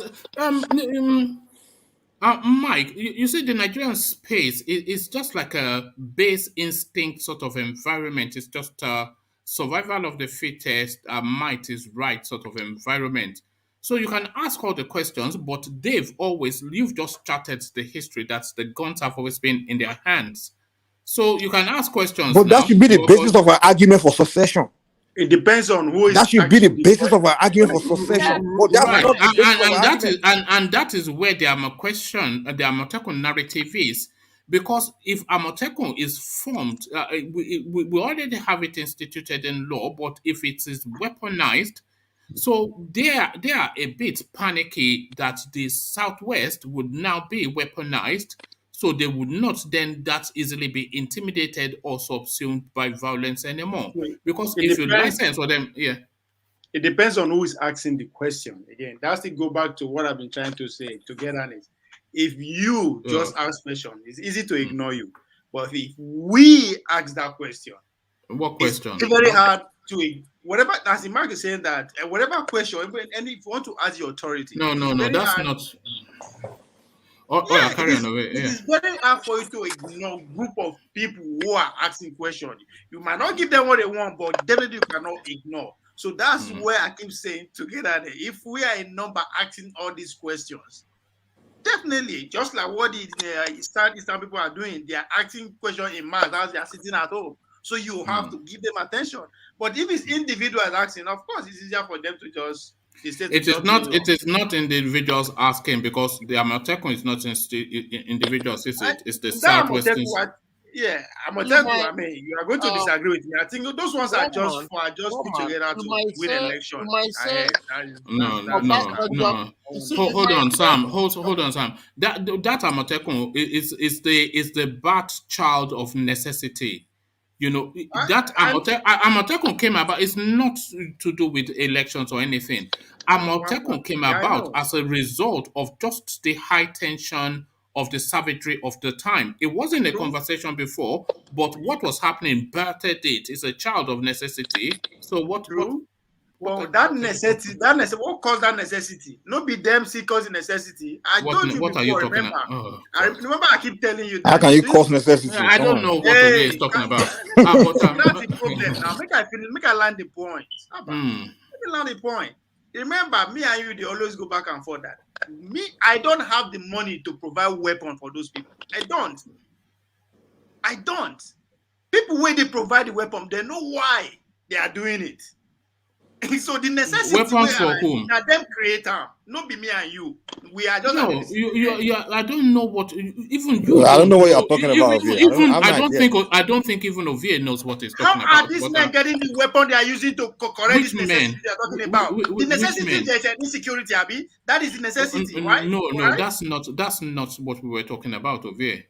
No, you say Amateku was created because of what? Necessity. There's a reason why it was created. Insecurity. Right? I'm telling you, who is causing the insecurity?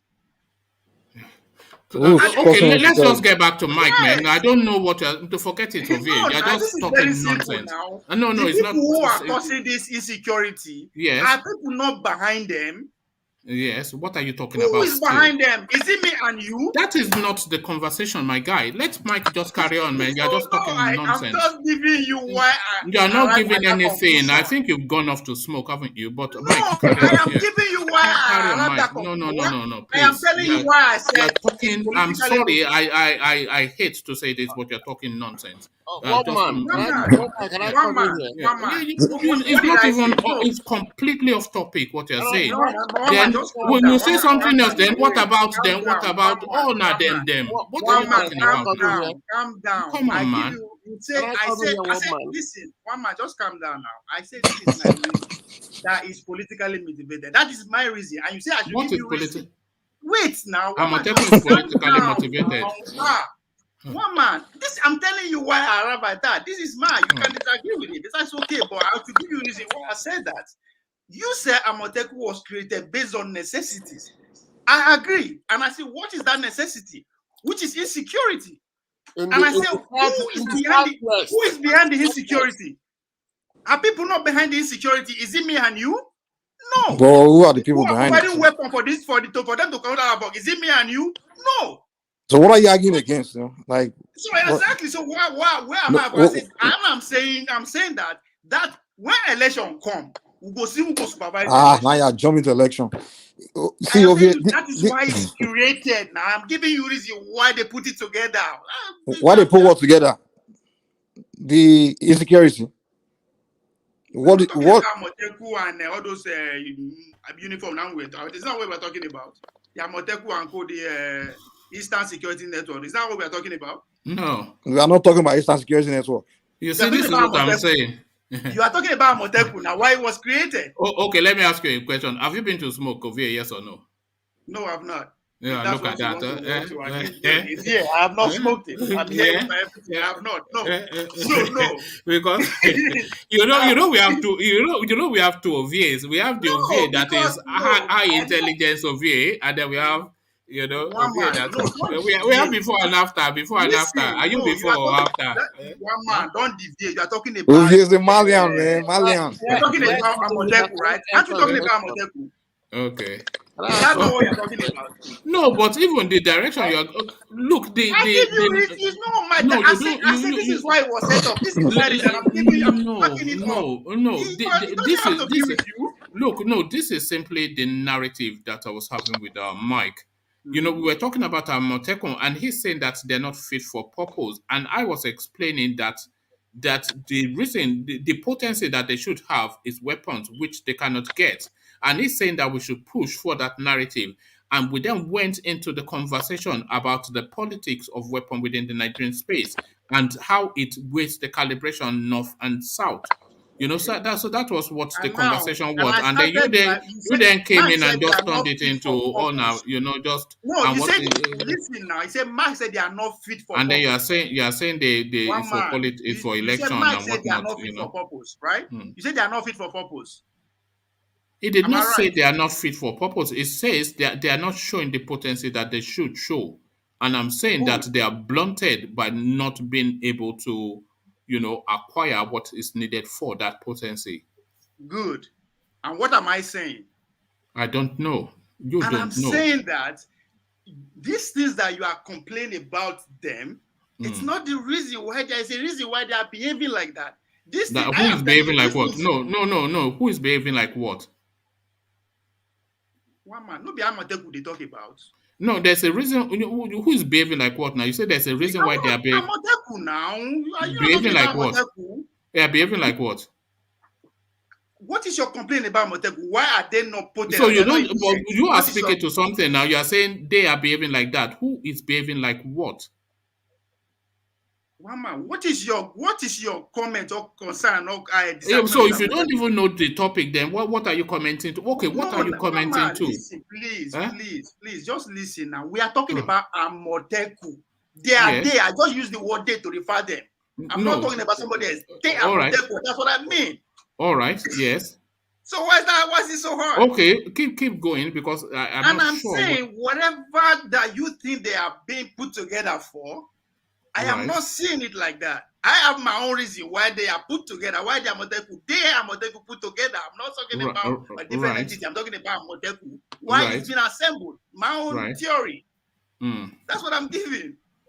All right. Okay. So where am I out of line? I'm sorry that I said you were talking nonsense. You are not talking nonsense. It may not make sense to me, but then maybe I'm not at your high level of thinking. I want to recommend something.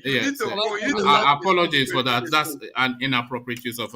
You need to start to smoke if you know they smoke. You need well, if you are the example, then you are a recommendation not to. You are the advert not to smoke Igbo.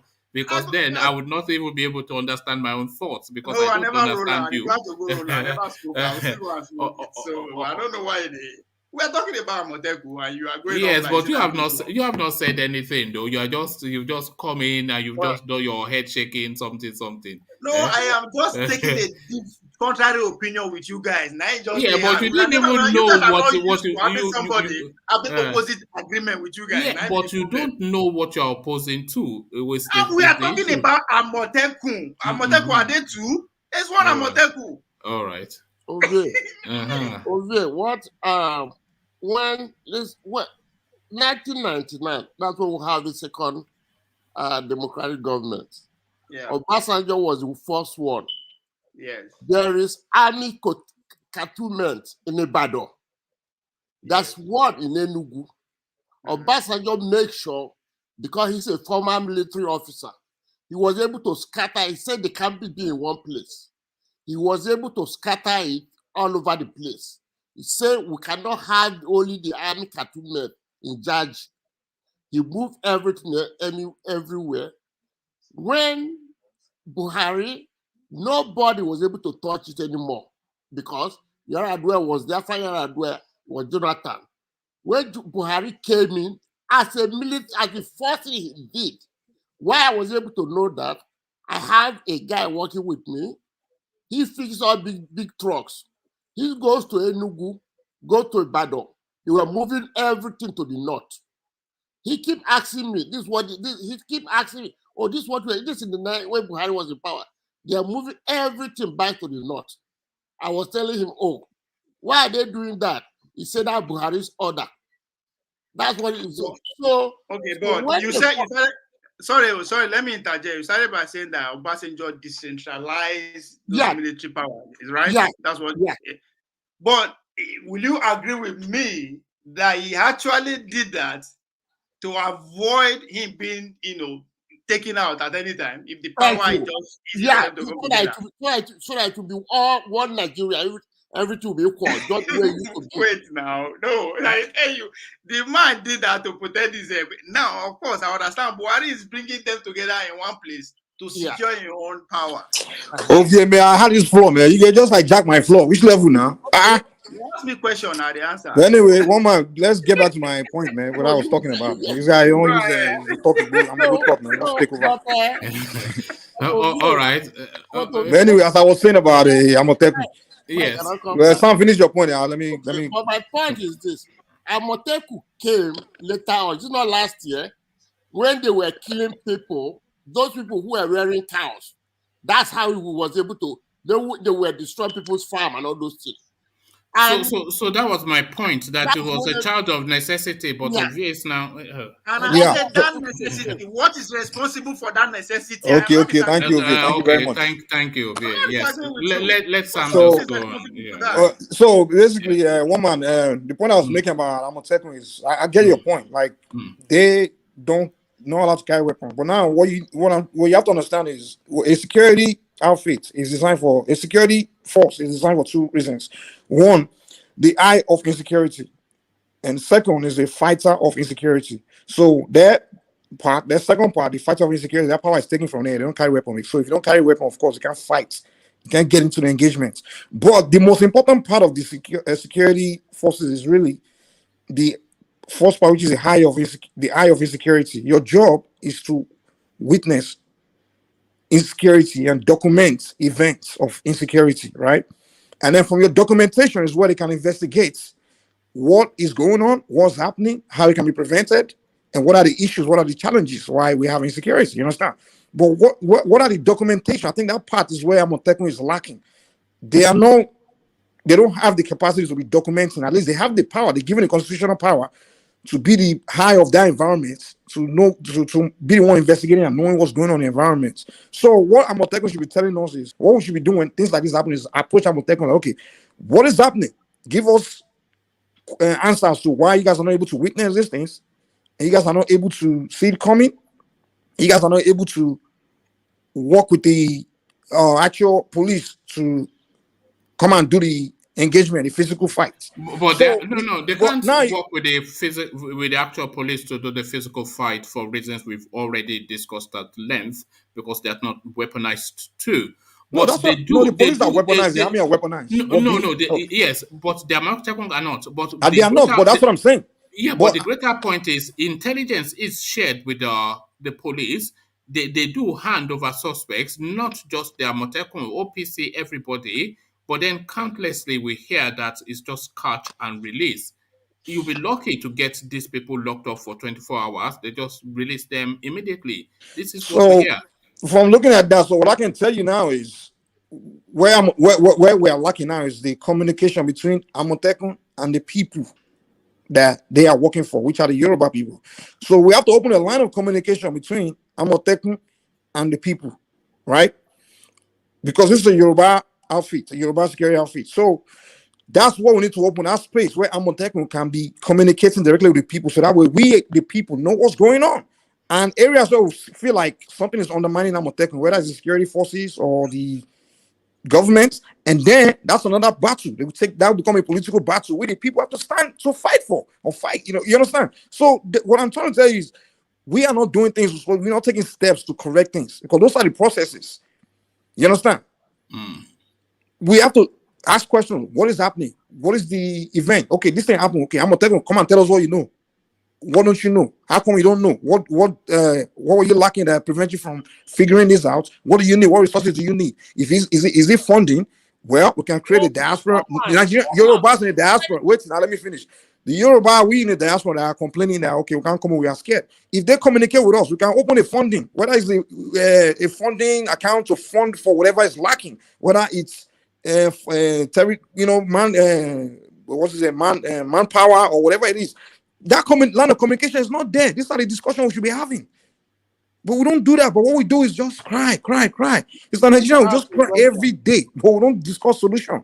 Can I ask you a question? Well, one man said yes. What is the difference? What is the difference between Amotekun and two people are talking at the same time. I can't even hear. They said they saw strange people in Obomo. So you said it, one man. Then they know that the people are in the town. Strange people are in that town before they went to this place where Barakpa is and released them. So the Amotekun know that strange people are in the town. Did they tell you that they know? Did Amotekun come out to announce that they know? No, one man said the people is aware of that. No, they were not. He said they were not. They were not aware of the first one until the second one happened. They later find out that it happened in the first one. So something is lacking in between for them not to be able to figure what's going on out. So whatever resources they are lacking to fix that issue, they should communicate with us. If it's funding you need, the Yoruba public will find a way to fund it. We in the diaspora, we don't mind donating money every month. If it's Alexander Gomez, people like us that are, we don't mind donating money to our people to fix issues. For yourself. Man, look at that. Even one man can donate $1,000 a month. That one alone can hire at least $1,000 a month. Probably can secure one village. You understand? So that's the problem. We are not discussing how to solve our problems. They're not communicating with us. They say they have a Mohammed. We don't even know what they are doing. They're not reporting to us. Their processes, their documentation. If they need intelligence, they need someone to come and show them more effective way of doing security. They have served in the foreign military. They have figured things out. We understand perimeter. We can come there. We can come there and share our. And woman, that's the truth. The problem with Nigerian states. See, woman. Another thing is true. The problem with especially we in the south, and the east, the west, and the south side, we have so many of our people that have advanced many in the Western world that we've worked in all these. Went from security to industries to we have so much knowledge, human resources that Nigerian state is not tapping into. That's the problem of the society country. They just ignore the diaspora. So when most of us spend so much money going to different institutions, learning so much things, so many of us have served in other countries, military, learned their security system. We've learned so much that we can just come to Nigeria and share and just fix problems. These are the conversations we should be having, man. You have incompetent people ruling you. That's number one question we don't ask ourselves. Why do we have incompetent people in positions? How can we get rid of them? We don't even discuss that. But we spend more time discussing Fulani. Let me point out something to you. You said that the Amotekun are not reporting to people. That's where you get it wrong. They are reporting to people who put them together. And that is my point. Very soon. But when I say people, I'm this guy, man. This guy. I see my point. As they go, nah, I don't. You guys they don't make smart point now. Put them together. Now people put them together. Yes, now for the whole state. I said that when I say the people, I'm not talking about the elites and the governor. I'm talking about the people, the general public, people like us. That's what I'm saying. They will not. There's no platform where they have to communicate with us. You know.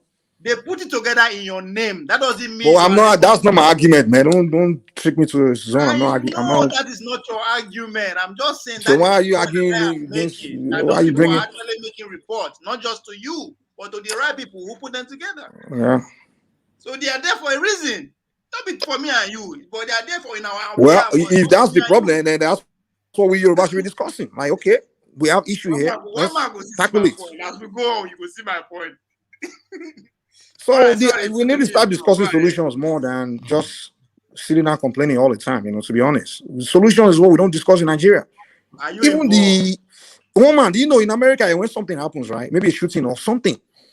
The first thing the government will do when they'll come on television to address the people, right? Like, okay, this thing happened. No, we don't have these facts. This is what we know. This is what we don't know. This is what we are trying to figure. This is what we are investigating. You understand? And then by the time they conclude all the investigation, they will not come back on TV and say, okay, we've done the investigation. These are the findings. These are things that we haven't figured out. These are the things. These are the findings, right? And we have to. And then they will debate the measures to correct the loopholes. You understand? They will discuss with the public, and then you find out one genius in the population will just go into his own whatever lab or whatever to be the one to invent the solution, and then you start a company, and then approach the government like, listen, I figure out how to solve this problem. I am a company, give me a contract, and you become a rich man. You understand? So that's how they do things in the West. You know, somebody will just come out with the solution. Just like when COVID came out, they announced, they said, okay, we have the solution to COVID is to find vaccination. And guess what? Companies like different companies came out. Those companies are not government companies. Companies that came out with the vaccination, they went into research, and they know that the moment we find the vaccine, we become rich, we make money. You understand? They didn't just sit around. The government of the West didn't just sit around. We have COVID. Let's just cry like babies. They came out to the public and listen, the solution to this COVID, one of the best solutions will be to come up with a vaccination, to design a vaccination. And medical experts started coming together. Even Nigerians, so you know some Nigerian doctors were part of the people that designed it. Yes, and I think one of the lead COVID people that found it was an Igbo man. No, it's actually a Yoruba guy. No, it was an Igbo man, I think. I have to check, but I think it was an Igbo man. Yeah. Well, I guess that's just my recollection. Yeah. Yeah. So those guys that they were not senators, so they were not governors, so they were just ordinary people. So in the Western world, if you find that thing, most of the things they solved, it was not government that solved it. It was just people from the population. It's always a genius in the population that will find solution to a problem and present it and become rich. You understand? Even this insecurity problem we're having, it's an opportunity for somebody to become rich. Just start your own security company. Figure, like, even me, I'm thinking, I already come with so much idea, like, because I know so much about surveillance and cameras. There's some camera they call it Pantheon zoom camera. There's another camera they call a facial recognition camera, where that camera can see your face and just boom boom and send a signal about who that person is. You understand? Those things, if I can set up in some areas and just charge the people to, so even this idea, if the government can say, come on, it will give you contract, we can solve a problem in this area. So there are people, that's opportunity to become rich or make money. All right, thank you, Mike. So, so let me just put a question to Sam, and then we start to round off. Sam, Buhari off again on his usual junkets, just booster shots all the time from the United Kingdom.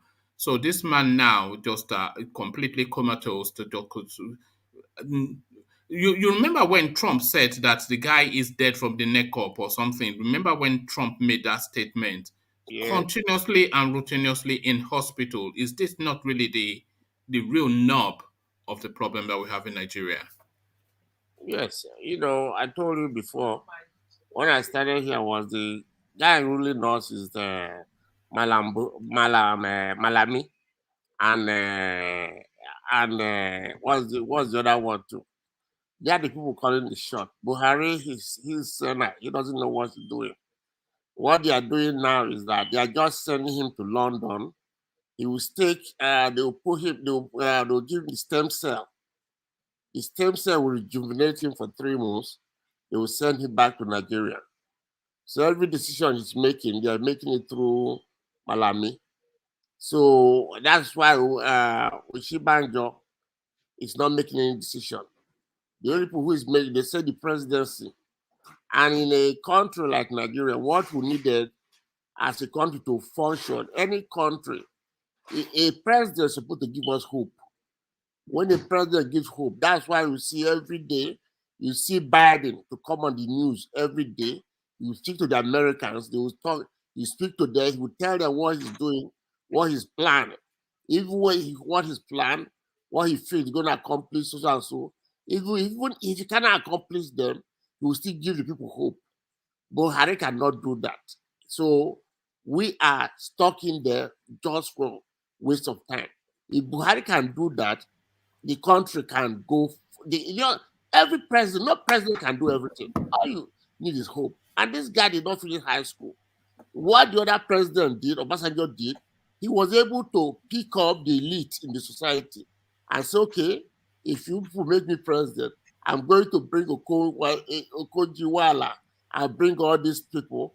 They know the economy, they will run it. And that's why the economy grew at that percentage. The same thing, was the next president, Yar'Adua did not change them. Jonathan tried as much, did not change them. Buhari came, he moved everybody out. He brought the Fulanis that doesn't know what economy is about. He took him 6 months to appoint anybody. And what he did was he just appointed every Fulani that was around him. And you can't blame him. He still feels in 1983, he was the president. They overthrew him. So he had to appoint the army that Nigeria will never overthrow him. That is belief. You people can never overthrow me this time. I'll be the president for 8 years. And it's going to happen. Nobody can ever. That is why when they were saying, oh, you have to renew the service, he told everybody, say, hell no. I'm comfortable with them. Because he's sitting in the office, they tell him, oh God, we're winning the war. Buhari presidency, we're winning the war. And we're winning the war while they're all there selling their ammunition. And even everybody that is in the Congress, until Nigeria, as a congressman, what is failing in that country is that everybody that's in the Congress, there is something they call here in America, conflict of interest. All people in the Senate or in the Congress, people in Nigeria, all they are looking is for contract. No, how can you be a senator and you be collecting contract to fix your place when you are not an engineer. That's what it had. Even when you take the money, they will squander the money because you're not an engineer. You don't even know how much it will cost. That's conflict of interest. You want to get anybody that is in any place, even a governor of a bank, a governor of a CBN, he will be one getting contract in his own company, side company, buying pen for the whole CBN. That's what they do. Until they stop that nonsense, the country is not going to go forward because they'll inflate the price because you collect the money. That's what is going on. So Buhari can't Buhari out. But like Ovie says, he's there for the next 8 years. So let's start dreaming that. But with what is going on in my biggest fear, and I'll say my biggest fear, that these Fulani people, they don't want to give up the power. They don't want to give up the power. Because with what is going on, they're trying to sit tight. And let's see in 2 years, they'll find a reason why they can't give the power back to the South. Maybe that's when what Ovie is saying, that's when that revolution Ovie is saying, maybe that's when Nigeria will realize that, no, the world have changed. You know, I know they have all the ammunition now in Nigeria, they did not have, but you can't kill, the South has not less at least 100 million people. You can't kill all of them. Because maybe that's when the South will realize that, because for one thing, they're just jittery. They're afraid. This is the third time the Southern governors have meeting together and they're not happy. They are not happy. For the third time they have meeting together. But the not having meeting for the past 10, 20 years. Anybody is fighting them, no. They say this is good. We're talking from one South. Now we're just talking from one North. Now we're just talking from one South. They're not happy. So, one man. Oh, all right. Thank you, Sam. So we start to round it off there. I keep promising myself to cap it at 4 hours, but we've gone past that again. But it's just the nature of how it goes sometimes. But we will cap it off here. Just a literal 1 minute now to land on Ovie. So we go Mike, Sam, and then Ovie. But gentlemen, just condense it just so we can all. Yes. So to you, Mike. Yeah, we Southerners, we complain too much, and we are the one that created most of our problems. First of all, we complain about the army being in the north. We forget that it was we the Southerners that sent the military solutions to the north. So in CBD and all these people, come and take responsibility for what your people did by allowing the north to be so powerful. Before you come here and start crying and be talking about this person, that person. Let's take responsibility for things we screwed up and let's find a way to fix it. You know, I apologize to us, man. I mean, we the South Side and the Southwest, we are suffering today because your brothers then back then, the poor choices they were making, and rather than you come here to discuss how your people can come and first apologize to we the South and the Southwest for being in this condition and how we can work together to get out of it, you come here and be so defensive, you know. So Nigerians, we need to start to look where the rain began to beat us, you know, and then we need. I'm not saying we should do it with the past. The past is the past. But looking forward, we need to start having honest conversation and start discussing solutions to our problems. Even if we want succession, we still have to have honest conversation about it. Propaganda is not the way to get succession. Lying will not get you anywhere. The truth is the best thing. Honesty is the best policy. All right, one man. Thank you for having me, sir. All right, thank you, Mike. Thank you. Always a real delight. And as ever, you came in controversially and you live with controversy as well. Just don't. Your voice is so distinctive. A lot of people watch this platform. You know, there was a time that a Pansat was commenting in the comment section that if an Igbo man comes across Mike, that he will give him a bloody nose. So, Mike, just be careful, because the Igbo people are watching you. But to you, Sam. Yeah, what I want to say, one man, this opportunity for the South to understand where we're going. Is the problem, what they did is, when they take out the history, they take out the government. So even The average young boy that did not stay, that wasn't alive during the Biafran War, doesn't know when they call what war is all about. Because 60 years ago, it is the same people that fight in the war, they are the people ruling us. For the first time, we're going to have a civilian government who is supposed to be either from Igbo extraction or from South-South extraction or from Southeast extraction. But we're going to have a civilian who's not in the army. We didn't have this. Nobody, when Jonathan was in power, nobody shot at the protesters. When Yaradua was, nobody shot at them. So understand, an army man, still an army man, is not going to change. But if you can keep the fight, keep talking, one day all our people in Nigeria, in South will get that these people are holding us as slaves. Their whole idea is that they want as much as possible. They want to dip Quran at the Atlantic Ocean. That is what they said. They want to dip Quran. They feel like they own the waterways all to Atlantic Ocean. So that means we're captured people. So we have to know that, to see that we have to start talking in one voice. That's the only way they can know us. And people, they are afraid of Tinubu. If Tinubu comes, Tinubu is going to change the whole thing. Please keep talking one man. It's better that we're talking instead of fighting. Keep talking. There's nothing. Amoteku can't do anything. It's not going to. These people, they don't even have gun.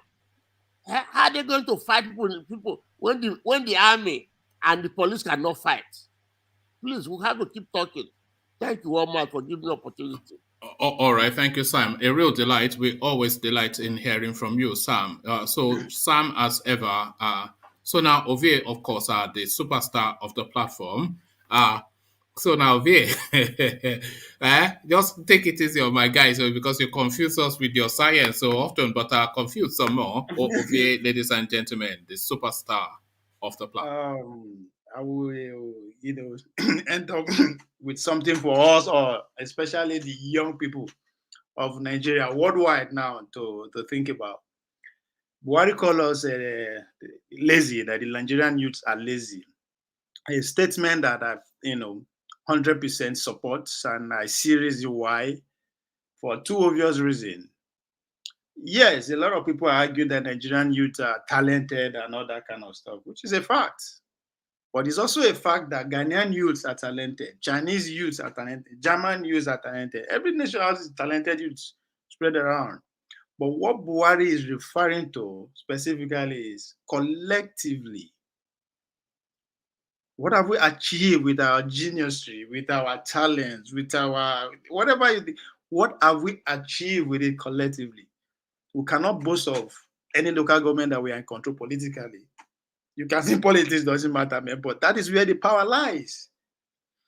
And at a time when that statement resonates worldwide, people see reason with it, however you want to say it. We came around, the lazy Nigerian, you came around from nowhere and chanted NSAS. Yes, the federal government came out and decided to counter it with bullets. But what we achieved at that time, that year, was we were able to call the attention of pretty much every human and on the surface of the earth. There were NSAS pretty much everywhere. For the first time, the lazy Nigerians were heard worldwide. But to my disappointment, a year later, we failed to utilize that echo that we sound around the world. If there's anything that nearly bring that into perfection, was the counter argument from the northern youths, which I expect the leaders of that NSAS movement should have focused on going down to the northern youths and sit with them. This is why we are doing this. And I believe they are not that. They can read, they understand. It's a word of information. They know what is going on. It's just that the political elite get to them before we do. They change the narrative. So I expect them to spend that 1 year reaching out to them so that at the end of the 1 year, we all come out in unison and speak. That would have rang a very strong bell to the leaders, but we allow them to take advantage of the day again. So the honor is upon us. Are we that really lazy that we cannot just come together and make a statement come 2023? It's not too late. We just need to reach out to the northern youth. If I see the chairman of the leaders of APC youth chairman, Ibrahim Dasuki, when I see do you think the politics of the northern youth is your politics? It's my politics. Of course, these guys are ahead. The decades are ahead. Ahead I of live what? here in America where democracy is the thing. They are at the same level, if not better than the youth here. They are very much aware. I know they just glorify them. That wasn't the question of it. I'm saying, do you think the politics of the northern youth is your politics? Yes, regarding Nigeria and you the think Nigerian so? space. Yes, I believe You think yes. so? You think you're both after the same thing? You and the northern youth. Okay, all right. Yeah, yes, I believe we can coexist with different religions. I believe we can coexist. America. Yeah, no, but do you think what you want is what they want? You being a southern youth and the northern youth, do you think what you want is what they want? Yes, it's just the message that we are receiving is different. And that's where the confusion is. That's where the confusion is. And it has a lot to do with... What do you mean the message that we're receiving? What do you mean by that? On both sides, the message we are receiving, we are receiving... What message do you think they are receiving? Now let me start from there. The southern youth largely will believe that what actually defines their life and where they are going is the religion. So that comes first. That is what we believe that as their own politics. So we believe that. So we believe that who? No. The northern youth. You are talking about the political ideology, right? No. Okay. So what I'm simply asking is, do you think what you want as a southern person, or as a southern youth, do you think what you want as a southern youth is what the northern youth wants? So just answer that question as it stands, just within the parameter. Yes, okay, yes. That you think you both want the same thing. All right. Yes. Okay. All right. No, that's what I'm getting at. But I don't think you want the same things, but you think that you want the same things. So yeah, there you are. And again, it's all by the time we find time to just sit down and keep having conversation, we'll figure it out. That is, we are all. I mean, I think if I believe. Do you think you, as a southern Nigerian youth, sees Nigeria in the same way that a northern Nigerian youth sees Nigeria? With the recent happening, they don't believe the whole totality of the southern youth have the same belief on what they believe. With the respect to what is happening in the northeast, I don't think. What are you talking? They don't now. Sorry, Ovie, when I ask you the question, don't try and guess at the intent. Just answer it as a question that has been put, not reaching to. So, do you think? I've even forgotten the question now because you take the questions to such a place that I don't really understand what you're talking about. Do I think that the northern youth believe that the southern youth have the same, belief going forward, right? Just the way you asked it before and twist it around this time. I've forgotten what I was trying to say. I've lost it because you've taken me to some space. Your first question was, if the southern youth believe that the northern youths we have been pursuing the same goal or the same agenda or the same. Yes. And you said yes. I said yes. But this time around, you turn it around. You said, do I believe that the northern youth believe that the southern youth believe in the same thing they believe? And I said no. Okay. Okay. Then expand on that space. That's what I said. Based on what is currently happening, I can see maybe 1 out of 2 northern youths will not totally see the same thing with this, not the southeastern youth.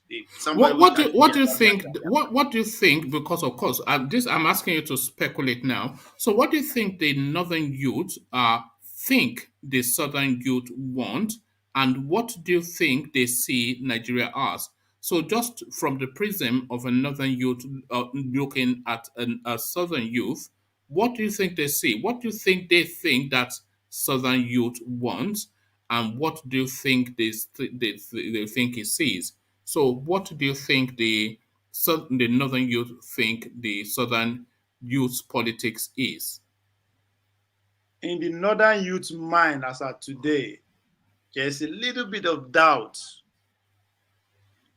regard to the southern youth in respect to their patriotism to the Nigerian state. Not all the southern youth anyway, 1/4. Biafra, of course. Not the totality of the northern youth, but there is a quarter as we speak today. That's why I say maybe one in every 3.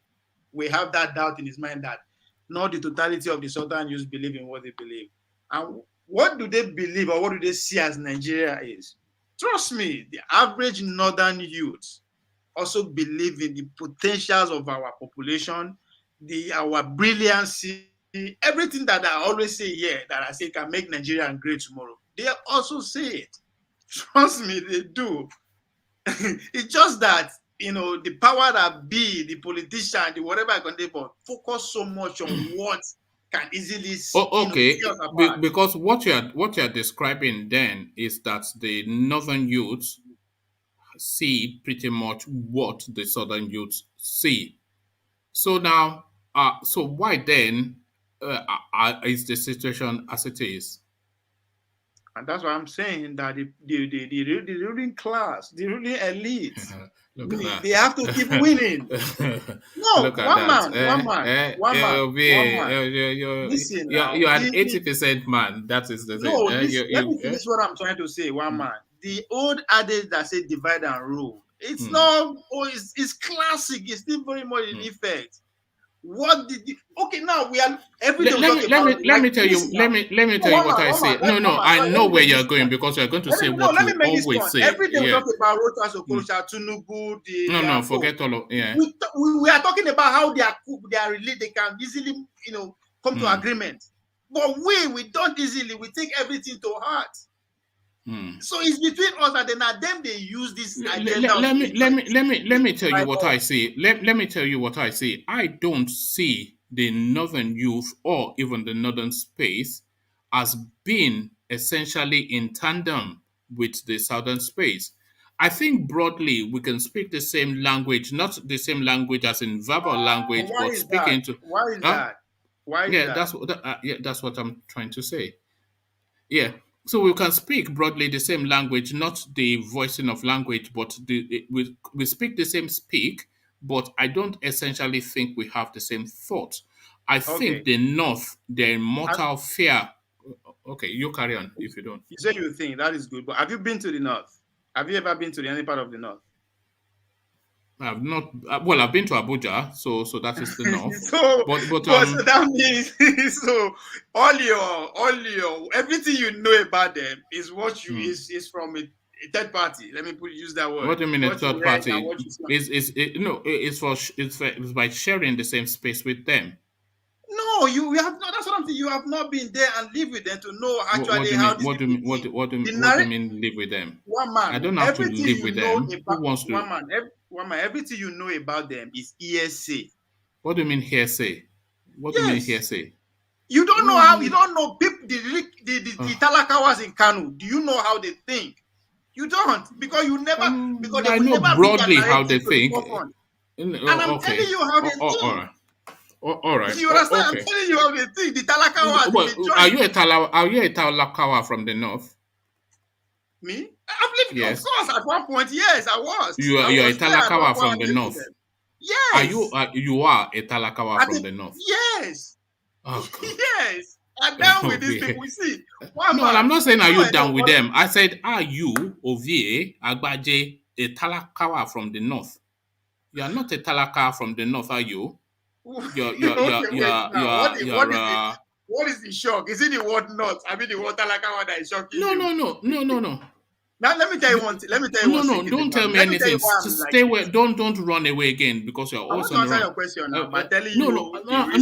Don't by telling me. It's a matter of being, isn't it? Are you speaking to me now? You are speaking to me now. So it's just a matter of being. Are you a Talakawa from the north? Yes. You are. All right. Can I tell you why I said that? No. Don't give me the reasons. You are not a Talakawa from the north, are you? You've told us where you come from, and it is not the north. And you are not a Talakawa. You are not a Talakawa. Don't tell me you lived among them. You ate in the gutters with Abuki. You are not. Are you? No. I won't listen unto you. You can't be doing this now. You can't second guess. No. Okay. Sorry. Thank you. No, So I'll leave it. Sorry, Ogve, please. I'll leave it there. Carry the conversation on with you guys in the comment section. But here, I say peace.